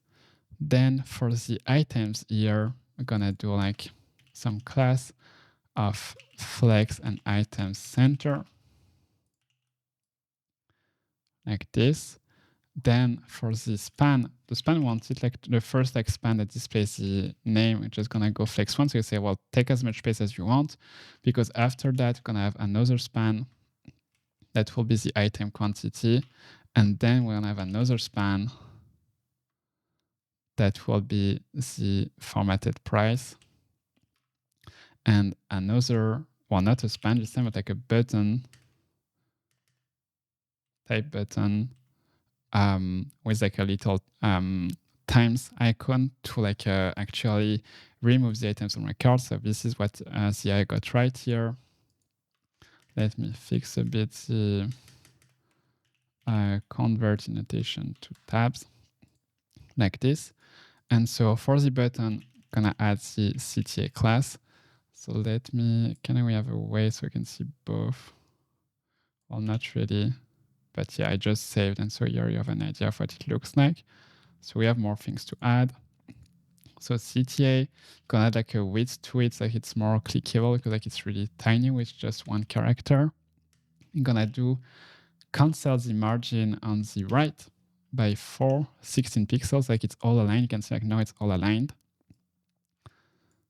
And well, we can add like a title to the button, like remove from cart. For the price here, we can add an area label to display, to explain to screen, to like screen readers what the price is. Like it's priced for 8 of each of Farbe 100. And then we just need to add some class. Not the bind classes, just some simple class like flex1, text right, like this. For the quantity, it's like area label quantity of Farbe 100, flex1 text right. And if I say that, now we can see we have our little card that is starting to look the way we want it to look. I'm just thinking we might have missed a little thing. Let me think for a second. Okay, I got it. And then like this is text right. And so if I say that now, I can select the numbers like aligned on the right and it will look better. So if we're like to actually like loop twice to just have an idea for what it looks like for like multiple items like this. Actually, maybe that's not a great idea. I think well, it should look all right like this. So maybe we missed something. Let me have a look. Why is this padding here margin top? So not first child. That's because we put template key text. Okay, actually, never mind. I think I was getting out of myself. It's perfectly fine for it to look like this. When we have multiple, it will be all right at the end. So, well, like we're getting almost there. One thing we're missing is actually like providing the form with our data about the cart, which for now is like haven't been done. And to do so, we can use like a clever trick, which is like to just have an input type hidden. And to it, we're just gonna provide it like the name, which will be like our item product.price ID. So here we only care about the price ID because this is what Stripe cares about to create a checkout session. And then we're just gonna provide it with a quantity. And because here we're looping over that, when we make the when we submit the form, it will make a post request to that endpoint with those data. And actually that's what we're about like to witness right now. So I think like we're done with our cart here. Like we can like remove things, add them back. We have a cart, and now if we click checkout, well, nothing happens because our endpoint doesn't exist. Or maybe I'm missing something on the checkout one actually. No, I think we're good. Just like our endpoint doesn't exist, so probably it's like interfering with that. So, well, let's actually create our endpoint and see if we need to debug that once we have our endpoint. So here we have that. And if I click checkout, it's not submitting the form, which I think is like a bit weird, but well, we'll see. We'll not need that to be there yet. So, well, to create our endpoints, basically we need to create a post endpoint that will receive our checkout details and redirect the user to a checkout session on Stripe. So to do so, we're gonna get back to our server directory here under API, and we're gonna create a new API that will be checkout.post. And this will create my API here. And here we still need to use the use server-side Stripe here from product before. Use server-side Stripe, and I'm gonna remove that. You're gonna go like await Stripe, and then we're gonna get the index of our website. I'm gonna go const index, call like index URL. And to get the index of our website, we can use this get request URL event that origin thing that will basically returns us the index URL of our website. Now, what we need to do here, like first, like read the body, like read the body of the post request. So to do so, you can const body equal await read body event, and we know it's gonna be like a record of string. So now that we've read the body, what we can probably do is just like return the body to see what it looks like. So I'm gonna go here, I'm gonna save my checkout post endpoint, and if I submit my cart here, so it's not submitting it. So let's try to understand why it's not submitting it. Okay, and I think I know why it's not submitting it, because I made like a little typo here. You can see it's not a form, it's a from. And so, well, let's change that to a form. And now if I go back to an application and submit it, we can see the data we're getting on our endpoints, like the price from Stripe and the quantity we want from it. So actually, like, let's rework that a bit to get like in a shape that like we need it for Stripe. So basically, we're gonna go here and I'm gonna go const items equal object.entries body. So I'm gonna loop over them and then have a map of price ID quantity like this, and I'm gonna return the price with the price ID and the quantity as a number value. So I'm gonna use like number like this to know how much we have, and we're just gonna go and filter any quantity that is invalid, so like that is equal to 0 under 0. Now we're just gonna do some validation. So if after that, once we pass the items and everything, we don't have any items, we're gonna redirect, send redirect to the index URL of our website. Else we're gonna actually free like read the body, well, validate the items, and then create a checkout session. So to create a checkout session, we can go here and do concession equal await stripe.checkout.sessions.create. And here the mode will be payment. So there's like multiple kind of checkout sessions. You can have like checkout sessions to manage a subscription and so on. In our case, because we're like a product e-commerce, we just need like a payment kind of checkout sessions. Then we need to provide the line items. So this is like the items that we're saying. So this is like the little map we built here. That is an array of price and quantity. So we can just provide our items here like this. We can have like a success URL that will be our index URL /thanks with the little query string we developed earlier on that is like order completed to reset our cart. So here, remember when we were working on the layout here, we added these little lines here to say like when there's a query parameter with order completed, then we clear our cart and we remove it from the URL and the cancel URL. So if the user like cancel its cart, like returns back, we can just return it back to the index URL /hash cart to like return it to the cart session. So this is creating a checkout session.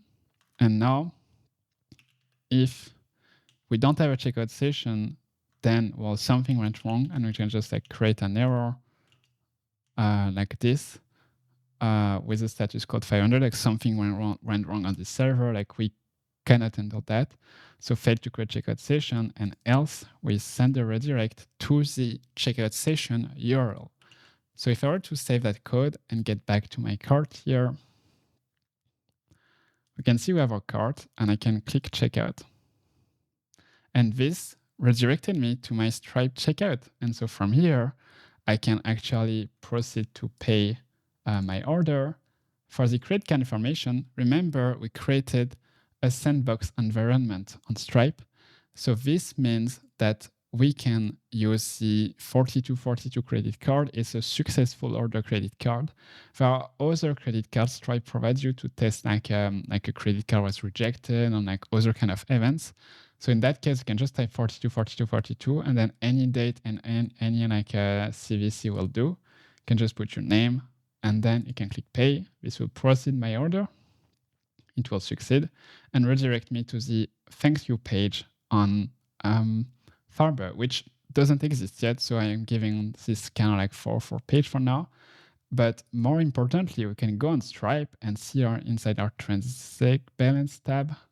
No, well, we can see like order has been taken somewhere. Yeah, it has registered something, just like dashboard is not updated yet.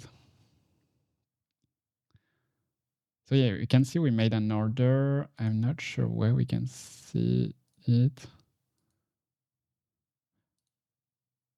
Oh yeah, here we go. So we can see we have our order. So we can see, well, someone just ordered for Farbe 100, which is the order we just put on together. So the last thing we need to do is just to create that thank you page quickly. So you can see here on Prismic on /thanks. So what we can do for that, just go back to Prismic. We're gonna repurpose this another page here, and we're gonna repurpose it into our thank you page. So I'm gonna call it and say it thanks. Gonna rename this UID to thanks. You're gonna still have a rich text slice. Gonna change its variation to the full screen one. On the meta title here, gonna say like thanks for your order. And then here in the text here, we're gonna say also like, thanks for choosing Farbe, and then put some like nice text like, well, like you'll receive another confirmation email source with your details, tracking code, and so on. We can add like an happy shooting things. And then for the CTA here, we have a primary CTA and a transparent one for like join the community with a link to our Instagram, a link to web page here, or a back home link. And here I can just link to a Prismic page and link to our home page. So I can save the page, publish it. And if I get back to Prismic here and refresh my page, we can now see, well, thanks for choosing Farbe. I can join the community Instagram or back home, and the cart here has been resetted to 0. So again, just to like try the flow again, I can get back to my home page, add some items to my cart, here 5, for example. I can go back to my cart. I can check out. This will create me a new checkout session with 5 items this time. I can check out with like fake credit card credentials, and now press checkout, and then it redirects me to this thank you page. So, well, congrats for making it this far. We just like crushed like huge part of this course, which is like creating a page and like having like a full checkout flow that's working, and where we can get transactions from Stripe.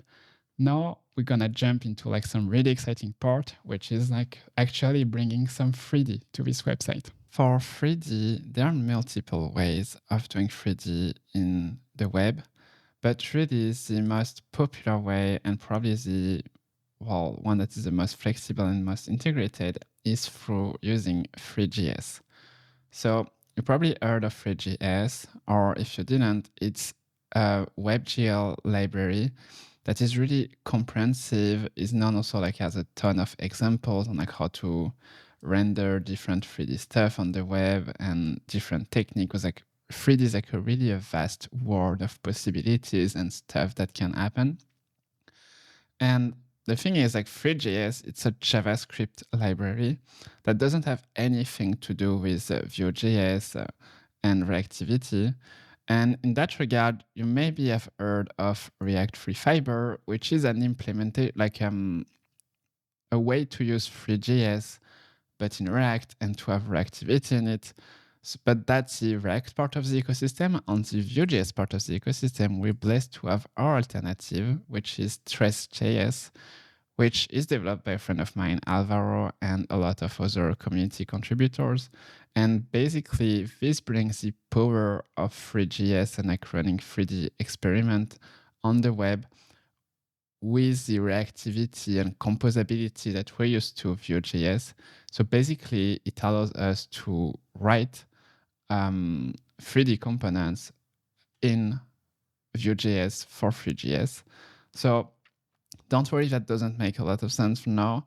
As we go through and like install things, I will like show you like step by step how like small things work or things need to be set up.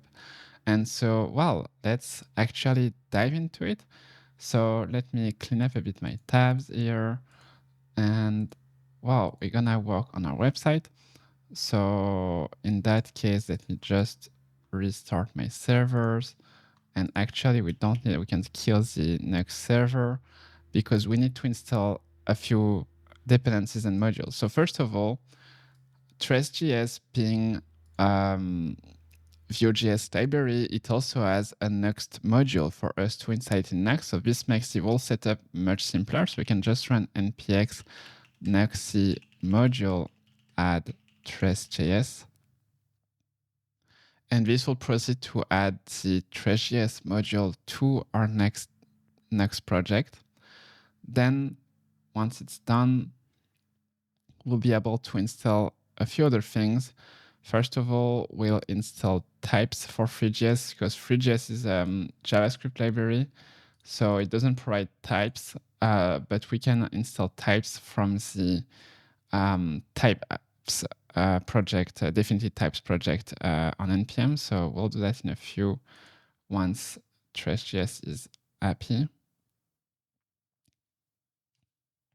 And here we go. The module is installed. So now we can install npm install save dev add types /3. So this is just for us to get the types for Three.js that will have some import from it later in our project. And finally, we will install Scientos. So Scientos is like a companion library for Tres.js that comes in with lots of abstraction that we're gonna use a few of them to build our web experience on Farbe. And so it's really simple, just like copy the line here.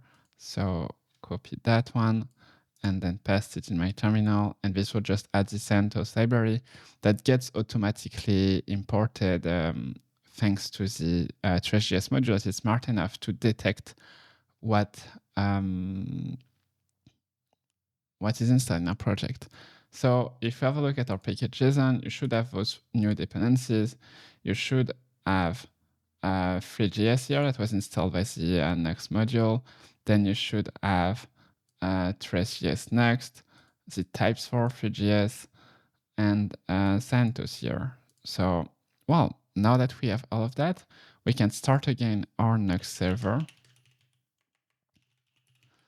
and get ready to display some 3D things on our website here.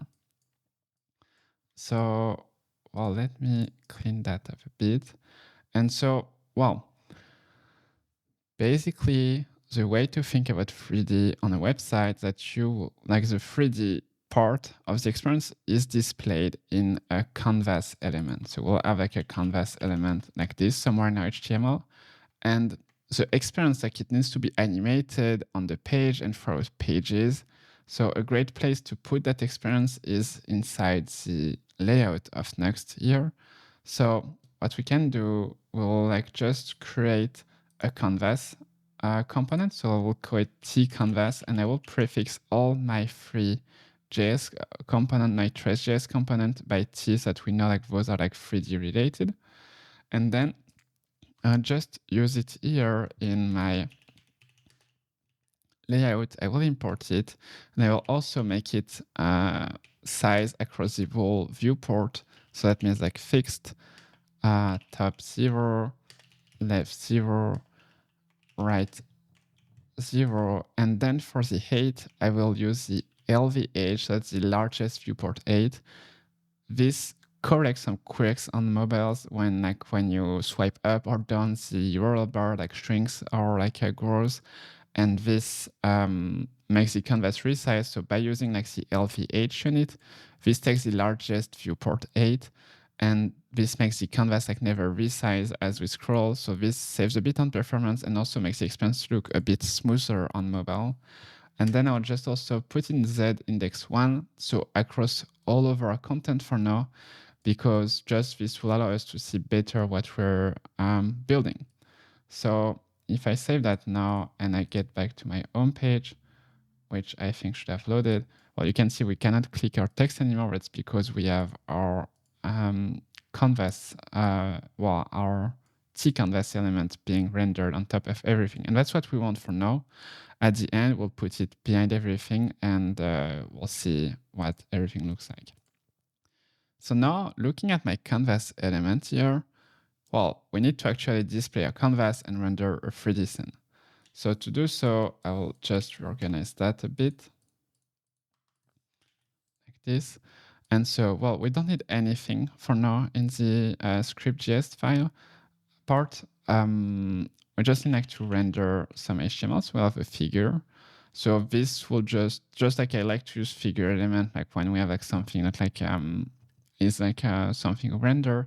And then, yeah, well, we could have like a canvas and a ref canvas. And this is how you would do it if you were just using plain Three.js. But because we're using Tres.js, we have a Tres canvas element that we can just load. And this Tres canvas element is basically taking care of like rendering a canvas element in the browser, only doing it on the client, and making sure it resizes properly to its parent element, which we spanned already across the whole viewport. So I have my canvas element here, And now for 3D scene to work, like to actually see something in the 3D scene, so the canvas is just like the painting canvas. This is where we will see our 3D scene on the browser. But then we need to we need to first have a scene. So we need to have things in our scene. So like right now we don't have anything. And we need a way to see those things in our scene. So when we say like we need to have things in our scene, like this can be like we can have like a sphere, we can have like 3D models and so on. So let's start with a really simple shape that we can put in our scene, and it will be just a torus geometry. So basically, in order to render an object in our scene, we need to render its geometry and to slap a material on it. And to do so, we have this Tres mesh component that basically on this Tres mesh component, we need to provide it with two things, a geometry as you're seeing here, and a material for it. So a way to like what material this geometry should have in the 3D scene. So I could go with a plain geometry here that it's suggesting that it's a bit boring. So we'll go with instead with like a Tres torus geometry. And then for the material, I will use this really like simple like Tres mesh basic material like this. So, well, we can keep it like this. We actually need to just provide some arguments to the Tres storage geometry because we need to provide it with its size. So I'll go with args like this, and we'll vbind the args, and it will be like, well, the size of it we want it to be 1. And I guess this is like the scale of it. So we go with 0.5. And then we need to provide it with the number, like the detail we want to provide to the torus geometry, because like it's like a knot. And so we just go with 16 and 32. And those are just like divider. Like you can go with lower or higher numbers. As long as there are multiples of like powers of 2s, it's usually fine. And for the material, well, let's just render it with like an orange color. And so if I save that and get back to my browser, well, actually, we can already see like a donut shape. And well, this is cool, but actually, like, well, we don't really get to decide. Like, this is just like using a basic camera, and like as we scroll, we can see like a few things. So we're like somewhere there, but like we're really like not there yet. So, well, let's now define the precise way we want to see this storage geometry. And so by default, like Tres.js here is kind enough to provide us with a camera that looks at the scene, but let's actually provide it with our own camera. And so to do so, we'll go outside of the Three.js mesh and we'll add our own camera. So we'll use like a Tres perspective camera as it's suggested by me here. And we'll provide it with a few arguments. We'll go with like the FOV of the camera. So we'll change that later on. So we'll see like what this impacts. Then we need to provide it with its position. So we'll just put it like a bit further from the torus like this. And finally, we'll say like where the camera should look at, and it should look at the center of the scene. So like the 0, 0, 0 coordinate. And so if I save that, now we can see like the donut geometry seen from the front. And wow, that's already pretty great. So to recap a bit what we've done here, we've installed Tres.js and CentOS on our website. We then set up a tCanvas component. Inside it, we have the Tres canvas, that is the abstraction of our HTML canvas element. And then inside it, we added two things objects in our scene, so like just a torus geometry, and a camera to describe how we want to see that object in our scene. And for the FOV here, it's like the field of view. So like if I were like to narrowing it down, you'll see like it appears closer to us. And if I make it like wider, it appears further. It's a bit hard to get a grasp of the 3D here because it's like really flat.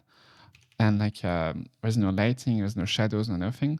But we still have a torus geometry, and actually like to have a glimpse at like how like actually like 3D it is. Well, first of all, we saw that if I remove my camera, we have actually we don't.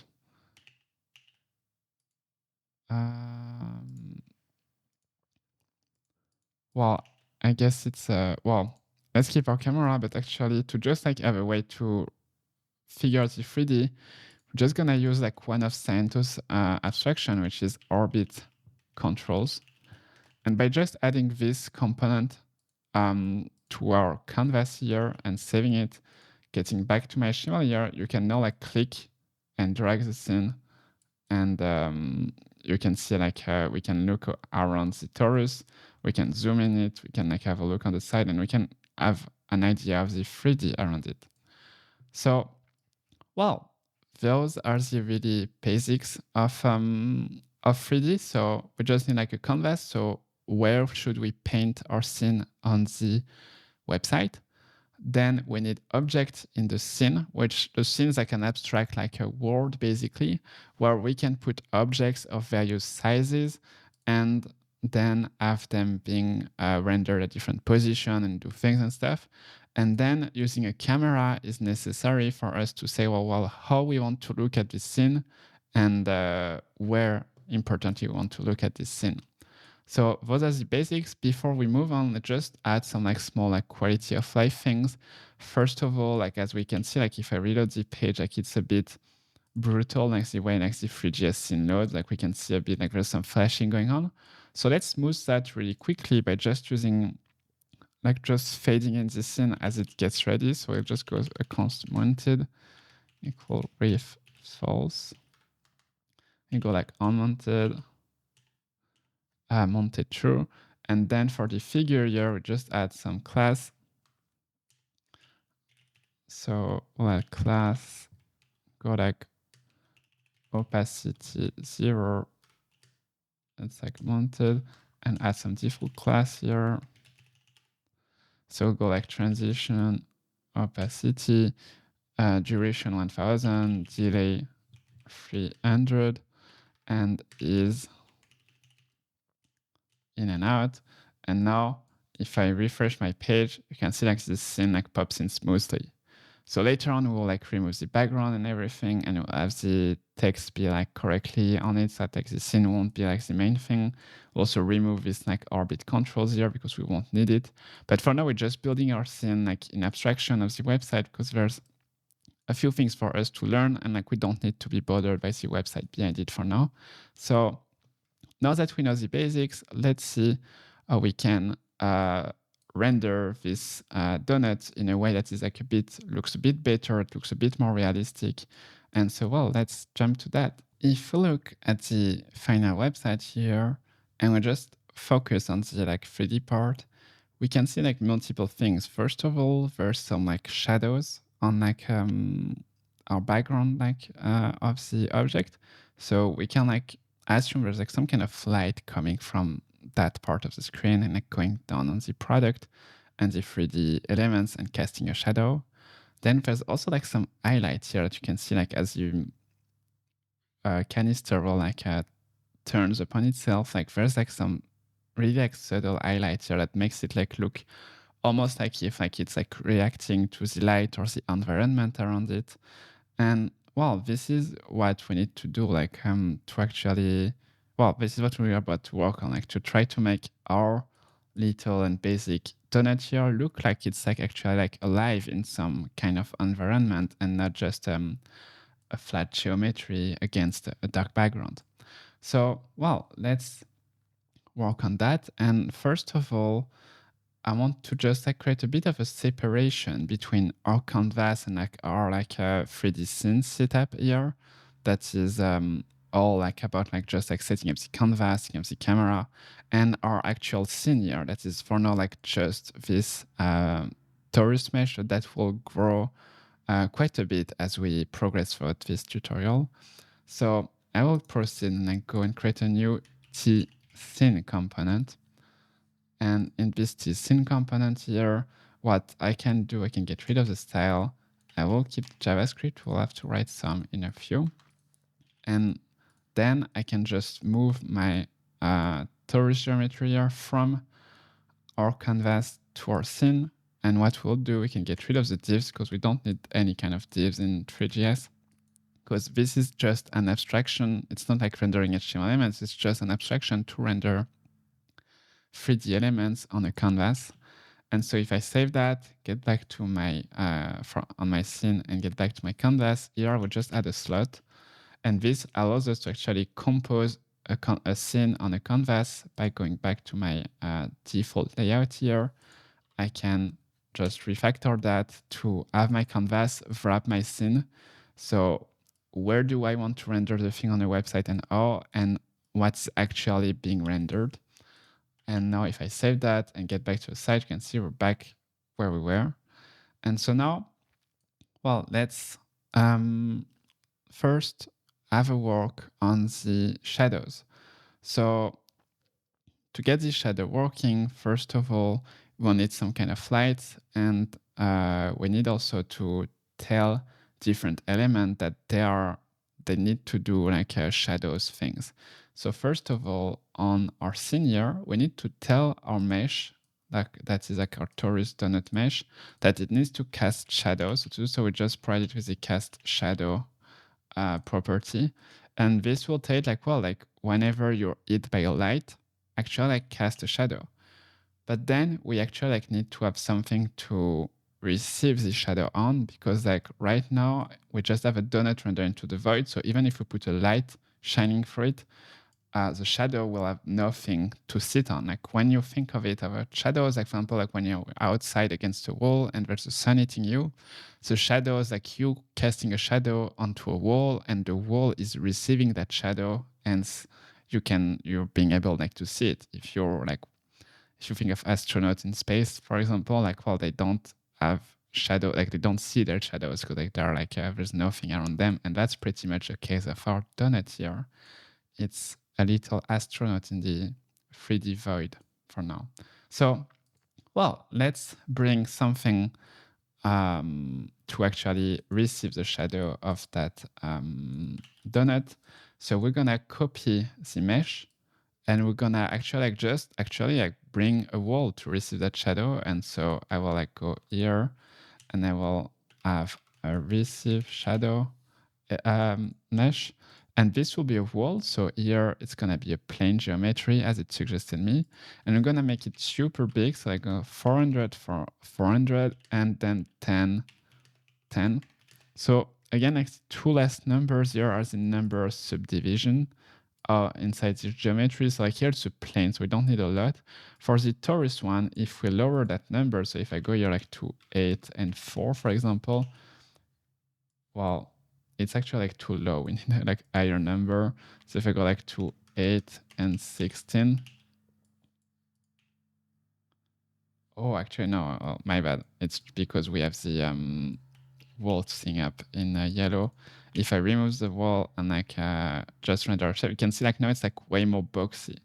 So that's why like if I had like more subdivisions, you can see like now it appears like more round and like this. So those are the subdivision. So let's add back our plane geometry. Let's actually have it be white like this. And now we can see we have a white background with our donut mashed into it. So what we're gonna do here, just gonna move the whole background a bit to be like a bit behind it. So I'll go here, and it will be 0, 0, and -4. So those like 3 values each time, like that will add when we deal with position, like we already saw a bit of them with the camera here. Those are X, Y, Z coordinates in the 3D space. And basically like the X value, it's this like the horizontal value. The Y value is like the top down, and the Z value is like the depth of it. So if I go like -4 here, we can see we'll push the wall behind it. And so now we have space between the donuts and the wall. So we have our wall here. We have the material. So actually we're gonna change the material of the wall to be like a Tres mesh standard material. This is a material that can receive shadows. Like not all materials are equal in Three.js, and well, like this this basically like this is like more of an advanced material that has more capabilities. Like for example, actually like it's suggesting me here, it can have like roughness and metalness, and as well like we'll play a bit with those values later on. But basically it tells us to say like, well, actually like how the light is received on it. So like before we added any like roughness and metalness, you can see it was, well, before actually we transformed it into like a standard material, it was displayed white because it didn't need any kind of light. But here, like now that we transform it into like a standard material, we can see that like we don't see the light anymore, because like there's no light in our scene. So like even if our plane is white, it now appears black because we didn't add any light to actually see that wall. So, well, talking of lights, let's now add lights to our scene. And so for lights, there's different lights, but like in Three.js, we can just go with like a Tres directional light like this. And so we'll need to configure quite a lot of things on the light because there's a lot of properties that we can configure. So we'll go with cast shadows. So like this light is not just lighting this, it's also like casting shadows. So I'm adding it like this. Then we need to configure its position. So for the position, well, I know the magic numbers, like I've played a bit with it. So if like basically like the position we want to go is like -8, 6, and 20. So it's basically saying, well, a bit on the left, a bit above, and like really far behind the camera. And now if I say it, you can now see like we have a light, and like we can see like there's like some light shining through now that's coming from that direction of the scene. And now we can add the intensity. So intensity, I'm reduce it to like 0.5. So it will be like a bit dimmer like this. And then, well, actually, like we don't see any shadows here. So, well, like one thing we'll need for the shadow is to actually, well, there's multiple ways to do shadows. And shadows in 3Ds are really expensive because there's a lot of computation that needs to go on, because there can be like multiple lights. In our scene here, there's only one. But for each light, we need like to basically like trace rays and like understand like, well, like actually like there's an object hitting the lights in that ray, and so it should cast a black pixel behind it and do that like everywhere. So like shadows are really expensive. So there's like a lot of optimization that were done in 3D to like optimize shadows and have realistic shadows being rendered. But a cheap way to do shadows is to actually use the soft shadows element from CentOS. And here we can just provide it with like a size, so like the size of the soft shadows, we go with like 40, and the samples, like what's the definition of the shadow we want to also like the quality of it, so just go with 10. And if I save that, now we can see like we're projecting a grainy shadow, which actually like this is what we're looking for here. We want something like grainy and soft. We don't want like a hard shadow. And so here you can see we're already like now projecting that shadow onto the wall. So there's a few things we might want to configure on our directional light here. So those are just like more to fine tune the shadow. We need to configure the shadow map size width equal 512. And actually like pretty much all of that. So the shadow map size width and map size 8, this is like the kind of like the buffer we want to have for the shadow. So like how much resources we want to allocate to like configure that shadow. Then for the near far, we don't need them. And then for the camera shadow left, right, top, bottom, this is basically just saying like when we have the light being displayed here, we just want the shadows to be casted for like a different, like a portion of the rectangle of the image. So I guess if I save that, well, we still see our shadows correctly, but let's just make it a bit bigger by having like -16 on each of them.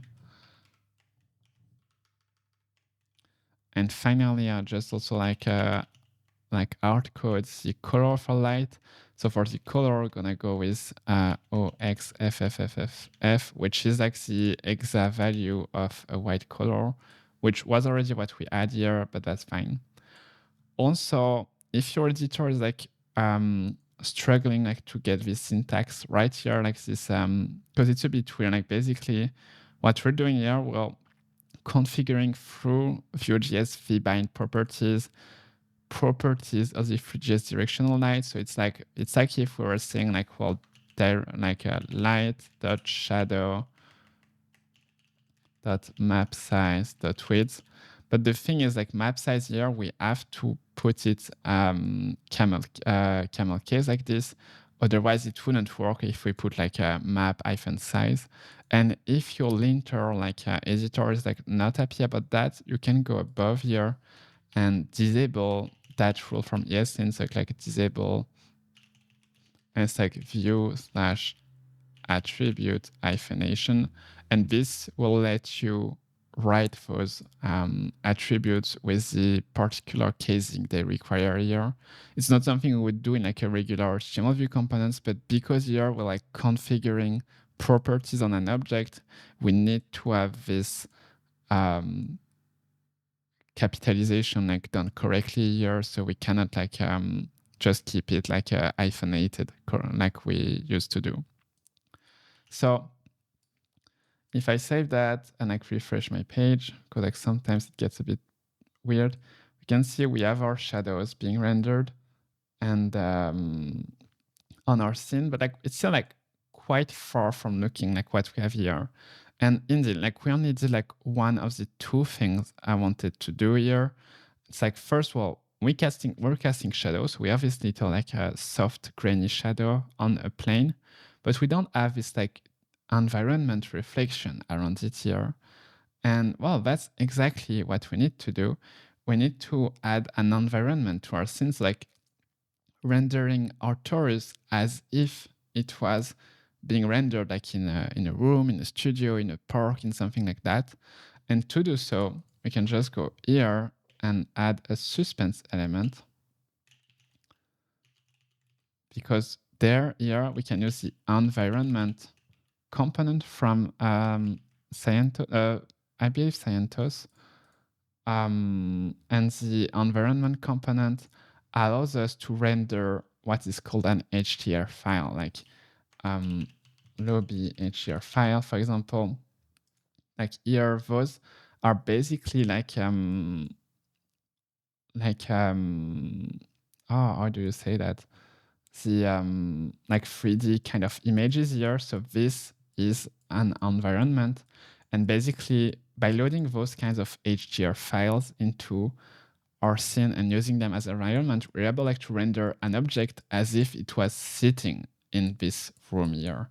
But there's like many kind of different rooms, and those are basically called HDR files. So if I go and load it here, well, we can see like, well, we can render something as if it was in this room. And in our case here, in the static public folder here, already provided with an environment under textures here, we have the lobby HDR environment, which is just like or some kind of like lobby where we can just see, and that plays well with the render we're going to do. We don't really see what's going on in the environment. This depends. Like if we have like a mirror, like a metallic surface, we would see what's in this environment. In that case, yeah, we're mainly interested about it for the light casting effect it has on it. So to do so, I'll add my environment here, and I will load a few things. So I will first like provide it with my HDR files. So this is under textures and lobby.hdr. You will have the same as it's part of your public folder. And then we just like scale the environment intensity to 0.5, because otherwise it would be like a bit too strong. But now, as you can see, well, we have something that looks way much like what we have on the final website here. It's rendering our torus geometry as part of an environment and casting like a really soft, like almost invisible shadows here that looks like what we're expecting. But you can see it was still like a bit off compared to the final render. And that's true. Like there's still like a few things we need to do and like work on the canvas here. We need to basically tell our scene like how we want to, like our canvas, like how we want to render things, how we want to render colors and stuff. And this is done for like setting up a few extra properties. First of all, I'm just gonna turn shadows to true here. This will just inform the canvas that we're also rendering shadows in our scene. So it was already working, but just inform it that it's true. And then we need to also configure the output color space. And we will use the sRGB color space like this, that we can import from Three.js. And we'll also import the ACS filmic tone mapping object from Three.js. That is basically a way like to how to map colors and texture also in our scene. So I'll go like this. So we'll provide it to the canvas with the tone mapping props, and then we'll just set the tone mapping exposure to 3. And if I set, I can see like now this is like much brighter, much lighter. And this is, well, we have like a small 3D here. Okay, cool. And so now we have like our shadows. It is like really soft. And we're like actually like having the now like this same kind of lighting and environment as the one that is expected on the final website. So, well, to recap a bit what we've done in this segment, we've gone through multiple things to render our scene in some environment and some like overall context that makes it look a bit more realistic. So what we have is a plane backend to receive the shadow recasting from our objects. We added the shadows in our scene, and then we added an environment HDR texture to actually like have our object being rendered in some kind of context, like if they were like in a studio or like in a lobby or wherever we want them to be rendered. And finally, we just configured our canvas a bit further to say which color space we want to use and which tone mapping algorithm we want to use to render our scene, so that we have a scene that looks a bit more convincing, a bit more realistic, for us now to load in what are going to be like more like realistic models in our scene. So, wow. With all of that, I guess we can just go inside our Git tab in our editor here and just save like add Stripe integration and 3D setup with a new commit. And now let's move on to actually loading our 3D canister and packaging into our scene. Getting back to our code, we can see inside the public folder and inside canister and packaging. Well, first of all, you have the Blender files, which are the like the raw like 3D model files that I use to create those on Blender, which is a 3D editing software. But in our case, for loading 3D models onto the web, what we need is canister.gltf and canister.binaries here that we somehow need to load into our scene and to use to actually render those. So to do so, well, with Three.js, with Tres.js, we have a really cool abstraction that is like the GLTF model abstraction. And to it, we can just provide it with a path to our model and call like this, for example, canister GLTF. So if I were to save that, you might be wondering, well, actually like the canister is there, just like really tiny. So let's make it bigger by just like bringing it higher with like scale and like scale it like, for example, like 10 times. And now we can see we have our canister being displayed here. And as you can see here, we can see like some of those like environment now being like reflecting on it like as we move around it. So let's just like get back to our default scene view, and you can see like now it's really tiny. Actually, like we'll scale it a lot more. But one of the requirements of our website also is the ability to actually be able like to change the texture on those components. So as you can see here, like I'm like on 400, and if I go above, I'm going to 200, and here if I go like to 100, you can see like the texture changed between the two, like 200, 100. And so in order to change this texture, we need something a bit more advanced than this, just this GLTF model. What we need is like our own model abstraction component. And this is a bit advanced to do.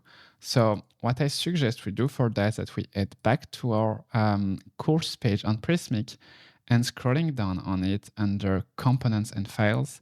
Here we have this tModel.view component that we can just copy, and I will create a tModel.view file inside my components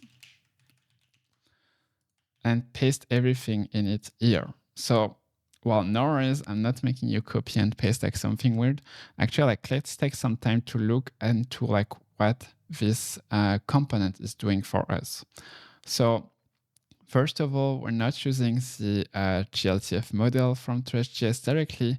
Instead, we're using this use GLTF composable from Tres.js that is doing pretty much the same thing. It's like receiving like a model path here. So for like a model props that this component will receive, and then tells it to load it using the Draco option. So Draco is like a compressor option for the loading Draco. It's a compression algorithm for loading models onto the web.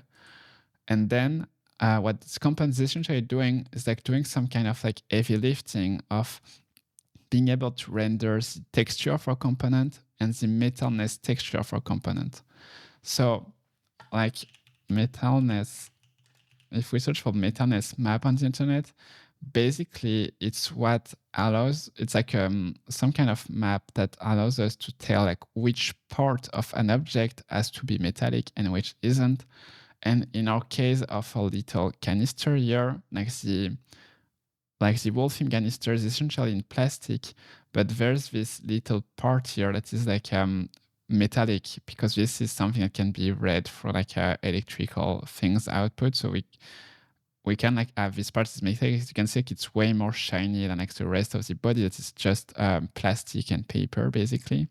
So if we look into our public folder here under texture, for each of our texture, we have like the texture for like a film roll. So this is just the colors for it. And then we have a metallic map that tells, well, everything in dark is not metallic and everything is white is fully metallic. And we have that for every kind of product we have. So each time like the pattern changes a bit depending on the information it's saying. And so that's why here we're doing like actually two texture map, one for the color and one for the metalness of the object.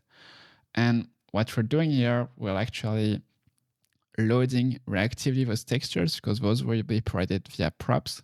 So we'll be using the use texture composable from CentOS to load those textures onto our scene.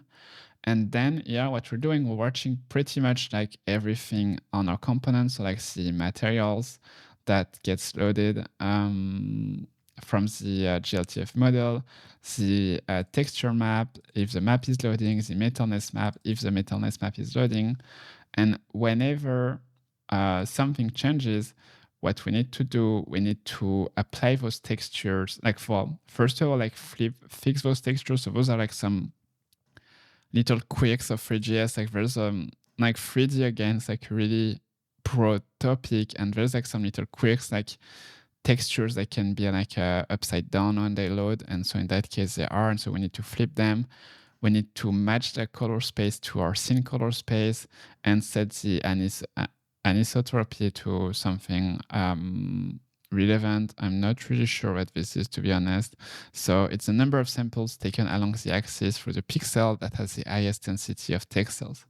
So, well, long story short, like this is the values I came up with to have the texture look right on the models we're loading. And once we've done all of that, we're applying the textures to our material. And well, we could have wrote all this code, but I think it's like there's not a lot of interesting things to bring up here. And actually, that's the kind of abstraction I know the Tres.js team want to abstract from you, so that like we don't have to worry with those really technical 3D details here.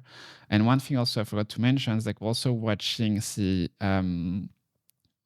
model we're loading to actually like make it cast shadows here, because we need to traverse each object in the model scene and have it cast a shadow. And that's what we're doing. And finally, once we have all of that, we're rendering our scene on our object scene on a primitive with its material and scaling it times 100, because as we saw, everything was really tiny by default. And finally, we just bind the attributes so that we can like control it from the outside of these components. So now that we have this T-model component, let's actually create 2 additional components. So we'll have new component that will be called T-film canister. So this will be the canister we're loading. So we'll just clean that up a bit. And basically what we're gonna do here, just gonna define props. So we will define the model. So that's the model we want to load. Is it like Farbe 100, 200, 400, 800? So it will be a string. That's the only prop we're gonna need. And here in the rendering, we're gonna use our T model to render the appropriate model. We're gonna also bind the attribute to expose them to the component using this child component. And then we're gonna have the model. So the model will always be the same, to always be the canister.gltf. And then we need to provide the map and the metalness map. So we will turn it into computed like v-binded properties like this. And I finite that one. And so what we need to do here is to provide it as a template string. And so the textures are under the textures folder in our public folder. So we're gonna go /textures / the model -color -min.jpg. So that's to load the color texture with the models at 100, 200, 400, 800. And we'll do the same for the metalness map. So it will gonna be /texture / the model as a template string, then metallic min.jpg. And what we're doing like this, basically like if we were to add another model, we can just add 2 other files here for the appropriate textures, and then we can have it being rendered like this quite easily. So I can save that. And now that we have this one, what we can do, we can first bring it to life into our scene.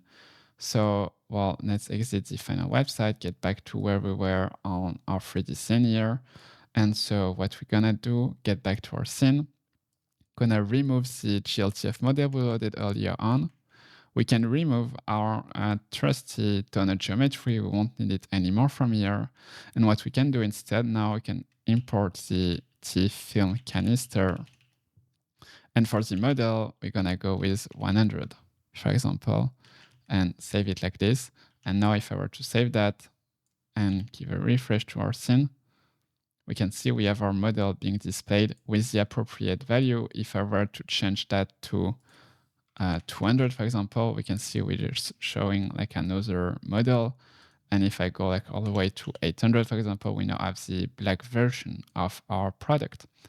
So, well, we have the film canister. Let's now work into moving it into a place that is like a bit more in line with what we have here. So what we can do to do so is wrap it into trace group. So trace group are bits like are similar, comparable to the HTML div element, in the sense that like they are like just a wrapper that we can use to like slap a new coordinate on them.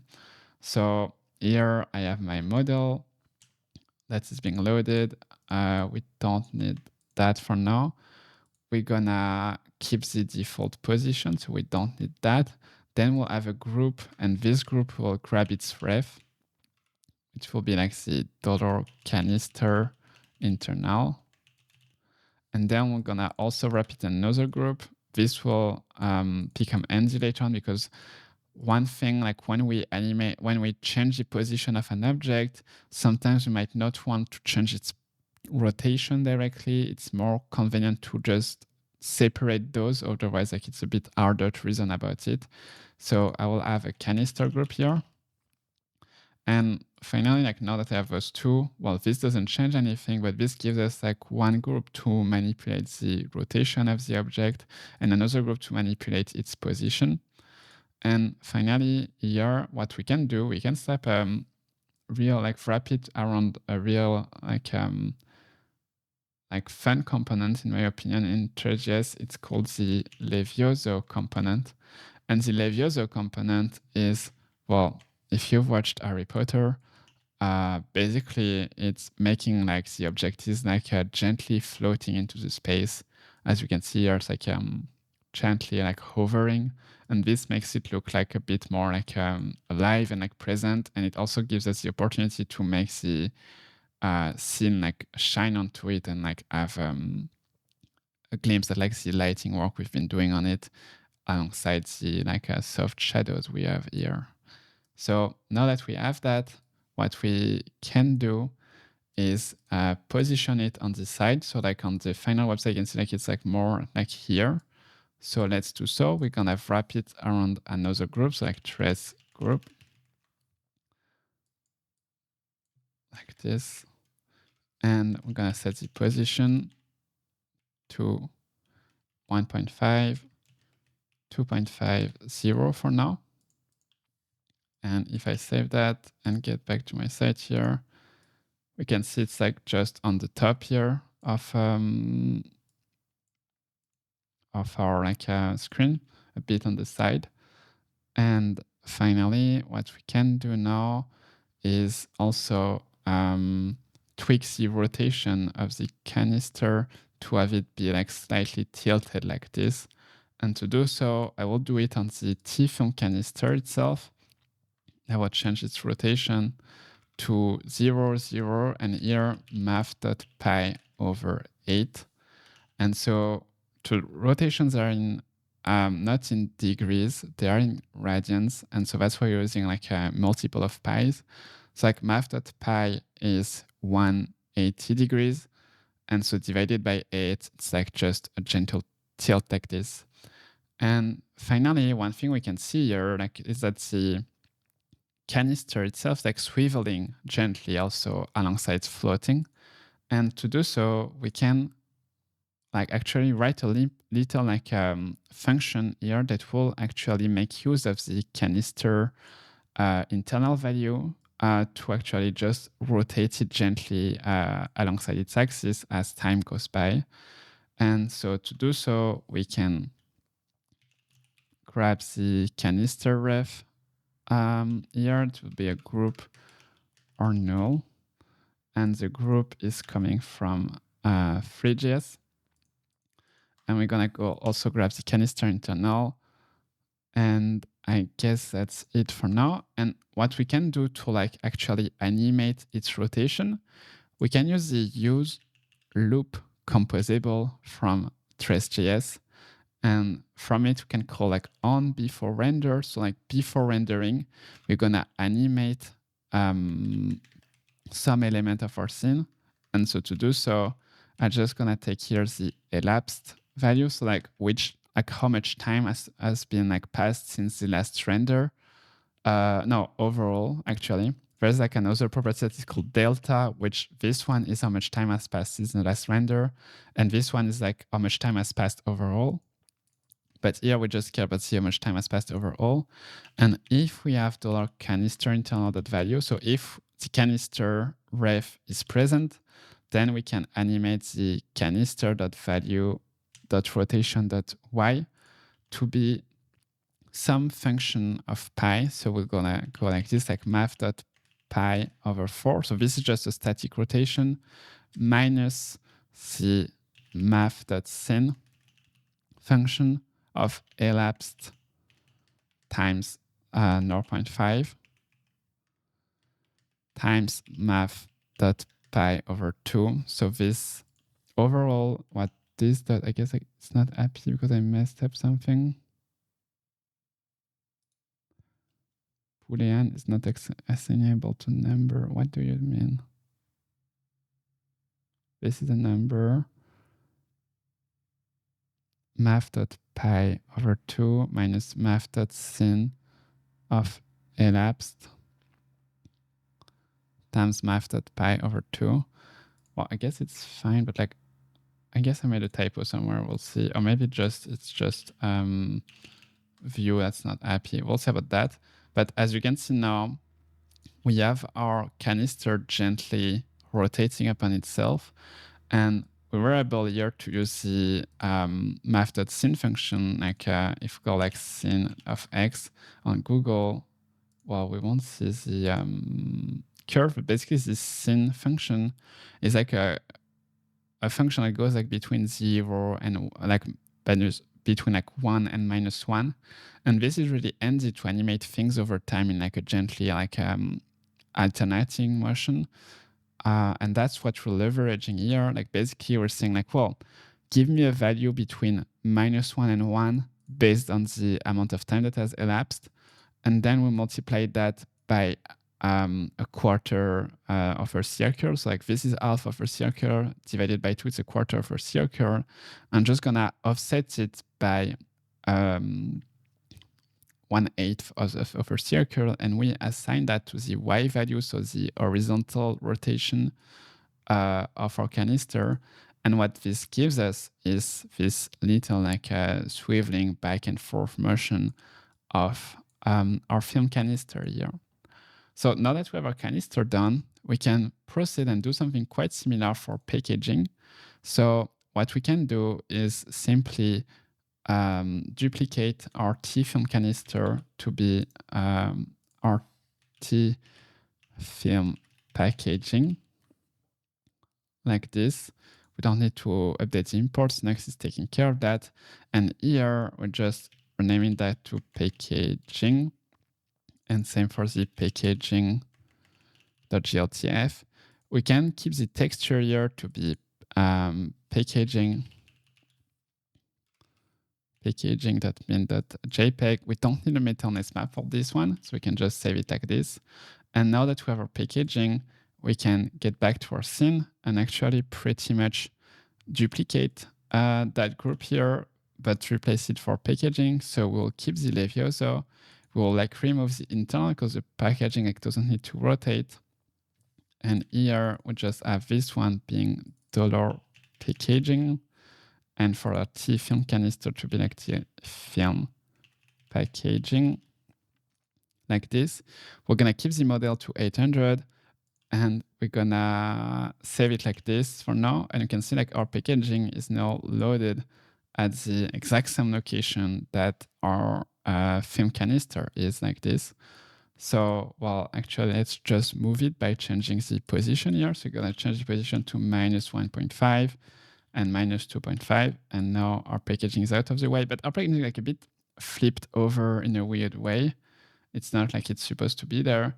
So let's actually change the rotation here, which are not good. So we're gonna rotate it by a quarter of a turn on the x-axis, and then you're gonna rotate it by a sixth of a turn on the z-axis like this.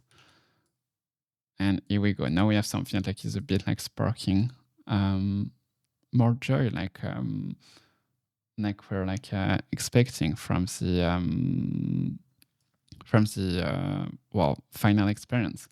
And by the way, like I'm giving like a lot of magic numbers here that are the numbers that are looking no, what I think like I found like to be looking right. And basically this is where like a lot of the time is invested when creating those kind of websites. Like it's not actually doing the like implementing the thing. It's like feeding the user number, like trying like math.pi/2, for example, and stuff like that. A lot of time until you figure the numbers that are looking good and right for what you're trying to build. So, well, here we have our packaging. We can see we can like have the same like texture on them. Let's actually just abstract the model so that we can like have some kind of control over both of them so they can be in sync. I'm gonna go const active model equal ref string, and it will be by default 800. And so now we're gonna just refactor that to be active model and that to be active model like this. And this way, like if I save that, if I were to change that to be, for example, like 400, we can see both the models changed to their 400 equivalent like this. And if I change it like to 200, you can see now we see the 200 variant of them. So this is what we're gonna use later on to animate and like change the models on the flies. So for now, let's just get back to the 800 version, and we'll also just grab the ref of the packaging like this for later use. And well, the next thing I'm gonna do now is like actually get to work a bit on where we actually position those things next to our website, because right now they're just like centered of the experience. We're still like using this gimbal like orbit control to like have a look at our 3D elements, but we need them to be positioned on the side on desktop and to be positioned in a really different way when we hit mobile to not get in front of the user. So let's see how we can do responsive in a 3D environment with Tres.js and Vue.js now. So for responsive with Three.js, essentially what we need to do, we need to tell our scene, so like this canister and this packaging, to be on the left side of the screen once we are on desktop, and to get to the center each side of the screen when we are on mobile. So to do so, what we essentially need to do, we can go back to our scene here in our editor, and we need to basically have some kind of options object that will get computed based on how large our screen is. And to do so, we can just import the use window size helper composable from Vue.js core that we used earlier on to control the local storage state of our cart. And from here, we can grab the width of our screen and rely on this width to decide what options we want to return. So we're gonna say if the width of our screen is over or equal to 1280 pixel, which is our Excel breakpoint we've been using to do responsive so far, then we will return some values, and else we'll return some mobile values here. But now the tricky part is like what value we need to provide. Like for example, here I will wrap all of those into a Tres group. So like wrap the two, the packaging and the canister into a group. And well, I can do like, for example, like position, and can go like options.position, for example. And here I could return position. So X, we're gonna do like position like -4, for example, 0, 0. And for mobile, I will return 0, 0. And if I save that here, you can see like, well, we're actually on the side, but the issue we have is that those values like 4 here, it's just an abstract value that doesn't mean anything to us in terms of like where we are positioned regarding the screen. And that's where we actually need to build like some kind of abstraction that we will call some kind of absolute group. We need some kind of group that allows us to position our elements according to the screen position. And well, there's two things to know. Like we don't know exactly like what value is the edge of our screen here, what value is the edge of our screen here. However, one thing we can know, and that doesn't change, like as we can see here, as I resize my window, you can see it's getting pretty much staying at the same position, but it's not like leaving a lot of white space on the side. So one thing that doesn't change, like the X, height values, like if I were to put it like on the 8, for example, so like towards the edge of our screen here, you can see like as I resize my screen, like it stays on the edge of my screen, like it doesn't change. So like the top and bottom values, those ones are pretty stable, but the left and right values, those ones changes a lot depending on the size of our screen. So we need to figure out a way to compute that according to the size of our screen. And to do so, we're gonna build a little abstraction that we'll call the T-absolute group that will allow us to position absolutely elements on our scene inside accordingly to the viewport of our browser window. So I'm creating the T-absolute group here. And basically what this thing will do, it will render a trace group with like a position attribute that will be determined on the fly based on the width of our screen, and it will render as a slot whatever is inside it. So then we need to define our props. So we're gonna go const props equal define props. And in our case, like we basically need that component to behave a bit like the position absolute and top left, bottom right CSS attributes.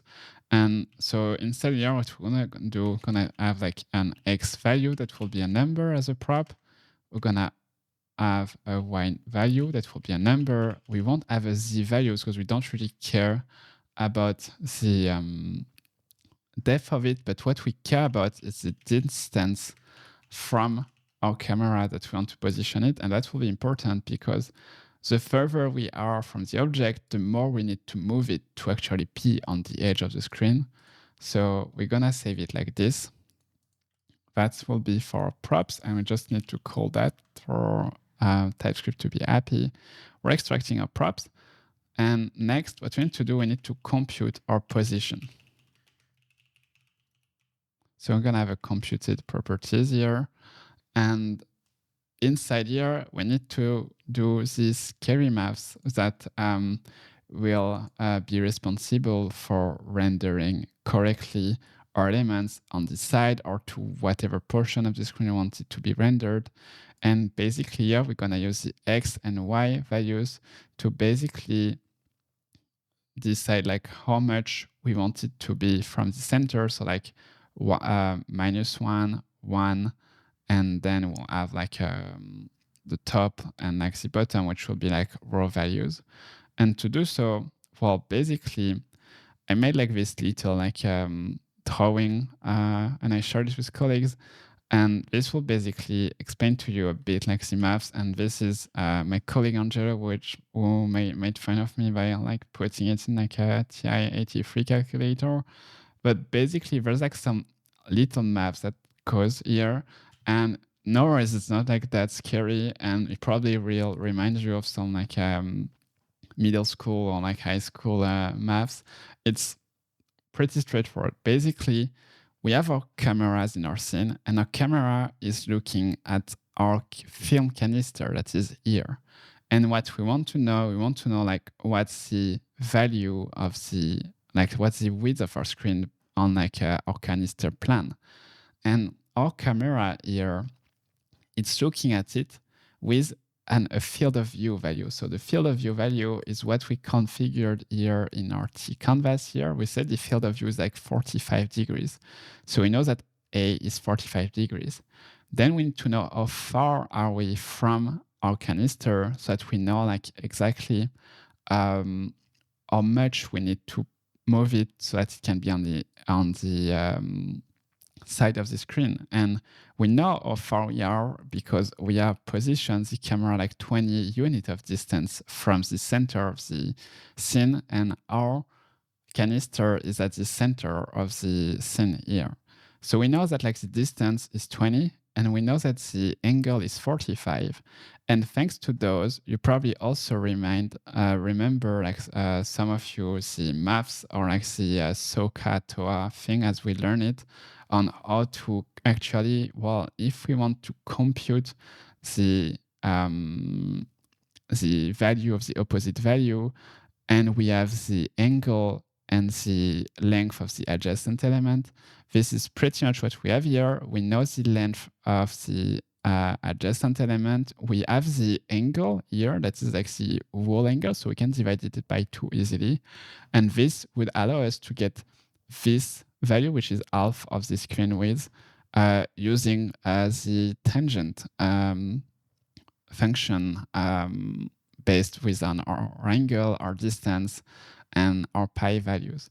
So maybe this doesn't make sense to you. If you want to skip ahead and don't code this component, you can totally do so, and I would understand, it's fine. This component is available here inside the Prismic course resources. We have the T-absolute group component, and what we're gonna do now is code this logic here. So, well, let's get inside our code now, and let's replicate this logic inside our T-absolute group here. So first of all, we need to grab our camera FOV. So we're gonna const FOV equal camera, camera. So we first need to get a camera. So we're gonna grab our camera from Three.js. We're gonna const camera and sizes equal use Tres context. This is a composable provided by Tres. And then we're gonna do const camera.activeCamera.value instance. Also gonna check if the value here, which can be like any kind of camera, is an instance of a perspective camera. And so we're gonna import perspective camera from Three.js. Then if it's a perspective camera, we can grab the camera.FOV. Otherwise, just default to like a 45 default FOV. Then what we need to compute here is like the actual height of the screen. And so to do so, we're gonna do the little like math formula we were seeing here on the TI-83. And so basically we need to compute like this value, and we need twice of this value to know like the full height of the screen. And so to do so, we're gonna go const height equal 2 times, actually it's pretty much that. So it's math.tan times the math.tan of the field of view of our camera that we need to actually divide by 2. So it will be like FOV times math.pi over 180 over 2. And the reason for like math.pi over 180, basically here we need like the degree values of the FOV, and math.pi is like half of a circle. So we're dividing it by 180 to get like a segment, like 1 degree of the circle. And then we're dividing everything by 2 because our FOV is representing the whole angle, but we only need half of it to calculate this part of the rectangle. And then we multiply that by the props.distance. Then we're gonna compute the width. So the width, it's equal to the 8 times the sizes dot aspect ratio of the value. So basically, we have our scene that is rendered on a canvas, which is some kind of rectangle, and we know the height of the canvas, and we can derivate the width from the 8 by multiplying the 8 times the aspect ratio of the canvas. And from here, I can do const x equal props.x or nor.5. So this will be like the center of the screen. And then I'm gonna go const y, props.y or nor.5. And this will basically give us, actually, I lied a bit, like This will be like 0, 0. This will be 0, 5, 0, 5, and this will be 1, 1. So it's actually like giving us like percentages value. Like if we are at 100%, 100% will be there. If we're at 0%, 0% will be there. And by default, we want it to be at the center of the screen. So that will be 0.5 for 50%. And here, what we need to do now is compute the position, which will be the width of our screen times the X percentage value minus the width over 2. And then same for the 8 and same for the props distance. And this is because like our elements are already at the center, so we need to offset them by the half width and the half 8, so that we start at 0, 0 at the corner of the screen, and then we move towards towards the center of the screen, and then towards the bottom right of the screen. Now TypeScript is not happy because we're returning like an array of numbers, and here we need like a tuple, so like 3 numbers. So we can just type that here as like a number, and now like TypeScript is happy because it knows that we're returning actually like a tuple of coordinate that will make Three.js happy. And wow, without much, congrats if you made it alongside with me. We coded the absolute group. It's perfectly fine if you didn't want to follow along. If you have bugs with it, also feel free to just copy the absolute group from the course resources here. And now that we have our absolute group ready, we can go and use it as part of our scene here. So let's update our scene to make use of this absolute group. So we replace this trace group here as the absolute group. And what we're gonna do here, we're just not gonna provide it position anymore, we're gonna provide it the distance, which will be 20, because we know the distance to the from the object to the camera is 20 units. And then we're gonna provide it with an X value, because we only care about the X value, not the Y value. So I'm gonna go const X equal options.x. And now what we can do in the options here, we can update or return actually an X value. We call like O.3, so it will be like 33%, and here it's gonna be O.5 for the center of the screen. And if I were to save that now and get back to my scene here, you can see whatever I resize my screen, this stays at like 33% of the screen. And if I go on mobile, then it snaps to the center of the screen. Great. Now we need to just also update our canister and packaging position based on the responsive. So here we had the values are coded, so we can just grab this one and have it set to canister position equal, actually it's like minus 1.5. No, sorry, canister position. So canister position is this. Then we have packaging position, it's this. And here we can like update it to like option.canister position, here option.packaging position. And here again, like it's complaining because like we're returning an array of numbers, so we can just do as const to say, well, no worries, we're returning actually a tuple of it will be only 3 numbers.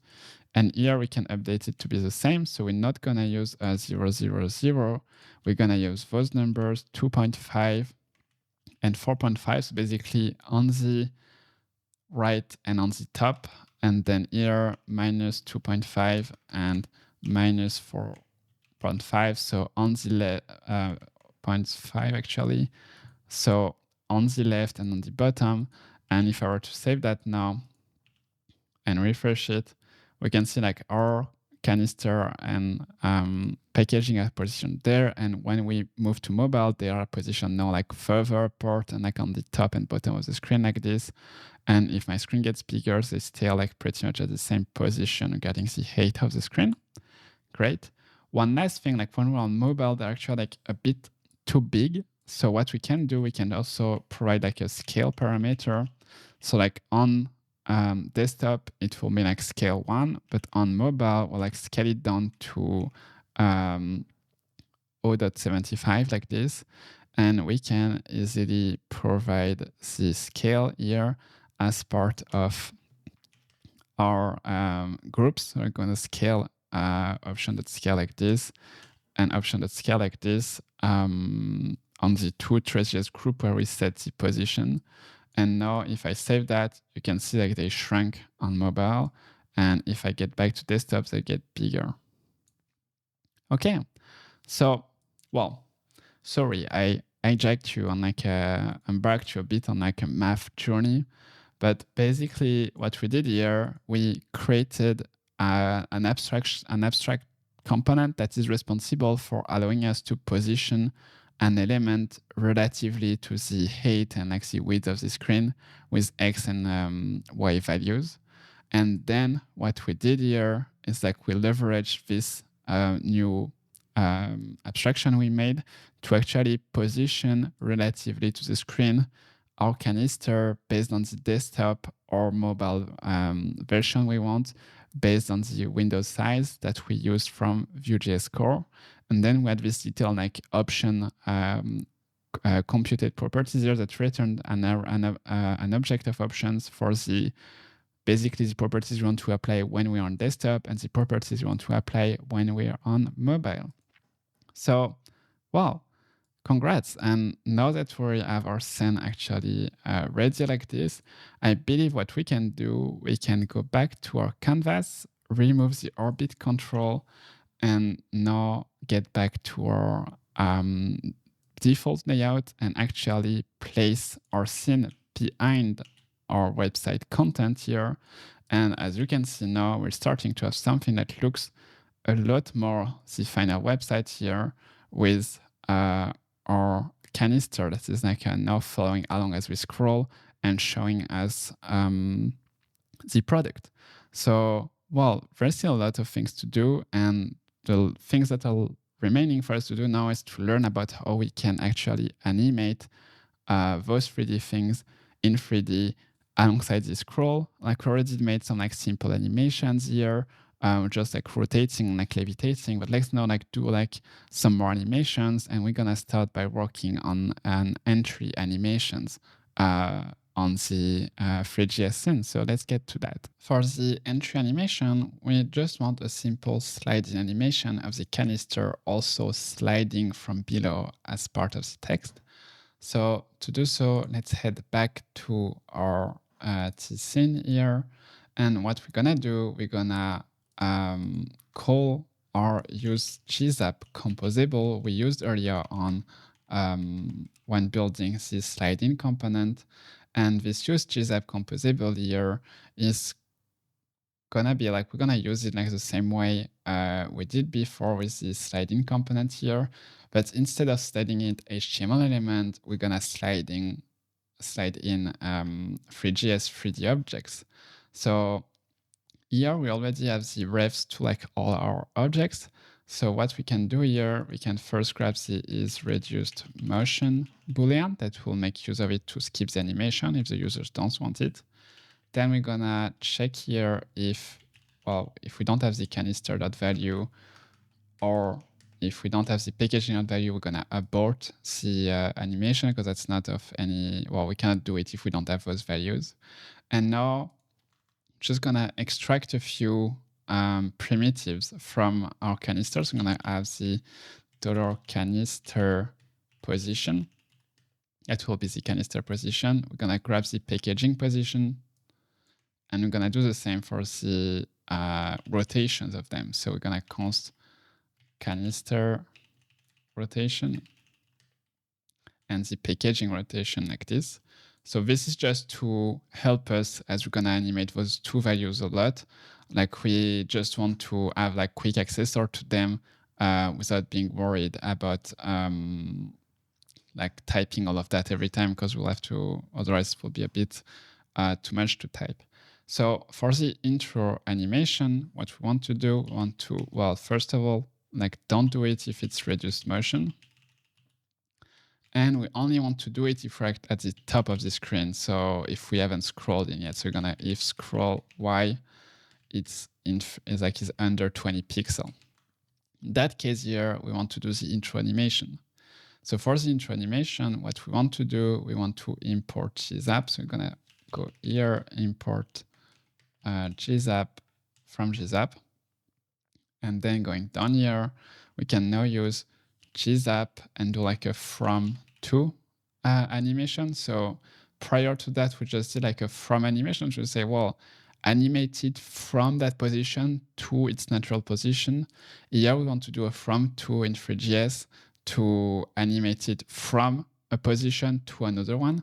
And so what we're gonna do here, from to, we're gonna animate the canister position and the packaging position.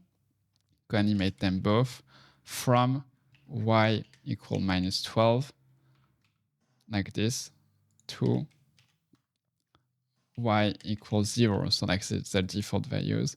And so we're gonna set the same delays that we set on the slide in here. So delay and duration gonna be like 1 second. So we can just copy them.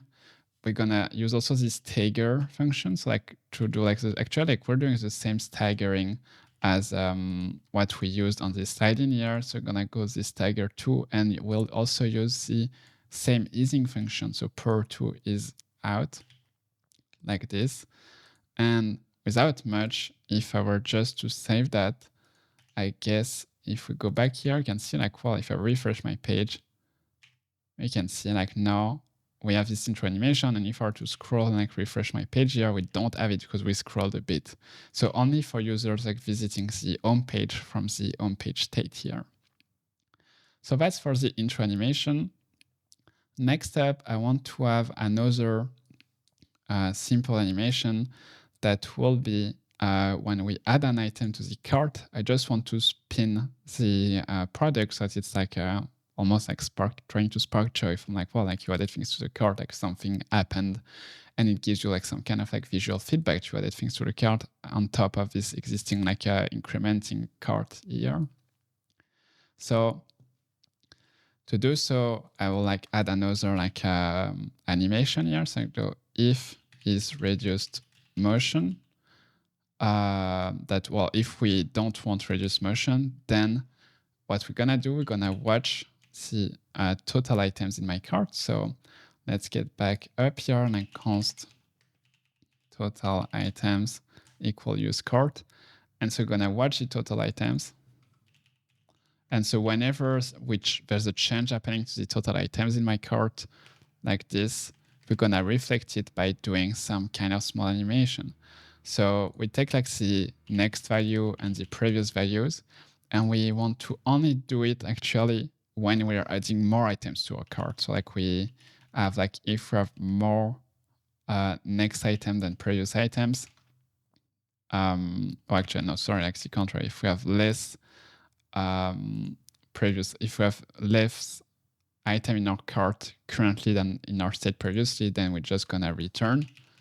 If we have more, then we're gonna spin our canister and packaging. So I'm gonna GSAP that too. I'm gonna say like, well, actually pretty much that. So canister.rotation, well, canister rotation, packaging rotation, and I'm gonna animate it to actually not math.py here, because otherwise it will only do it once. Actually, we can, well, keep it like this for the sake of trying.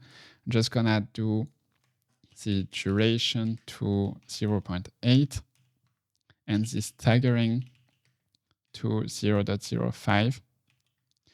And the power, so like the easing function, this time I'm gonna use ease in out to have like something like starts smoothly, goes quickly, and smooth out. And so if we keep it like this, what you'll see, it will do it once and actually like not a lot, and then it won't do it again. So what we need to do here, gonna need to actually like, well, every time we're gonna add more to y, and to do so we can use this string notation, which is that will be plus equal, and then we're gonna use like template string to do like math.py times 2. So like math.py is like half a circle, math.py times 2 is like a full circle. So like every time we're gonna augment the items in the cart, we're gonna augment the rotation by a full rotation. And now if I were to do that rotation, you can see like it's doing a full rotation like this. And well, that's pretty much what we were looking for. So that's for our animation. One last thing, like we might not see here, is like if I go to our thanks page, and if I go back to my home page, well, then it's looking fine. But one thing we need to make sure it's fine is that when we change pages, we need to make sure to tell GSAP to actually recompute its animations, because it might get out of sync, might not notice that we change pages because GSAP is not connected to Vue.js and to Vue Router. So one small thing we need to do here that will save us some headache while debugging animations later on is to actually grab our roots from use root and provide it as a watch, as watch sources from our use GSAP component. This way, we'll show whenever we change roots, we recalculate the evil animation, we run the evil animation, and actually, run the intro animation when we go back from the thank you page to the home page here, we rerun the animation. And so we can do so by watching the root paths here. And well, so those are for the simple animation. So we made an intro animation and we made a cart adding animation that spins our package. Now what we need to do is to work on the scroll animations. As we scroll, we want to animate our packaging to do certain things, to change position, to change textures. So, well, this will be our last segment working with Three.js. So let's get to it. But before animating our elements alongside the scroll, I want us to just spend some time to add more content into Prismic, because this will help us visualize better the different quirks of animating. As right now we don't have much elements to see, for example, the transition between the different textures and everything. So in this segment, I'm just gonna go and update the content of the home page so that it looks more like the final website. You can do that alongside of me. You can come up with your own content and everything. Basically, what I will do, I will create the free remaining product here for Farbe, and then I will also update the home page. So you can copy and paste a lot from the final website, from Figma, or just come up with your own content. So, well, let's get to that. And well, we'll see. So, well, let's create a new product. So I'll go this time, it will be the Farbe 200. So I will name this one 200, call it Farbe 200. I need to go to Stripe to actually grab the ID for it. So go to the dashboard. Then if you have multiple Stripe accounts, make sure you're on the right one. So Farbe Core Sandbox for me. Then my product catalog, I'll grab the ID for 200 here. Paste it here. Farbe 200. Then I will grab some description and paste in some specs for it. I can delete this column, save it, publish it. And then I will do the two remaining products. So Farbe 400. So 400 can grab the product from Stripe. So I think I can, no, I cannot grab the ID from here. So grab it from there.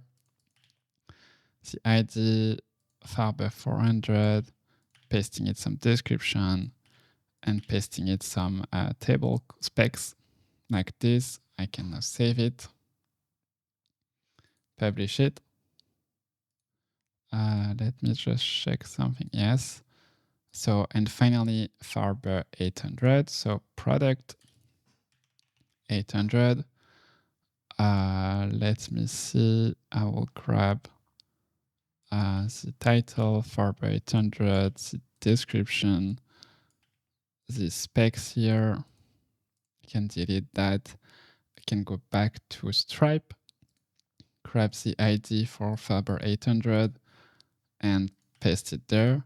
So now we have all of our 4 products. I can publish it. Now we'll head to the home page here. So we already added like the introduction here. We have the shop 800, Discord Farbe. We had this little like a shot from the Farbe community. We had like 2 picture sections, Farbe 100. After Farbe 100, I want to add a new slice that is another product slice that will be this time Farbe 200. Then I want to add other picture slice. So I go picture and I will start with just a default picture slice. I will add some caption for them. Like this, I will select the image. So for the image, you can once again import them from the public Prismic folder you have on your project and upload them to Prismic like this. So in my case, I want the tree one first. Then I will have the lake one. And then I will have another picture slice. Same the default one with another like mountain pictures by Eric Lee. By the way, all the pictures I'm using on this tutorial are from Unsplash, and the credits are like real credits to the photographer that took them. So feel free to go check their work out or like to explore other pictures or use your own. That's totally up to you. I just curated them in a way that like tries to look good on the Farbe website. So let's add more picture size actually. So we're gonna still have a default one. And so this time we're gonna upload the street photographies from Bradley Andrew. So upload those 3 ones. Here we go. We're gonna start by the one with the kid on the lamp thing here. Gonna add the description like this, and then the second one will be like the person crossing the street. Then finally we add another picture size. This one will use the top variation, and so we'll use the basketball playing scene and then the chess playing scene with like 2 captions for them. Then finally, we're moving on to another product size. This time it will be for Farbe 400, which I'm surprised we don't see the 800. I might have mispublished it. So Farbe 400 here. Then we add another 2 picture slice. So first like a top version of it. We'll upload our last pictures from the assets. So those are the night photography picture here. And we're gonna start with the restaurant picture here. And then the close-up on the restaurant, like stall pizza thing here. We're gonna add some caption quickly, like this. And then add another picture slice. This time it will be the bottom variation. We're gonna have the stair one and the subway one with, again, some caption. Like this. And the last thing we need to add is another product slice, but I think we forgot, or maybe I went a bit too fast on the last one. So, well, here we go. We have Farbe 800. I can save it, publish. And now if I go back to my website and give it a refresh, we now have like pretty much like all the content we were looking to have on our website. Let me just restart the next server. Here we go, and just let's see if we indeed have everything. Yes, here we go. So we have like Farbe 800, we have this we already had, 100, 200. And actually now I think we can also like add more things to the cart, like this. The cart is working. Actually here, like let's just fix a bit this style. Like I think it can look better. So what we can do quickly, just head to your cart slice And here, like I noticed like the margin top 16 wasn't applied. So let's just make it important. That's because we're using our rich text utility component. And because here we're not really rendering a textual list, we're more rendering like a list of components. So let's use like important here. And let's also have like no margin top for the list items, that they look a bit like more like grouped together like this. And now like if we delete them, it's working. If I add them, we're spinning. And here, well, we good. If I go to 400, we go to 400. I can add them, go to cart. We have them. If we have multiple, we can see it's added. And that's looking all right. So we now have like all the content we need on our website to also like have a different cases to animate scrolls and do different things. So let's now move to actually animating our Three.js scene alongside the scroll. To animate our scene alongside the scroll, essentially we need each of the sections we developed on our site. Like you can see here, like the text section, the text section, then we have like image section, the product section, and everything. We need each of those sections to basically tell our scene, well, like when you get to me, do that kind of animations. And we can see like there are multiples on the final website. Like when we get to picture section, like we actually like animate top the packaging and the canister like this. And when we get back to product sizes, we animate things down like this, and so on and so on. So how it was done here, and I think it's a nice compromise to do it this way, is that actually like each section has some like data attributes, like data send position center, the model we want to have on this section, and should the scene also like scene like rotate as we came to it. Like you can see here, like as I scroll, like the scene is like rotating, which is not the case when we're above here. Like the scene is like not rotating, just staying in place. So, well, like let's actually like add those detail helpers here to each of our sites. So we'll like decorate them with those helpers, and yeah, like do so in our code. So to do so, we're gonna get back inside our app directory, and under utils, I will create a new utility that will be like get scene attributes.ts. And basically this will be like just a simple function we can call in our view templates that will return some attributes. So get scene attributes return type like this. And so we will like return a data scene position object that will be optional and either top or center. Then we'll do like a data scene, like a model that will be a string. Then we'll do finally data scene rotate that will be an optional Boolean.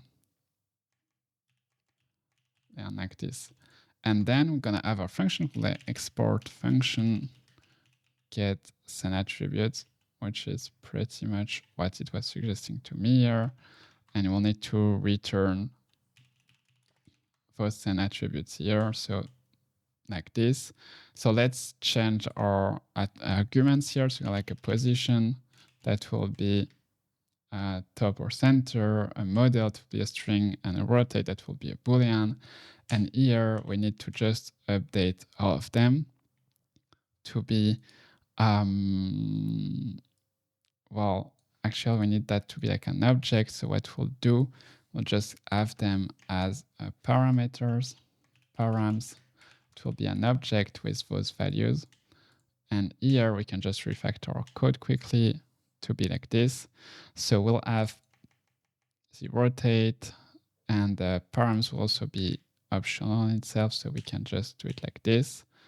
And so basically we just need like to provide with this helpers the ability to decorate each of our slices with scene attributes. So either the position, the model, the rotate, none of them, or some of them. And well, now we have this little helper ready. We can actually make use of them inside our components. So let's first go to components here. We'll first update our footer to make use of it. So to do so here, just refactor our footer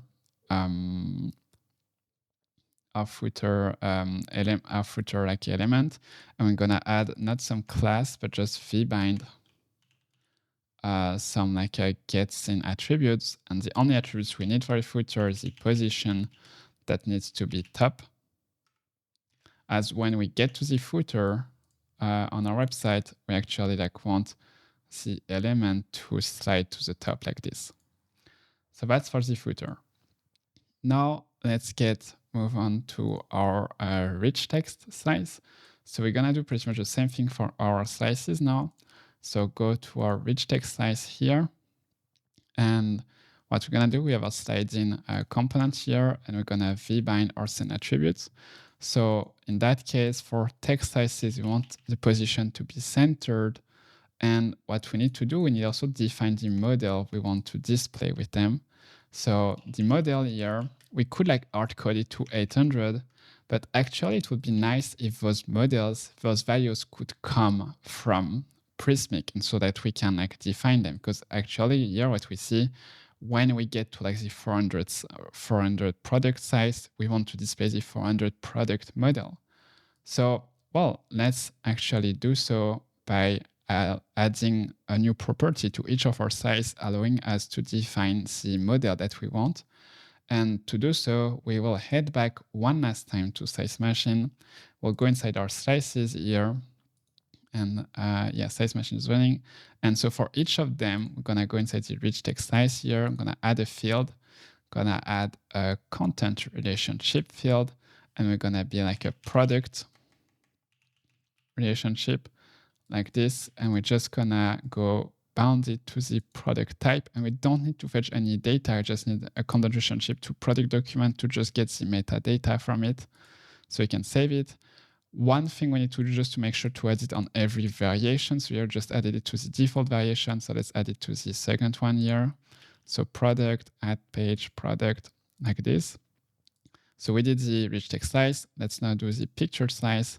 So all three variation, we go to content relationship, add product, product, like this. For the second one, here, content relationship, product, product, like this.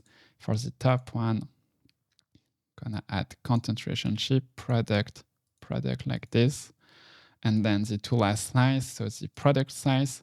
Here we already have the product available, and the cart slice, we just need to add also the product content relationship to it, like this, product, product, done. Once we've done that, we can review our changes, log into Prismic if we were logged out. And then this will show me my changes here, hopefully. Maybe just give a refresh to size machine. Here we go. So we have our changes. So we can just push them to Prismic. And what this allows us to do now, if we go back to the page builder here, we can see that now each of our slices have a product field. So we can now just use it to reference the product. So on the first slice, we want 800. On the second slice, we want 800.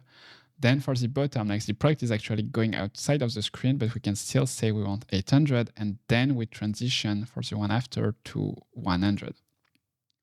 Then we have the 100 slice, the 200 slice. Then we keep going on here for the 200 for the pictures, for the 200, so 200, 200. Then we have the other pictures here that will transition to 400, so we can have them be 400 already. Then we have 400, and then as 400 goes out of the screen, we can keep 400, but transition still fairly to 800. We have 800, and for the cart, we can either keep it empty like this, and it will just keep the previous product. So let's actually do this, and like this. And this way, basically, when essentially what we're doing, we'll like keeping a thread of like what product we want to display as we scroll for websites. We go like 800, 800, 800, 100, 200, 400, and so on and so on. So now that our data is available on Prismic, we can actually reference it instead of hard coding it inside our getScene attribute called here, and gonna go like this, gonna call $prismic.isField.content relationship, and we're gonna call a relationship like this, and we're gonna call slice.primary.product, and if it's filled, then we're gonna return slice.primary.product.uid, otherwise just gonna return undefined like this. And so if I save that now and get back to my site, we can now see our first rich text slice. If I probably just refresh the page, here we go. We have the rich text slice here that is now decorated. It's like send 800, and data send position center. So let's do the same now for picture sizes. So I can just copy this little like a vbind definition here, move to the picture slice, and this time I will do it on the section here at the top,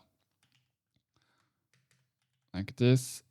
So like that. And so for the picture section, once we get to them, we want the canister and the packaging to fly up outside of the screen. So we're gonna go position top, and we can keep this little like content relationship grabber here, where we grab the UID to define the model of our product. This will be the same. So we can save it. Next, we're gonna move on to our product slice here. So same deal, we're just gonna go here and advance to providing the vbind attributes like this. So probably just need to move the vif at the top because this one has is more priority. And so when we get to a product size, we still want the position center. We'll still here, well, we can simplify that because we know we have the product above because we did already this computed logic here. So we can just do like product.uid. And actually, when we get to a product size, we want to rotate things. So we can do rotate true to like add a rotation to our canister and packaging as we scroll through. And finally, we need to update our cart size here. And so the cart size, we need to update the sliding part here to add the vbind attribute. So we want still the position to be centered, and we're still grabbing the model from the product content relationship if it does exist, and we can save that. So with all of that work done, well, we haven't done like any more animation so far on our website, but what we now have available in our HTML are all the information we need to leverage in our scene to know, well, like, yeah, we start with 800 as a scene, then we transition to 100, 200, 400, and back to 800. We say, well, we want you to be at the center, then at the top, then the center, the top, and so on. And so let's see how we can leverage those data in our Three.js scene to actually have some animations. So let's just get back to this like desktop viewport here. So I will go back to my scene, which is inside my components here. I will close everything else and we'll get to work again inside our use GSAP call here. So what we'll have here, we'll have like a new function that we'll call animate scroll. And inside this function, we'll have all the GSAP logic responsible for animating our scroll. And we want that logic to run after the introduction where we slide in our canister. And to do so, well, we can do that fairly easily by just providing an onComplete handler to our introduction scene here. So I can go like onComplete, you animate the scroll. But remember, we skip the reduce motion thing when we skip the introduction scene when we were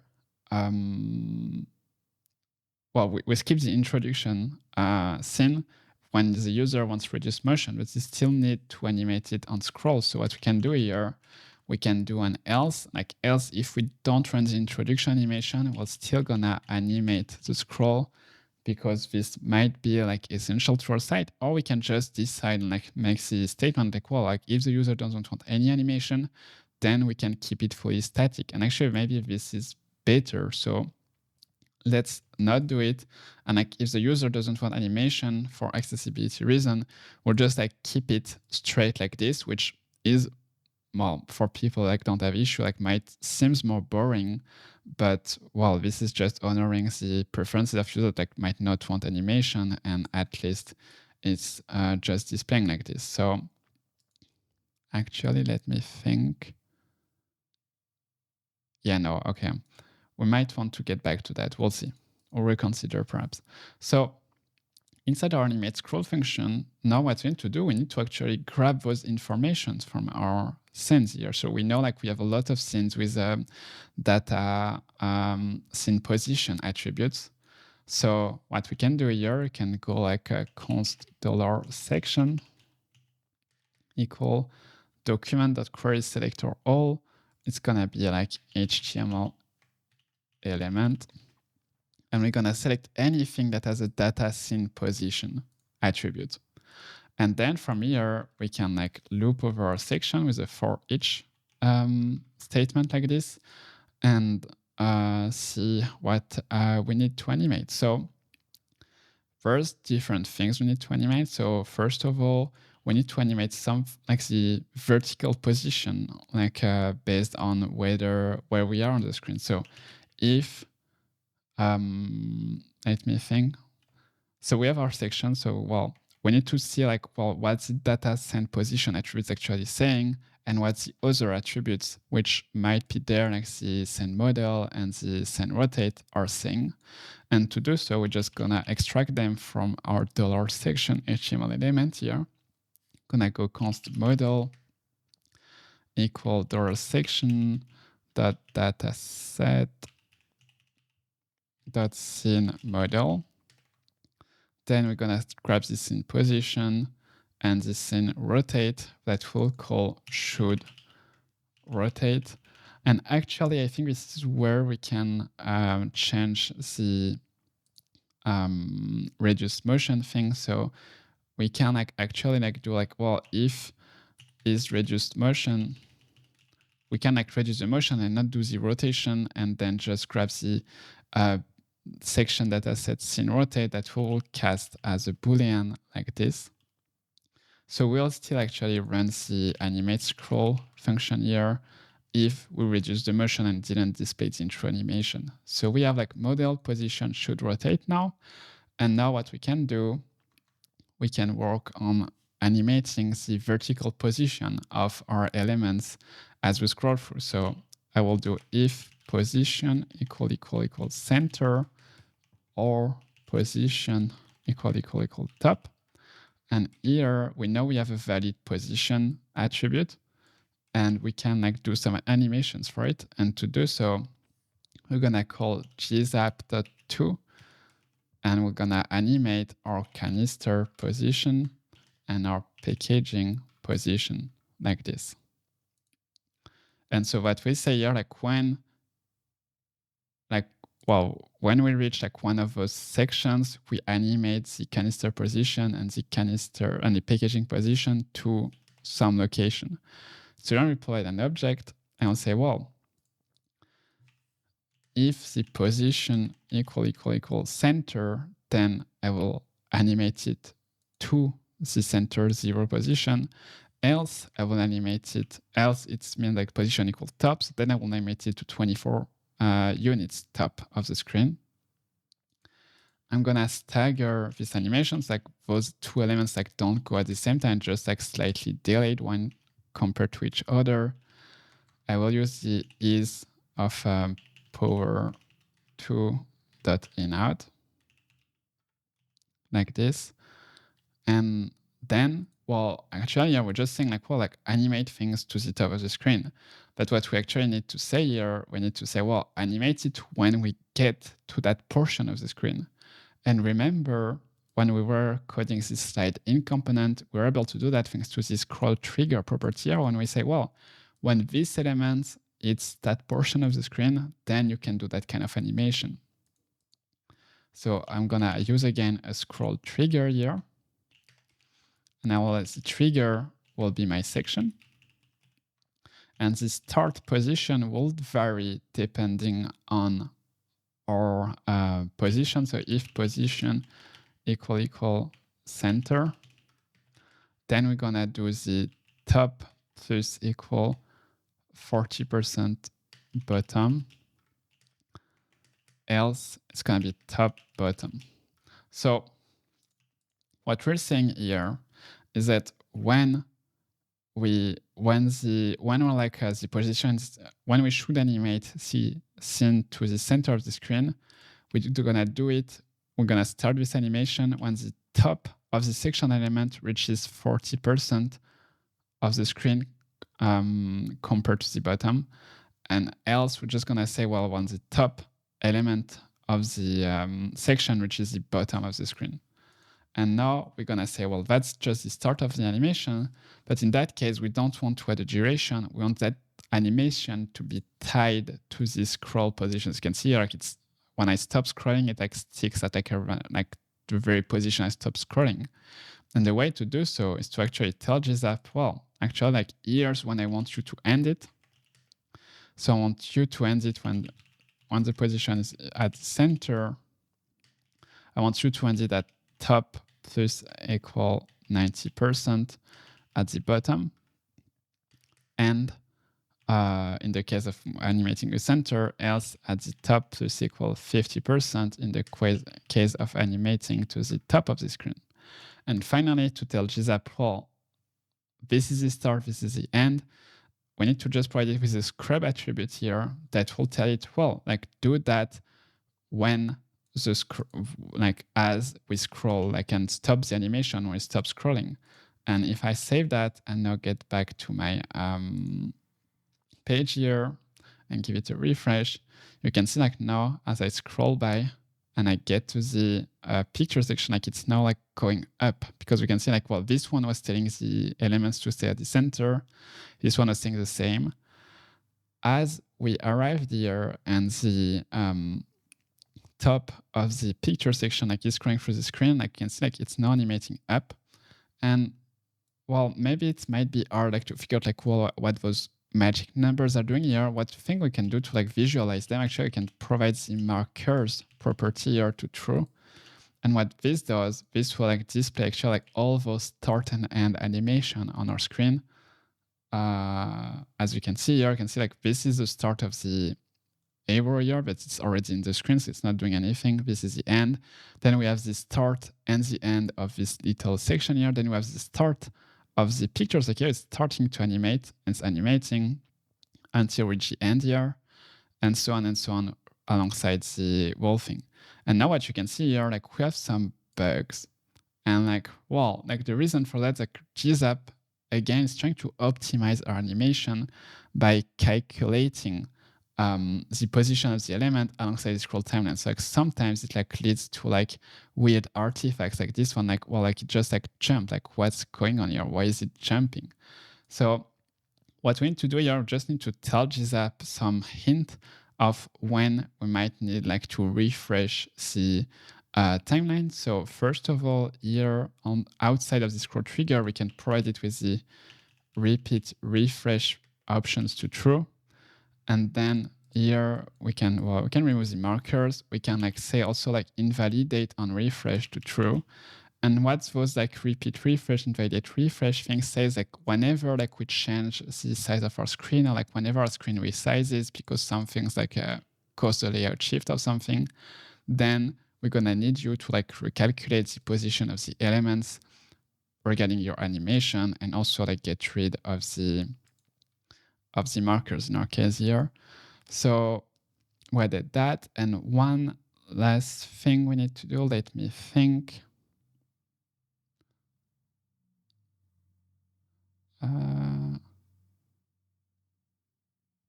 no, I think we're good. So that's for the scroll animation. So let me refresh it here. And now if I scroll through my website, you can see it's going up. Here it's going down, and we don't have the weird artifact we had from before. It's like going down correctly, staying down, going up, staying going down, up, down, and finally up. So that's the first like vertical animation, but there's like still like more to do. Next step, gonna start working on another animation, which is like, well, when we get to a product size, we want you to rotate, which is what we told here in our HTML with the data attributes. Like when we get to the product size here, we have like send rotate true. And so we need just to rotate it alongside its axis. So let's do this animation. So I'll go here inside if position. After that, I like if should rotate. And what I will do, I will pretty much copy this GSAP2 call here and slap it here. And so what we'll do instead here, we're gonna animate the canister rotation. Oh, canister rotation.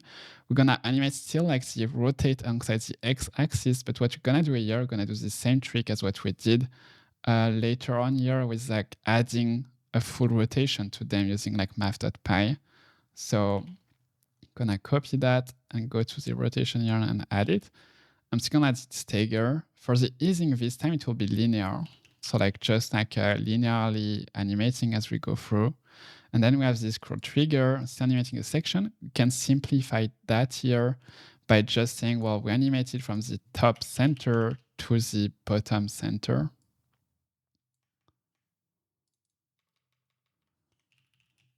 To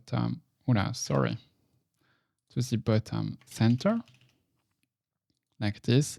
We still want the scrub to true, but actually we can like delay the scrub, like to have some kind of like elasticity to it. I'm not sure if it's like reference here, but basically you can provide it with a number as you see here. And this would just add some like lag to it so that it's like make it look like the animation is like catching up where we currently are. And so I can save it like this. And now, as you can see, if I were to refresh my scene, you can see like we're going from the top and we're like animating here. And as we go to the next one, 200, we're also animating and going up and so on. So make sure here you still have the repeat refresh and invalidate on refresh, as those are like needed for GSAP to make sure it recalculates correctly the position as we scroll through our website, and like as the height or like the width of our website changes, we can like recalculate those positions to be correct. The last thing for us that's left to do now is like to actually now honor this data scene model attribute that is evolving as we scroll through our website. And to do so, we can actually tie this model change to our animations. So to do so, we can use the on update and on refresh hook that can be called from the GSAP2 timeout. So on the GSAP2 here, we can have like an on update function that will call like an update the scene model accordingly. And here on the ScrollTrigger, we can also have like an on refresh function that we should call basically when we resize the screen. If somehow like our scroll position shifted because of that, we need to also make sure the model displayed is corresponding to our current section of the screen. So here on refresh, I will also on refresh function. So now let's create those two functions. So like for the function on update, this function will have like these attributes from GSAP. That is like gsap.twin vars. And this is actually just the context of this function that is provided by GSAP. It's GSAP like lowercase like this. And so what we can do, we can check like if the progress of that animation is like over 0.2 and the progress update animation is under 0.7 and that we have a model to actually change, then we can change the active model dot value to be that model. And so that's for the onUpdate function. And for the onRefresh, it's pretty much the same one. So function onRefresh. So this one doesn't have this context. Instead, it's receiving like a self variable. That is the ScrollTrigger plugin. This is a ScrollTrigger plugin that we don't need to import. I'm surprised. Like this. And so if this, basically like this is just when we resize. So we say like, well, when we resize, if this ScrollTrigger became active and that we have a model, then we do the same thing. We change the active model value. And so here we have both of those. So you can save it. And now as I scroll through my website, we can see here we're changing like to 100, then to 200, and so on. One small thing though here that like we might like see if I scroll really slowly is that you can see like it's not like animating to the 100 at the correct position based on the scroll here. So what we might want to do, like to just make that look extra nice, just gonna say actually like to not run the onUpdate function here if the canister should rotate, and we will instead run those two functions on the should rotate here if it's available. So here on the should rotate, we're gonna update it to like onUpdate, just provide the function, and on the ScrollTrigger, we're gonna provide it with the onRefresh function. And here we won't provide those functions if we should rotate, so we're gonna go should rotate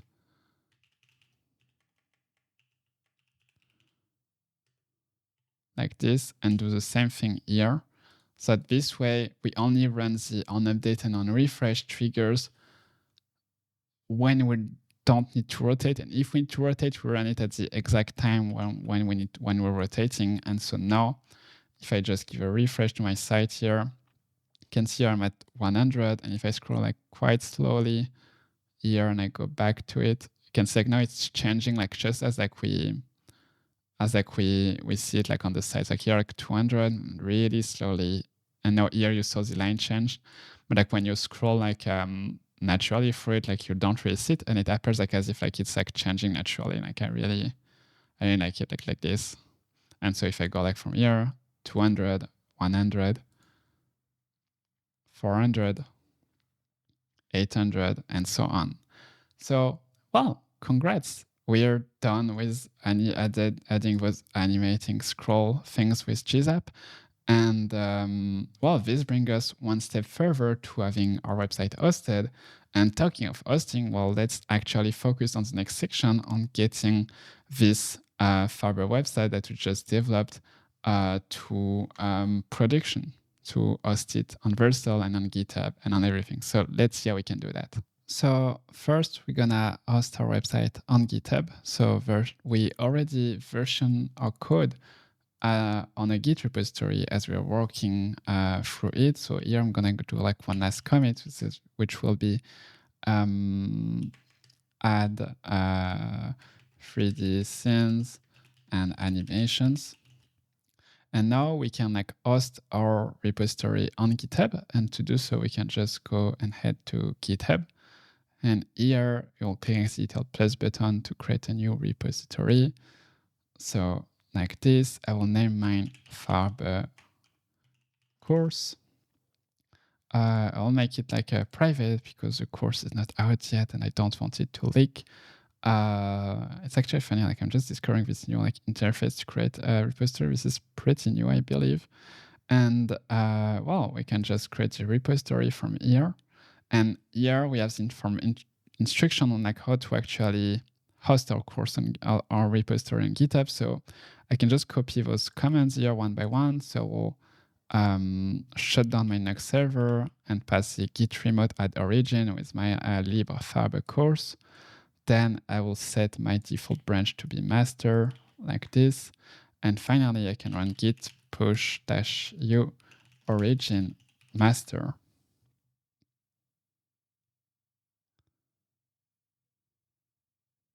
like this. So it's pushing everything to GitHub. We had quite some assets, so it's taking like a bit of time to upload everything, but here we go. And now if I refresh my GitHub page, you can see like all my code and like all the commits we ran together throughout this course are now on GitHub. And from here, we can take it over and see how we can host it on Vercel. So I made this choice to host this course on Vercel because I use Netlify and Cloudflare throughout my last courses. So it's just an option among many others, and it's actually like pretty easy to use. So Vercel, you can head to vercel.com. If you don't have an account, you can create one and then head to your dashboard. From here, I can just click Add New Project. I will select a project from my own GitHub repositories, and it will be the Farbe course project. So as soon as it allows me to, here we go.